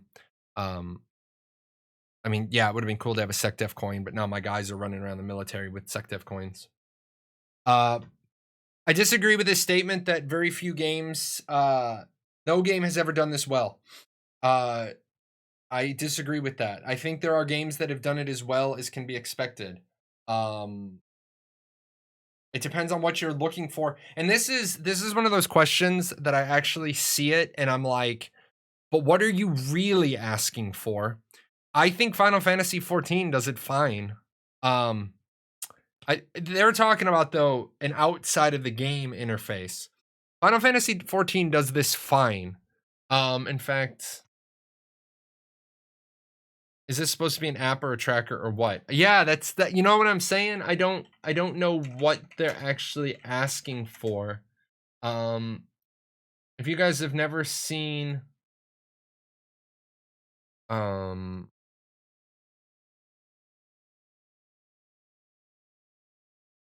Lodestone. The Lodestone by Final Fantasy. Give me. Oh, did I just? Okay. So the Lodestone by Final Fantasy.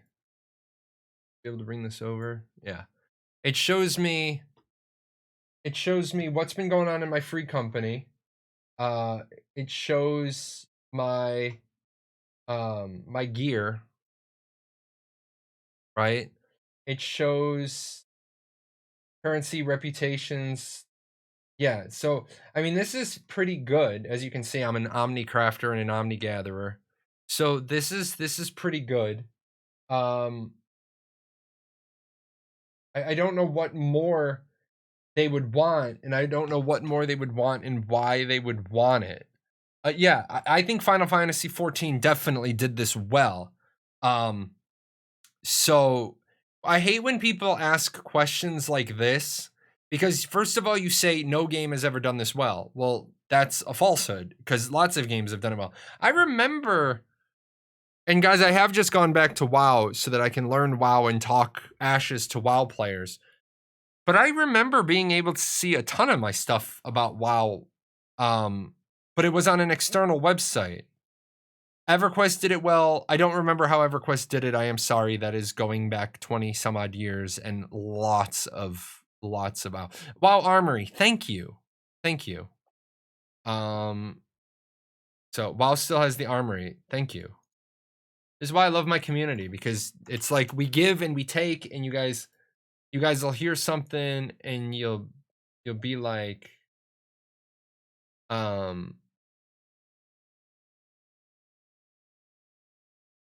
You guys will be like, "Oh, gotcha."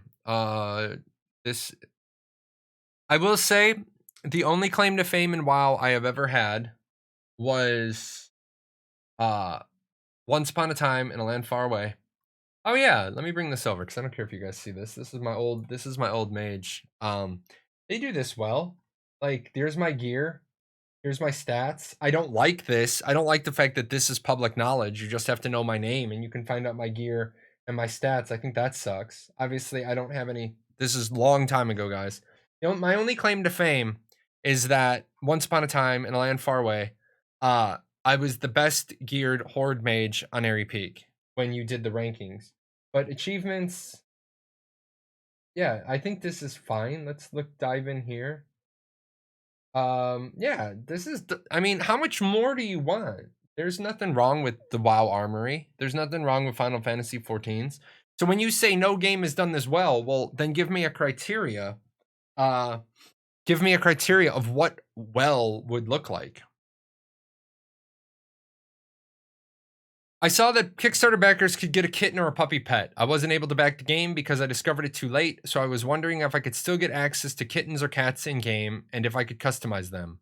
For example, my cat is a one-eyed black cat, and I was wondering if I could recreate her and have her in game with me. Yes, there will be cosmetic pets obtainable in game. In an interview, Steven mentioned a furniture that you can build to process your food again to amplify its buffs. Are food buffs going to potent enough to be worth this endeavor? Well, yes, if they're going through. Um,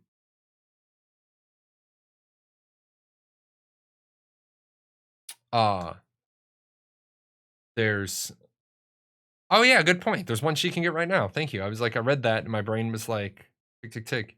Yeah, she can get Tubby Kitty right now. This is only a cosmetic pet, so yeah, Tubby Kitty. Now, can you customize them?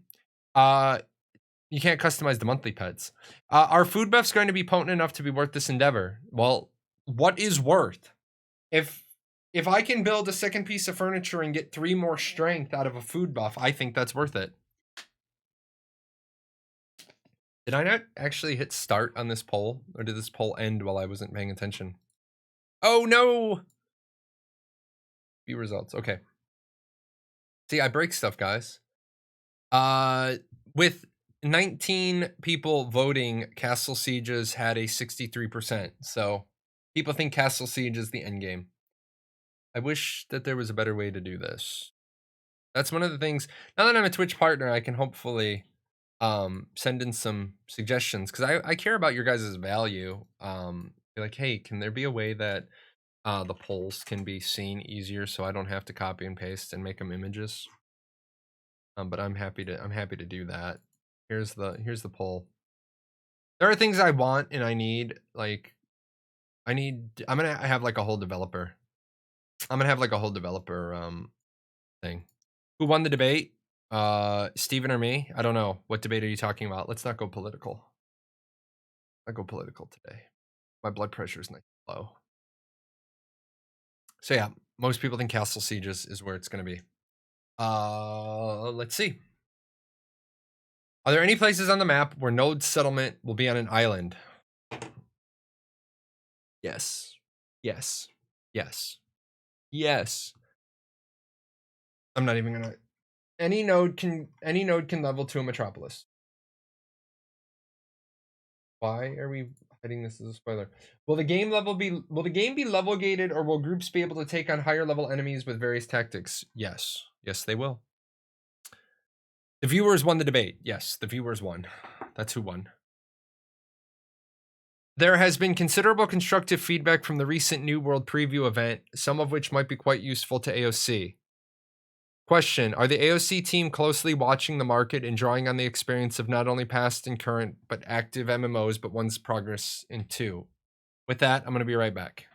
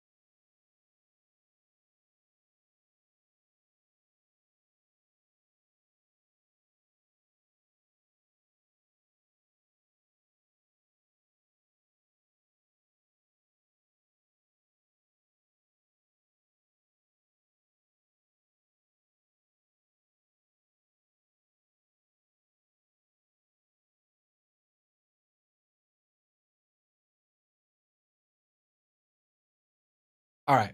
So the person says there's been a considerable constructive feedback from the recent New World preview event. First of all, I discount this statement in its entirety. I discount this statement in its entirety because most of the feedback about New World hasn't been constructive. It's nice to say that all feedback is constructive. You guys know my opinion. I don't agree with that. I think most feedback people give is bad feedback because they don't know how to give good feedback. Steven and I just had the conversation last week. Steven says he's okay with getting feedback from people that's just a plain "this sucks." I never like feedback that's just "this sucks" because obviously I don't wake up in the morning. Like if you tell me my stream sucks, I'm gonna be like, okay.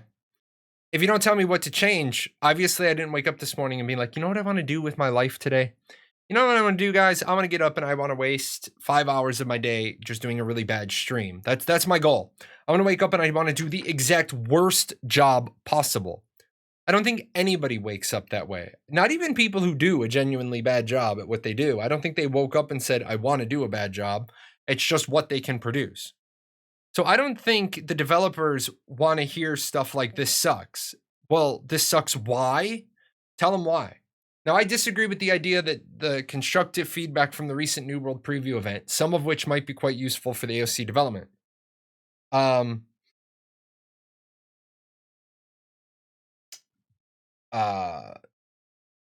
So my Discord is not showing me as live. Yes, it is. I've got a big purple. I got a big purple play button underneath my name. But what do you want me to say? Now they're doing their product, not improving the world. Yeah, exactly. That. So number one, Steven doesn't care about the development of New World. I mean, Steven's nice and he's cordial and he says, I wish New World and Crowfall and Camelot Unchained all the best of luck. But at the end of the day, Steven is worried about Ashes of Creation and all these other games are worried about themselves. So no, it's not showing it to us. It's not showing. So it's not showing me as live on my Discord. That's bizarre. Oh, well, I will look into that. I'm in streamer mode and I have a purple icon. So I will look into that. That's just another thing. Another thing to fix. Thanks, Frost. Thanks for adding more work to my list of things to fix.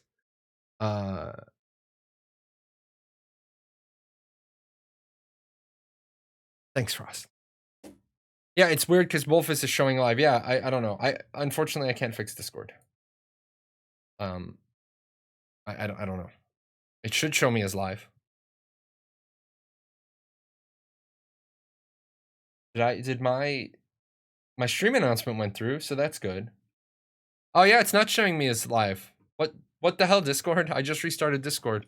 It's not showing me as live. What are you doing? Connections. Twitch. Okay.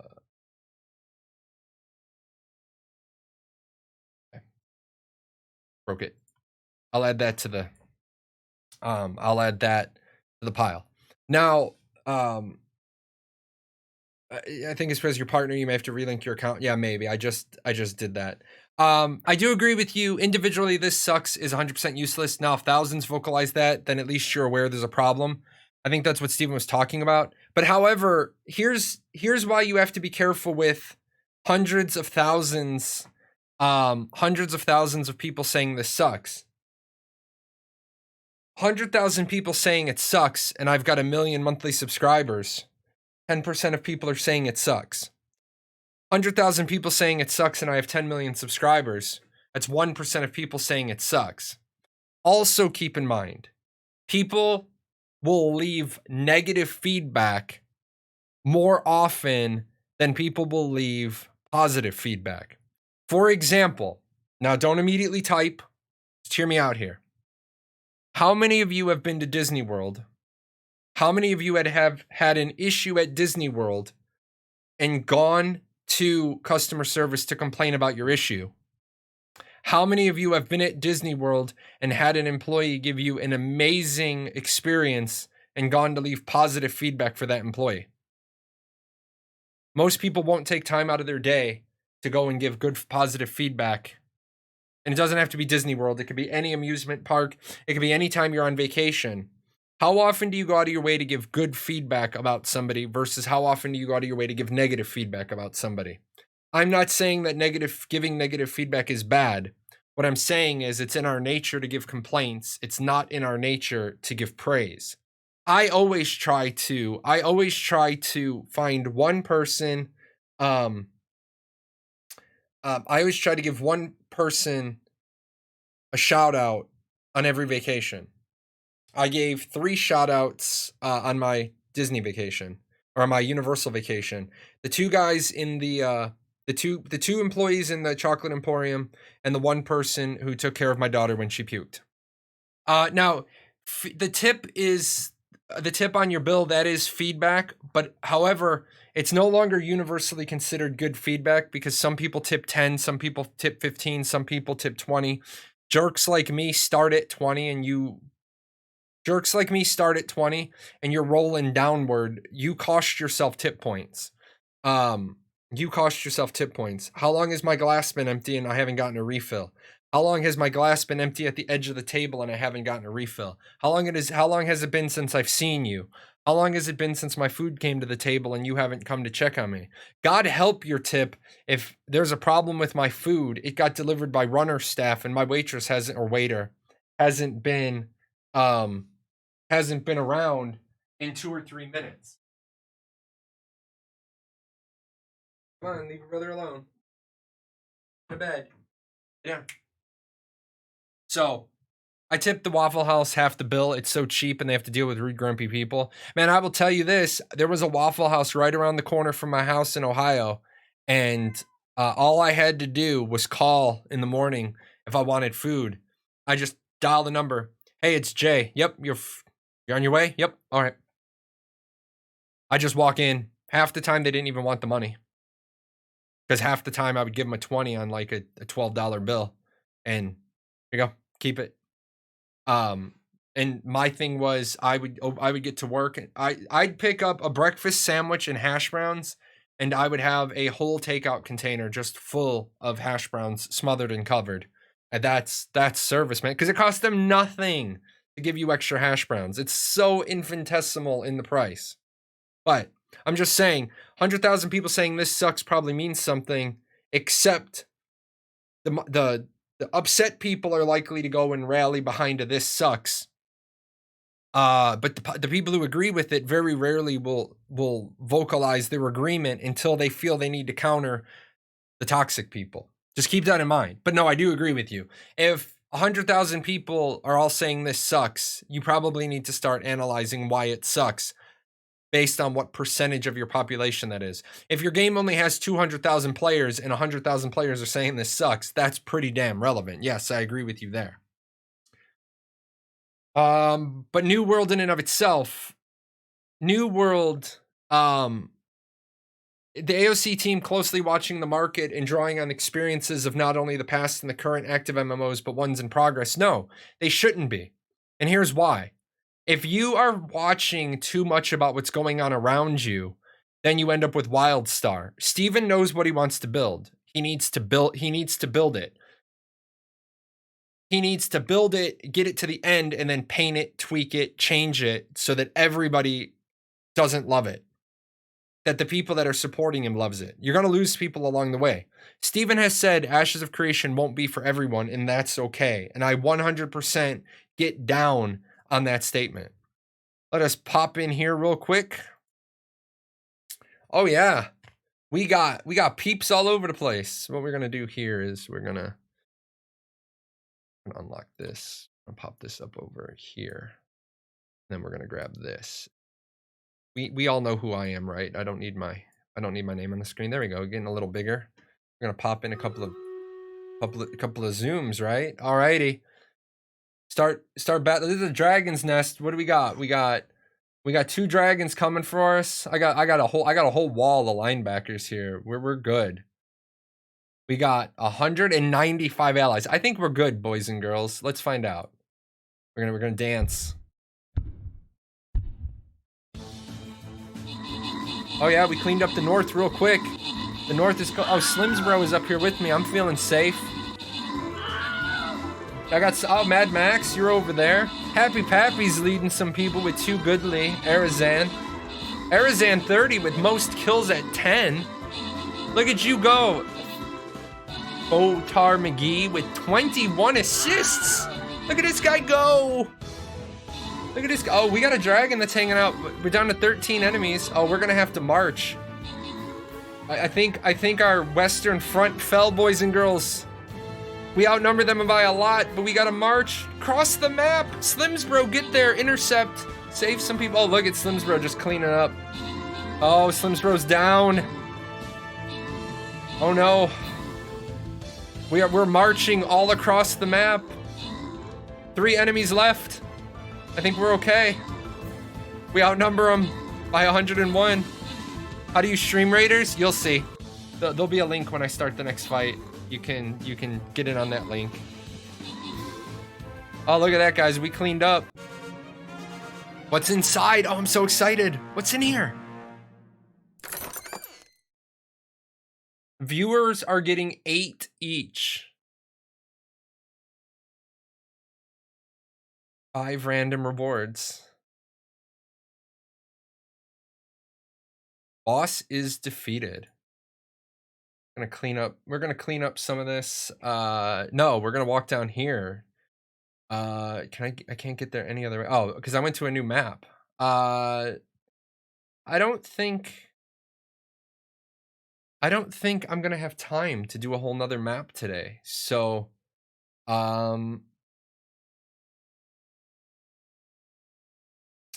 not gonna buy anything. My army. Yeah, we're gonna upgrade our little guy. Go little guy. Now you're a level. Now you're a level 2 warrior. We gotta go. Campaign. You know what? We got time. Doesn't matter if we completely finish today. We can do some stuff. We're only gonna spend a couple of minutes. This is a very easy one. Unfortunately, I can't skip ahead. We're dropping with what we got. So this is gonna be like hot drop o'clock, right? So I'm giving you guys like a couple minutes, and that's it, and then we're gonna go. So yeah, when we're going at 25 minutes. This is very easy, and you guys are bringing the pain. If you guys want to join in, there is the link. The stream captain's bot just linked it. This is just gonna be our fun thing we do from now on, hanging out. I'm kind of in a stuck spot. This was where I was gonna end the show, but I need to let you know my wife went out with her best friend for dinner, and so that means my time is more free. Although I do have to film the Jahlon on tonight, and I'm gonna not lie to you, it's not storyboarded yet. It's gonna be shooting from the hip. I am Kelsey Grammer from down Periscope or up Periscope or whichever direction he sent the Periscope, and he's like, got to fire from the hip. Are you being good? Are you actually? Oh no, you're being bad. You're getting into the window. Of course, my cat's being bad. Wildstar died because it didn't please anybody. I've returned with defect food and a to-go container to watch more Jahlon. Good stuff. Good stuff. Down Periscope, the most realistic movie about life in the Navy. Yeah, right? So we're gonna go at 25 minutes. So when the battle is ready, it's a very easy one. We should be able to roll over this. Is there a current link for the stream raid? Yes. I can do that for you. By the way, guys, I will be covering other games that are in development now that Partner is taking care of. I'm gonna go into New World. I'm gonna be doing a day in WoW because I want to look at I'm gonna be doing a day in WoW. I'm gonna look at their new player island. I want to experience the new player island interface firsthand. I might do a Final Fantasy 14 playthrough on a new character. What I'm probably gonna do is, if you check out the schedule on my stream, I'm probably gonna keep doing 4 to 5 hour streams. But what I might do is like 2 hours of Ashes at the beginning, and then drop in another game for an hour, 2 hours in the middle, and then finish up maybe with some IRL or some just chatting, just so we can bounce around topics. That's why this is the planning show. We've got to plan stuff. I did give a shout out. I do want to give one more shout out. If you guys look down below, my Extra Life campaign has started. Save your money for the actual live stream day. That was probably my mistake. I probably shouldn't put that up, but we're gonna try to get Steven's beard shaved. How do you get one of the large guys as a unit? That's when you epic out your unit. One of these other guys can tell you specifically how to do that. There's like epic potions you have to use. You use a potion on it and it says boom.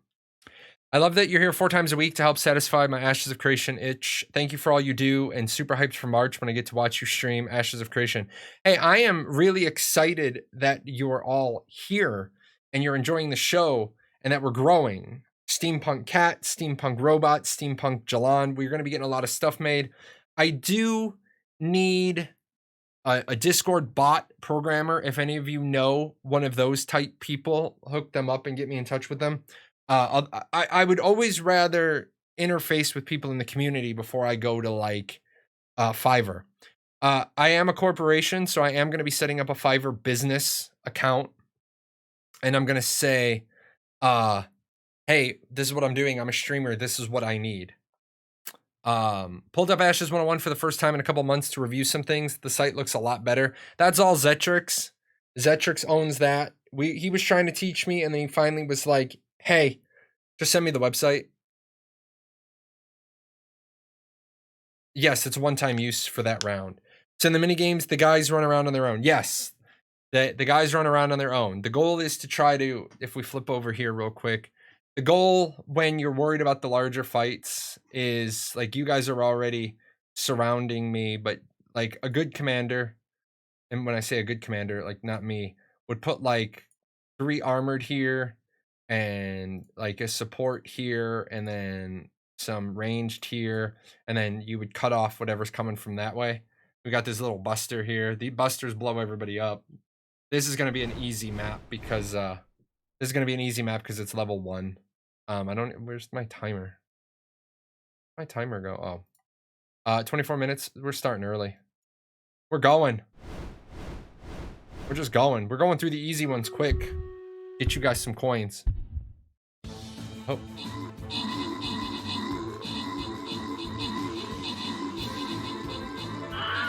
We might have gone a little too soon. We're outnumbered. We got some big ballers here, though. We got some ballers. 26 to 29. Uh-oh. Yeah. Here we come. I'm walking down. I'll get it done. Yeah, we'll get it done.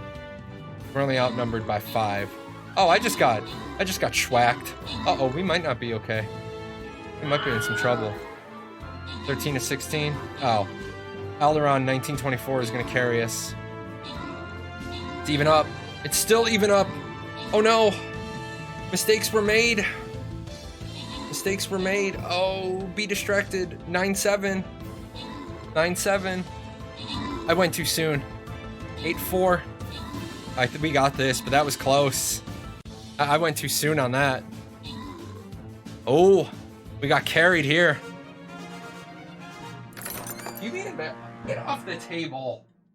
This is why you got to get off the table. What? Sure, you can have the chair. Maybe calm you down. Yeah. Pew harder. Don't eat the chair though, buddy. I want to bonk you, but you're having a bad day. All right. We're gonna let this one go a little while longer.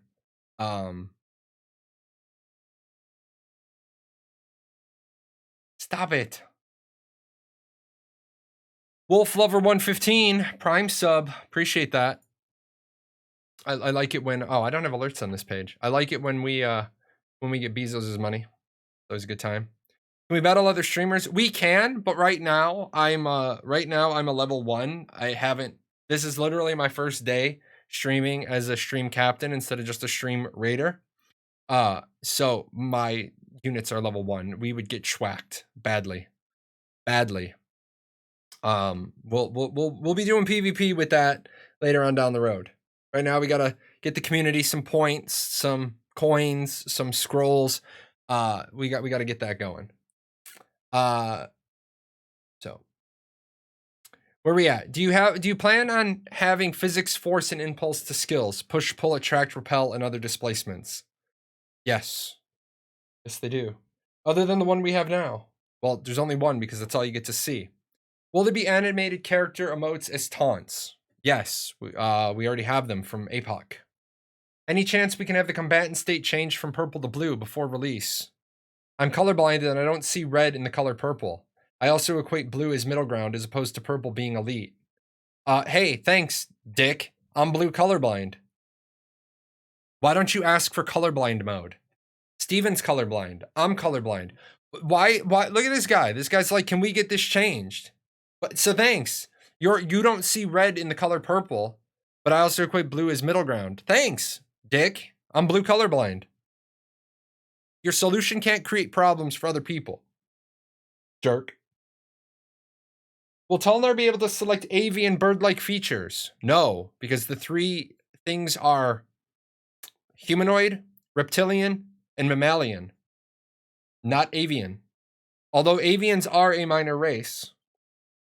Oh, good. Ask that because I didn't see the point of being a non-combatant if you can't taunt combatants into killing me and becoming corrupted. I don't have a video. Maybe I do. Video on emotes. I don't think I kept a video on emotes from BR. But there were taunts and stuff that'll no doubt make it into the launch because they're already done. So why would you not include them? I think he wants to leave. Oh, did you just wake up? You want to leave? Go on. Sure, you'll be back.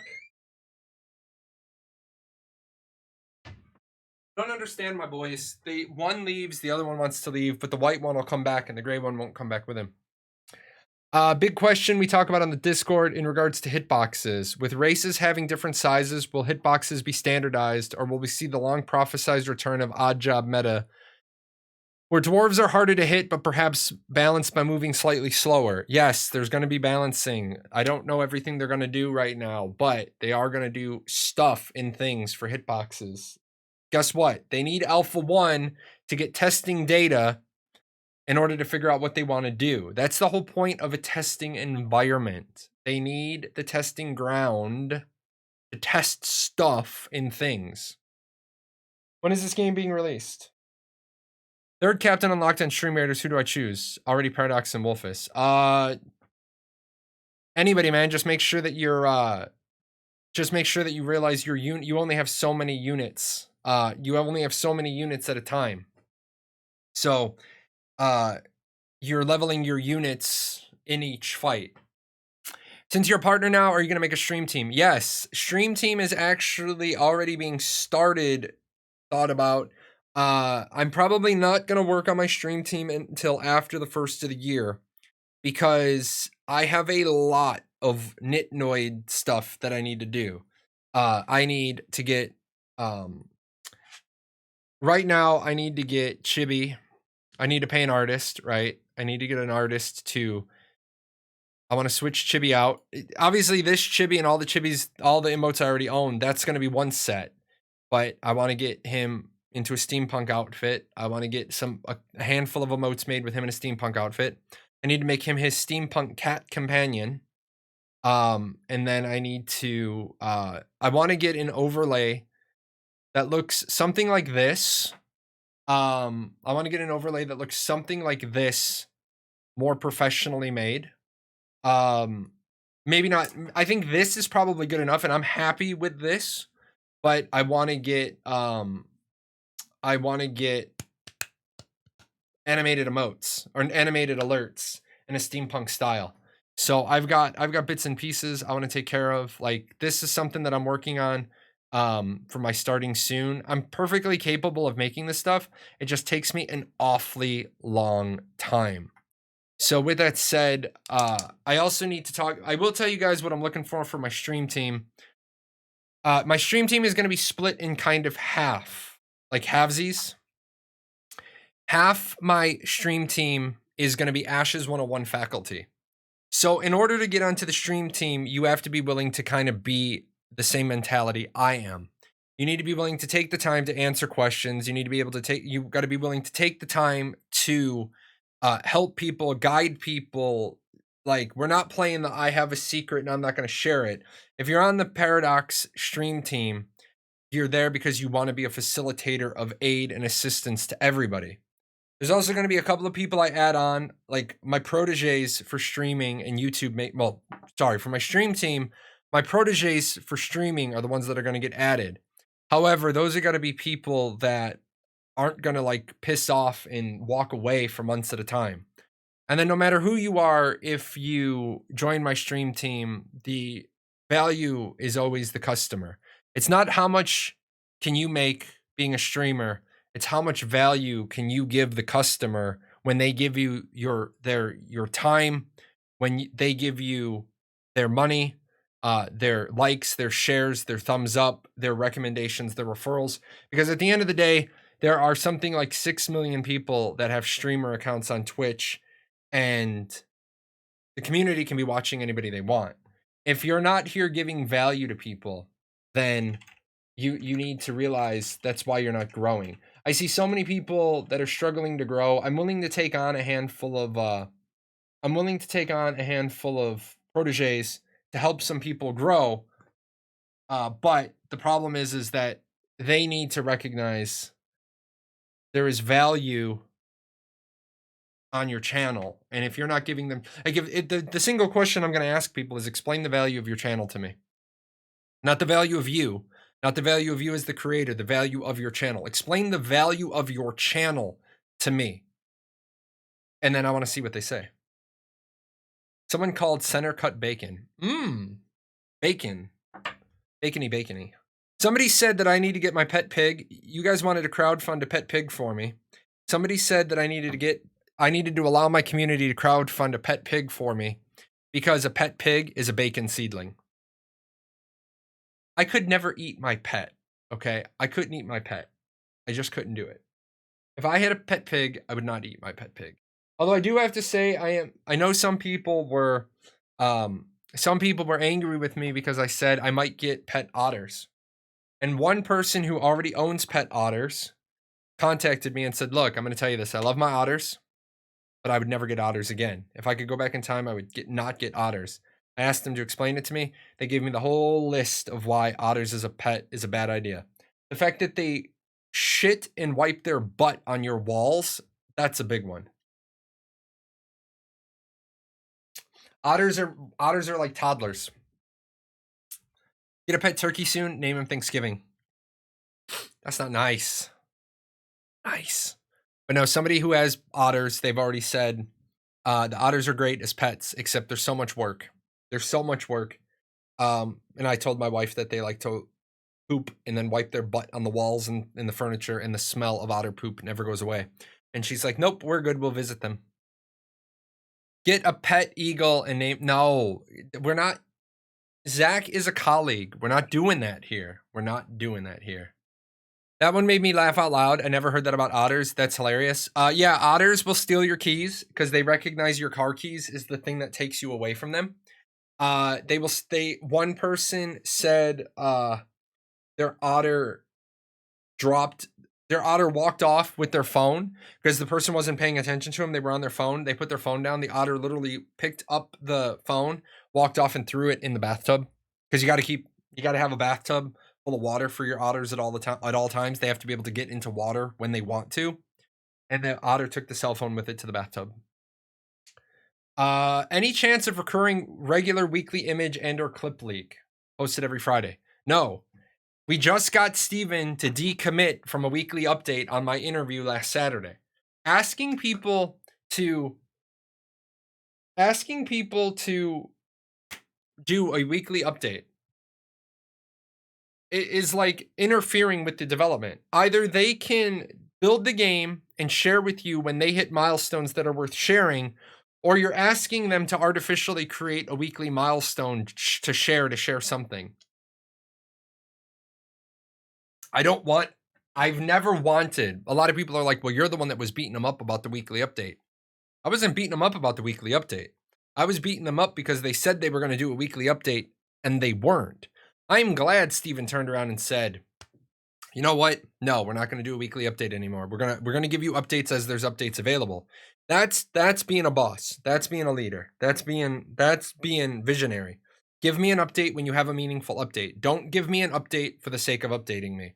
Any of my military people here will know NSTR. What's your status, Nister? Because I don't want to write a bullshit memo to let you know what's going on. I used to laugh about this as well. I used to laugh about this. This made me laugh. Because they had the staff meeting on Tuesday, I had to turn in my war report on Friday. So my war report could get to them on Monday so they could ask me any questions they wanted to ask me about stuff that they were going to talk about on Tuesday. Except Friday, Saturday, Sunday, Monday is 4 of the 7 days of the week. You're asking me for a activity report that's already 4 days old and represents 50% passage of time. And 99% of the time, you're going to have a question about shit that happened over the weekend that's not going to be in the war report. The thing about the military that kills me, and it kills every single member of the military. So, because everybody in the military assumes everybody else in the military is an idiot, the wing commander wants to have a 9 o'clock fun run. Let's just talk about this here for a second, military people. Fun and run don't belong in the same sentence if it's mandatory fun. Mandatory fun doesn't exist. Mandatory fun run doesn't exist. But the wing commander wants to have a fun run at 9 o'clock. So the group commander says, well, since you're all stupid, you're going to show up for this fun run at 8 o'clock. And the squadron commander says, well, since you're all stupid, you're going to show up for the fun run at 7 o'clock. And your flight commander says, well, since I can't trust you to show up on time, show up at 0630. So you get to the parade field at 0630 for a 0900 fun run.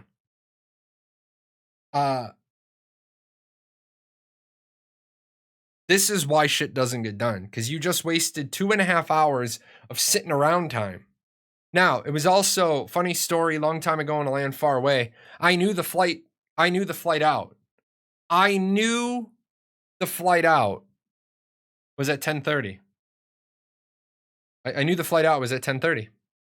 I come walking up to the flight 9:50. I run the terminal. I run the terminal. They can't sign off on the PAX manifest without me. So I roll up and I say, hold on 1 second. We gonna dance.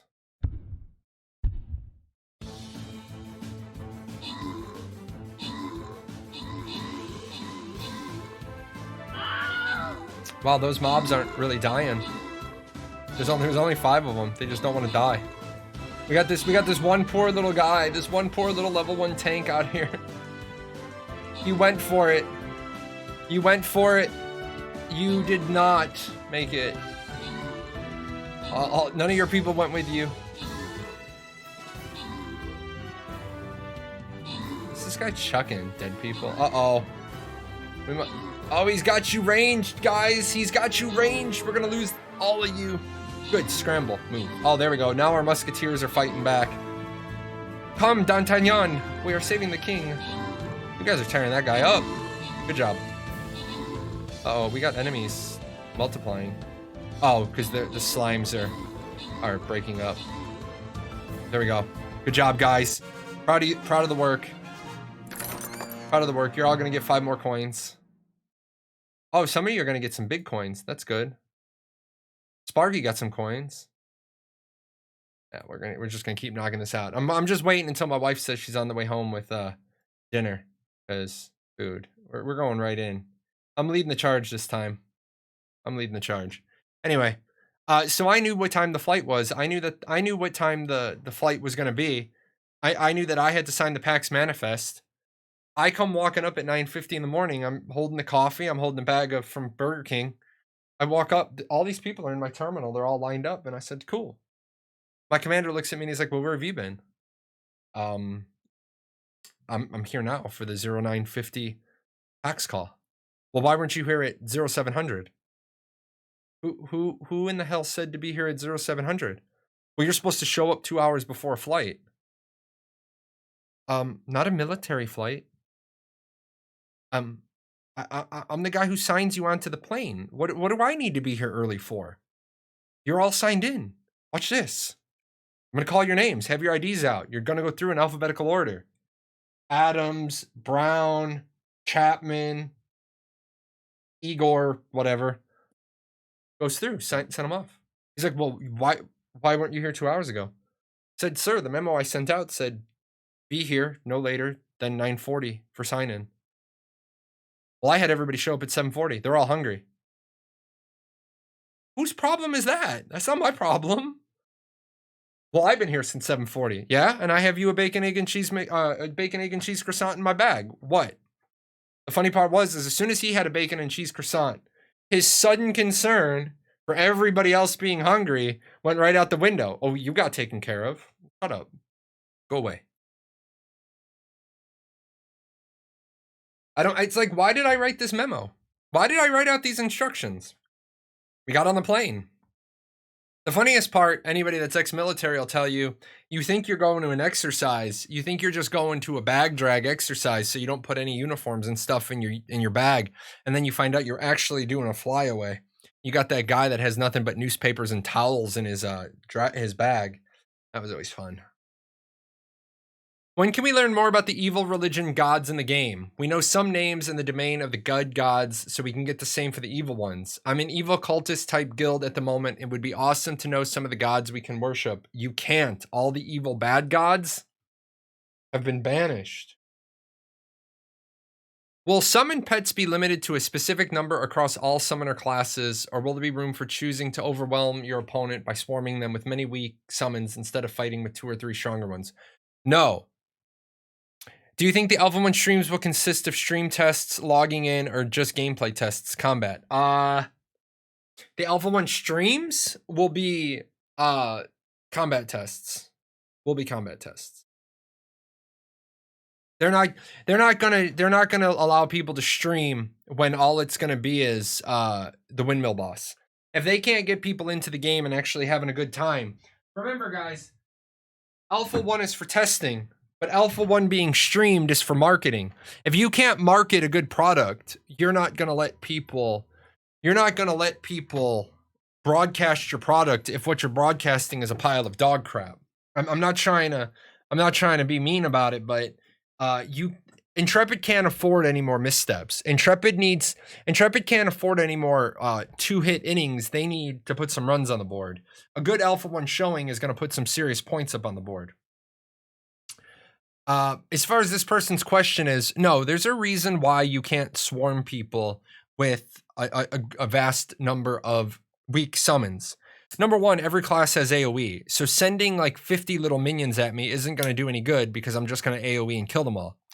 Number two, EVE Online used to have this problem, so I need a clean page of paper. And yes, guys, I know you can't see what I'm writing yet. I need a couple of more cameras. One of the goals is to have a camera directly above my hand. So when I'm writing notes, you guys can see them. Unless somebody has a really good idea for how I can have a writing board show up on screen. But that's a technology solution. The drone problem was you fly a Vexor. And as a Galente ship, it had a huge drone bay. So it allowed you, I'm going from memory here. Each level of drone had each level of drone gave you 3 drones. So if you had drone level 5, you had 15 drones. And then if you had Galente Cruiser 5, you had plus 5 drones. And then advanced drone gave you plus 5 drones. And that particular ship could put 3 additional drone drones out. So you got to the point where you were at 28 drones out. Well, here's what happened. You would undock from the station, and the first thing you would do is you would deploy all 28 of your drones, and you'd get this massive lag spike. And then you would put the drones back in. Well, your machine is now ready for at any time for you to kick out these 28 drones, and it's not going to create a lag spike for you. Meanwhile, when you first get into combat with somebody and you suddenly drop these 28 additional assets on them, they would lock up, and if you got 2 or 3 seconds, 2 or 3 seconds of hitting them, that would totally just totally crush your enemy. You're already being deep into their armor before they had a chance to respond. In fact, a lot of times you could have them deep into structure before they even had a chance to turn on one module. So what they then did was they said, you can never have more than 5 drones out on a normal ship. Each level of Galente Cruiser will make your drones 20% more powerful. Each level of advanced drone management makes your drones 20% more powerful. And no, you can't add the extra drone module anymore. So now you only had 5 things pop out, but they were just 200% stronger. And that's why, yes, it was broken. You're like a litmus test for these QAs. Margaret doesn't even need to read all the questions. She could just watch this after you've uploaded it to YouTube in 2 times speed. You've weeded out all the bad, horrible questions and answering the ones which already have answers. I mean, yeah. Thanks for the explanation. Glad I came back in time for some random Eve knowledge. Yep. Hey, Steven, what class race are you going to play and why? Okay, remember I said at the very beginning of the show, ask answerable questions? Steven won't answer this question because automatically 2 things happen. This is called developer bias. If Steven says he's going to play a human mage, humans automatically become popular. Mages already become popular. Steven needs to stay away from mages because Steven's in-game handle is sorcerer. And Steven prefers mages, although he played Archage, which allowed him to respec to Templar. But yeah, he can't answer that question. Oh my god. Just wondering on your plans as repeatable endgame. As an example, ever since WoW added Mythic Plus, which is essentially ever-scaling dungeons spamming where number values get higher and certain fixes or mechanics are introduced in higher levels, I've lost unhealthy amounts of sleep. Also, kind of kept me from coming back to the game. It was too easy to jump in with friends and start blasting dungeons for hours on end. I don't see any of that being relevant.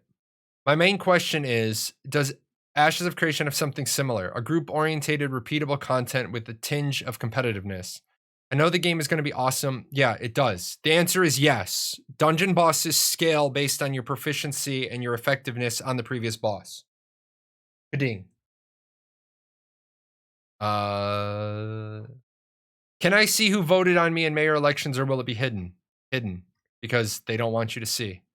Reposting my last question. Personal improvement in both your player ability and your character is huge part of MMORPG. What tools will you give people to improve, test their own ability? Training dummies, PvP, PvE leaderboards, and achievements are some examples. Okay, first of all, no. Achievements don't do any of that, okay? Achievements don't do that at all. Achievements don't help you improve your character. Achievements are like, I had enough time, energy, and effort to stay dedicated to this task. I have completed the task. Give me my cookie. Training dummies, yes. PvP leaderboards, yes. PvE leaderboards, yes. This question could have been answered with a wiki search. Will there be in-game lore? Will there be in-game lore for us to find in the form of books and other discoverables similar to Skyrim? No. There will be no books in a game like Ashes of Creation. There will be no hidden lore. There will be no scrolls. There will be no kindly old men in a cave that tell you a story. Hello. I believe PvP will be an important mode in-game to get defense important player content like houses. A player that don't like PvP or similar don't want to do it. Will still enjoy the game. No. A pure Care Bear is not going to enjoy Ashes of Creation. A pure Care Bear is somebody who will not PvP ever for any reason. It doesn't mean if you prefer PvE, you won't enjoy Ashes of Creation. But a pure Care Bear is not going to enjoy Ashes of Creation. You have to be willing to drop Fang. And by drop Fang, I mean if you get attacked, you have to be willing to fight back. So if you are a pure runaway every time there's PvP, no, you're not going to enjoy Ashes of Creation. Sorry. And they're not going to build the game for you.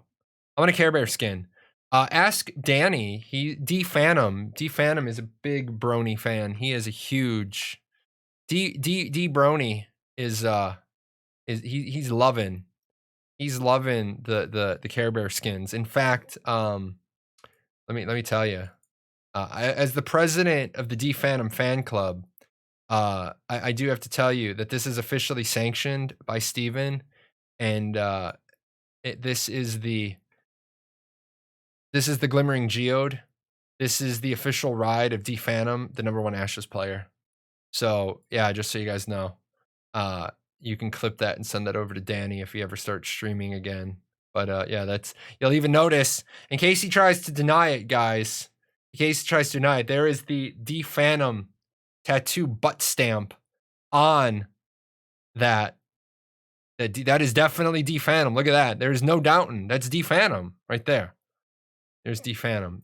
This is the Glimmering Geode. This is a tier 2 mount. It's a glider mount. It glides and hovers along the ground. With that said, shouldn't pick on Danny. Danny's a good kid. Is there a tutorial for MMO? Is there a tutorial? Uh-oh. Sparky just cheered 1 bit. Is there a tutorial for MMORPG PvP? Yes.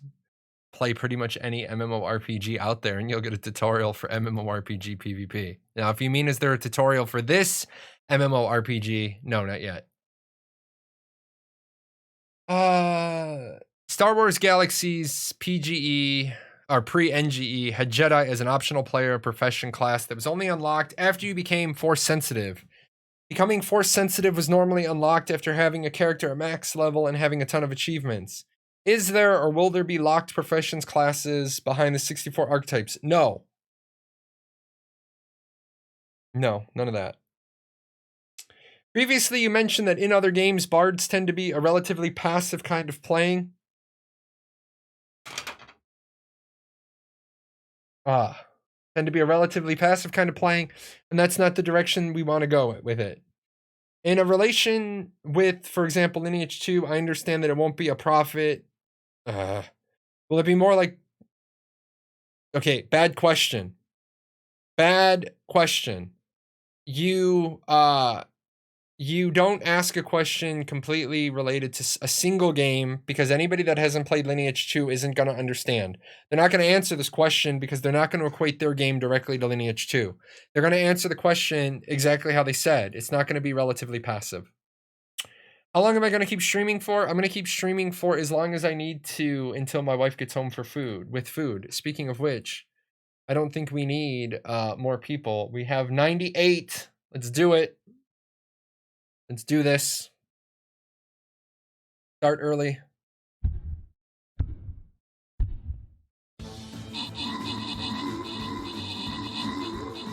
Oh no, I got no heals. I'm half dead. Where's my heals? No heals. Run. Defend. Yeah, good job. Good job, automatic guy. Defend that back line. Uh-oh. I am down. Guys. Oh, we have no... Oh, yeah, we do. Mahanis, you gotta turn around. You gotta fight, man.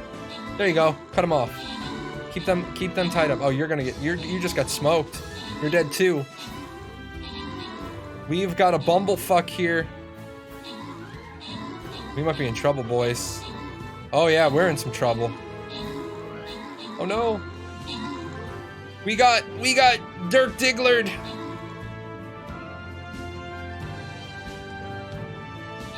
We lost that. Oh, no. We lost one, guys. 50 minutes done, devs. You have 3 replay tries. Yes, keep playing. So many Fs in chat. No kidding. We're gonna do that again. Start battle.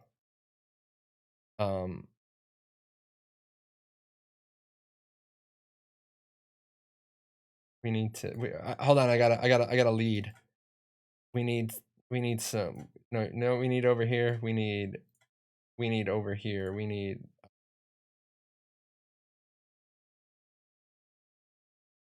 We need bumsies.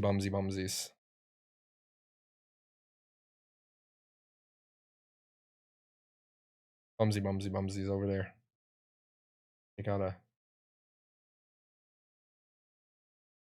There we go. You know what we need? This is what we need. We need support. That's what we need. We need one giant big wall of support. Stinky cheese. All right. We need an F emote. Yeah, we do, don't we? We do need an F emote. We kind of have an F emote. Let me show you the kind of F emote we have. We kind of have an F emote. Kind of. This is kind of what we have. Oh wow. This is kind of our F emote. I should probably load this one. I don't think I have this. This is kind of our F emote right there. Did this Stream Raiders battle proof that 8-man can wipe 20 people if they're geared enough? No, it proves what happens when you're impatient and you go and you got a whole bunch of level 1 people. How do you get that? I don't think I've loaded him in yet. I don't think I've loaded in that particular one. I don't think I have. Settings. So weird now. I go looking for my affiliate settings and I don't have them. I will add that one in. Oh yeah, I haven't added that one in. I'll add that one in. I'll add that one in as a level 1 emote. I will do that. So, I pulled a Leroy Jenkins. Yeah, I pulled a Leroy. I thought we had that, but what somebody was saying is that you get stunned forever. Dante's gonna head for bed. Yeah, I've got that. I've got Fell Seal Arbiter's Mark actually written in. So if you guys ever want to make sure that I'm gonna actually do something, it needs to be in this notebook, this one, or this one.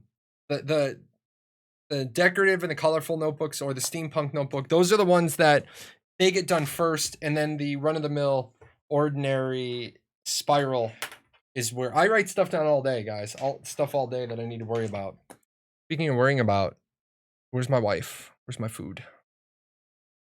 How do I get more meat without paying for them? Just you'll get it in chests. You'll get it as rewards. It just happens. It is one of those games where sometimes you just you don't have a unit you can put down and you got to just wait. You will eventually get whatever the thingamabobbers are. You'll get the scrolls. You'll have more units unlocked. I think as a player, I have about 15 units unlocked. Do I have alpha? Yes, I have alpha 1. I will be in alpha 1 when it's time. Now that I have partner, what will I do with it, and what will your next goal be? Now that I have partner, my goal is to branch out. On Twitch, my goal is to branch out into other games. I stuck with the Ashes of Creation. Q&As because it was giving me the numbers I needed that I knew I would make partner, or the hype train would get so low that I would be poised the next time the hype train came around, I would make partner. But now, as you see, today I'm doing some Stream Raiders, and Stream Raiders will be going during most of my streams if we're just talking. Now, I am going to play some other games. I'm going to look at some other stuff. I'm going to look at Fractured on the 4th when that goes.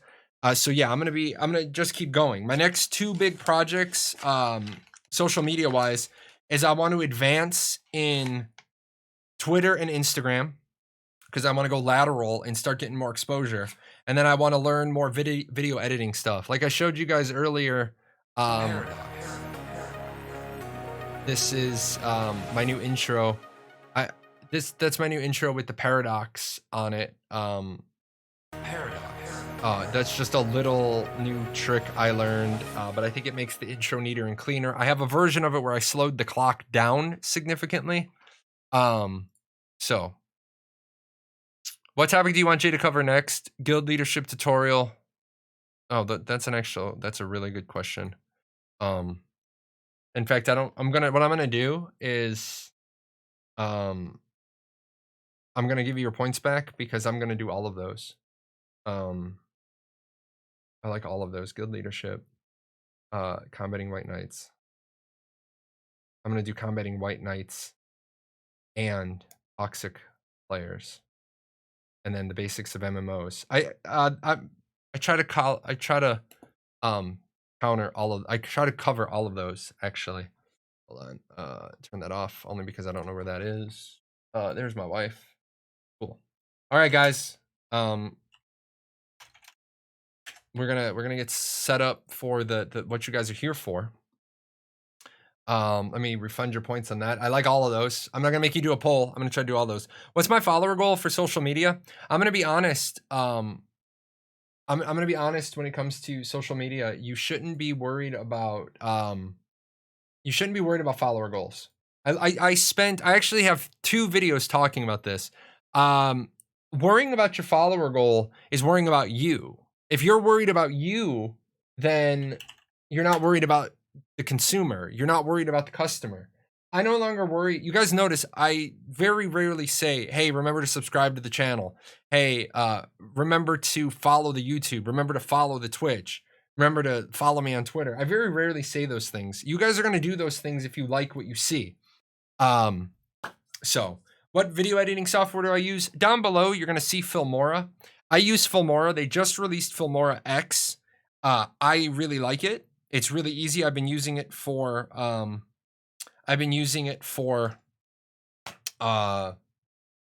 years and years and years. I've been using it since like it was 1 year old. I got it when I was in the military. I had to do a video presentation, didn't have a lot of time to learn software, and so I ran with that. All right, guys, gift card time. We're gonna do mods are eligible, keyword, and we're gonna do Raiders. The reason why we're gonna do Raiders is this is our first day playing Stream Raiders. So yeah, but I use Filmora X, Filmora 10, Filmora X. I like Filmora. It's nice, it's simple. You can do a lot of powerful things with it. You just have to take the time. Now that the next, and I say this with all sincerity, I say this with so much sincerity, I want to pop out to this screen to say it. I love my community because my community has started taking over things for me, and they've said, you need to stop doing X. We've got X. Let us handle X. You go do the show. Don't worry about people who are hating on your show. We got them. It's like I got a posse of boys with chains and pipes that are gonna go take care of people. I just want to stay positive. I'm not going to be engaging people who hate on me or hate my content. If they leave derogatory comments on my YouTube, they're just going to get hidden from the channel. If they make derogatory comments in chat in here in stream, they're just going to get banned. And I'm not going to deal with them. And the problem with that is, it's kind of like getting kicked out of school. It's kind of like getting kicked out of a place that sometimes has really cool guest stars. If you get kicked out of my stream, you never know when Steven's going to pop in and have something to give away. Steven's already said, right? It's already kind of hinted at. There's a possibility that depending on how we do for Extra Life, because I set a $2,400 goal, and I already got to bump that up $250 because somebody donated before I've even gotten there. There's a possibility we might have some giveaways. I'm not going to engage with toxic people anymore. I'm not going to try to prove I'm right. I'm not going to try to prove they're wrong. I'm just going to go ahead and do my thing and just go positive. I'm going to continue to help small content creators. I'm gonna, continue to push forward, and then that's it. Now, as far as goals on Twitch and Instagram, you know what? I don't have one. I want to see growth. I just want to see growth because growth means people care enough about the product I'm making to hit follow. The truth of the matter is, on YouTube, I don't care if I get a bunch of subscribers. Sure, would I love to have under Mr. J, would I love to have a silver YouTube plaque that says I have 100,000 followers? Absolutely. But would I rather have 100,000 followers and my video is getting 10 views, or 10 followers and my video is getting 100,000 views? I care about the views moving forward. Uh, don't give the negative people a second thought. Let's continue building a fantastic community. Absolutely. Absolutely. Some of that has to do with I spent so many years trying to get somewhere, I forgot that it doesn't matter where I get to. I don't need to make it. I don't need to break into this. I just need to keep doing. I just need to keep pressing forward. I need to just keep moving forward. What I do need is more units on the map. We need more units. We need more dots. More dots, many whelps. Many, many whelps. More bombs. We need bombs.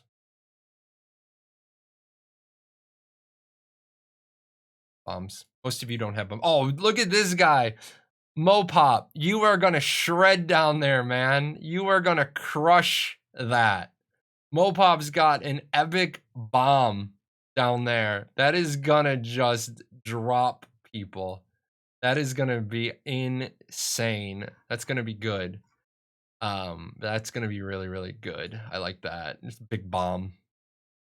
So yeah, look at this guy. Look at this guy down here. He's just got a big old bomb right there. We're going to give this a couple of more minutes because we wiped on it and we were slackers.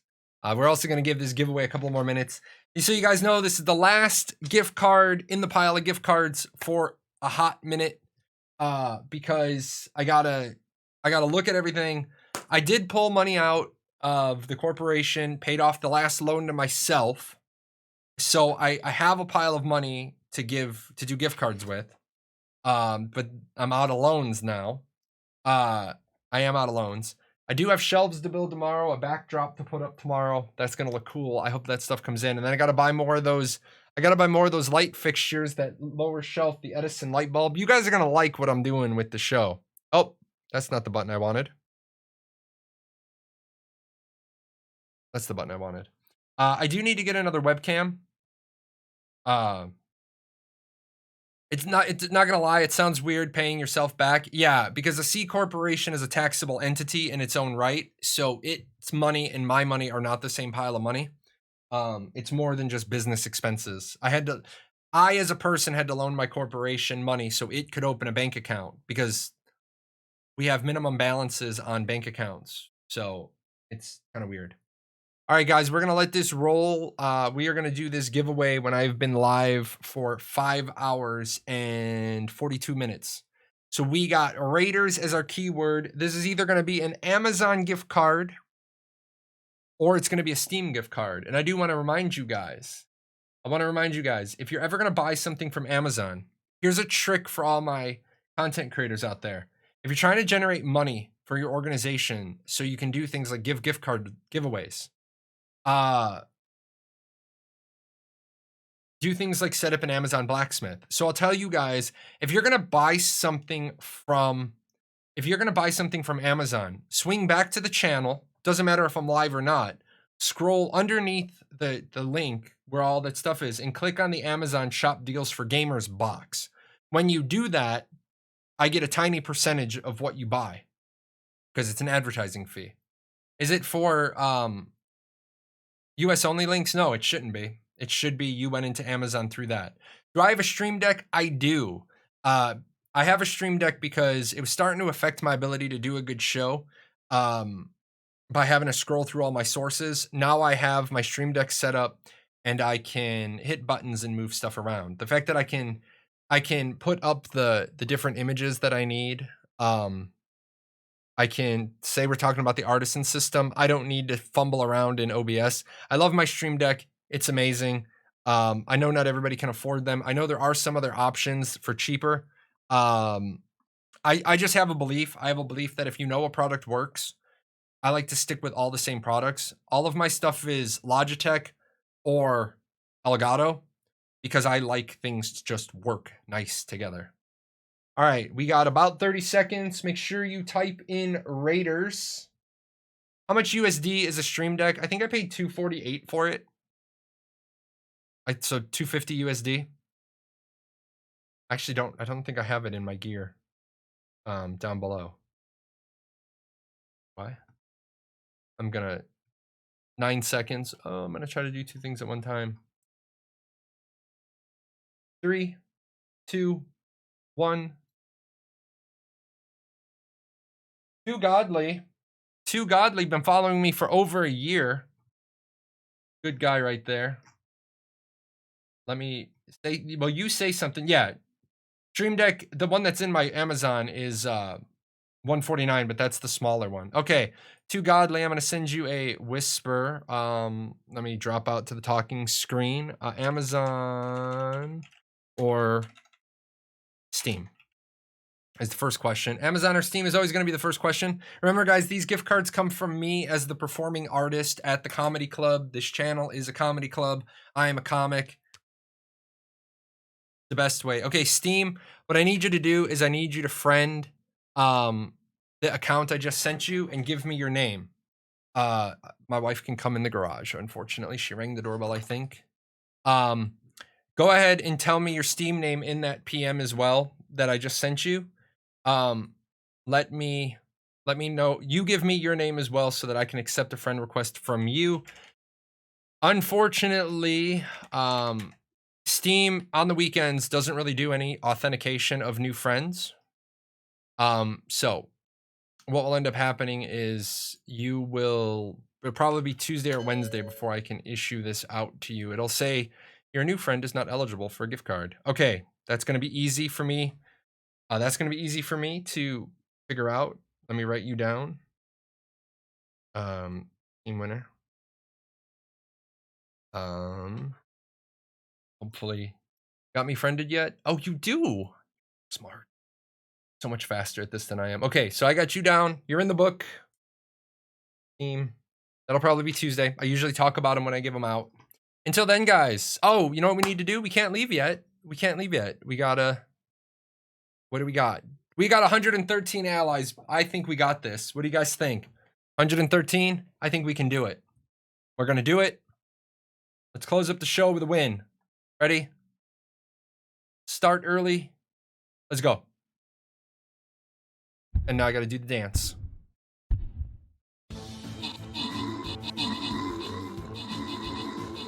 Oh, Mopop took out that whole pack of 9 at the bottom.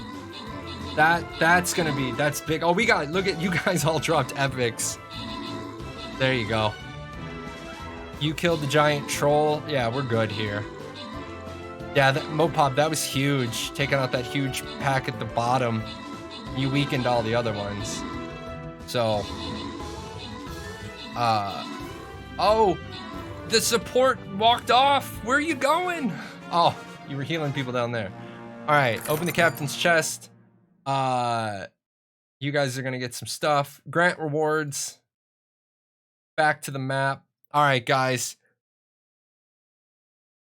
I would stay all night and play this game if I could, but unfortunately, I gotta go eat dinner. I gotta hang out with my wife. I will be back on Monday. We're gonna play more Stream Raiders. You know what we're gonna do? Is my partner in crime online? She's so very rarely online when I'm online. She is. Oh, guys, if you like horror, Wolfus is actually really, really, really good at Dead by Daylight, and she is the other Paradox streamer, so I actually can drop a raid in on her. So until I see you guys next, we're dropping in on Wolfus Moon. Give her some likes, give her some hugs, and do me a favor, give her shit because her camera's not on. It's a big thing for me. But we're going over there. So raid inbound, man. She's a good streamer. She does have a licky dog on the screen. It drives Frost nuts. I will see you guys on Monday. Take care.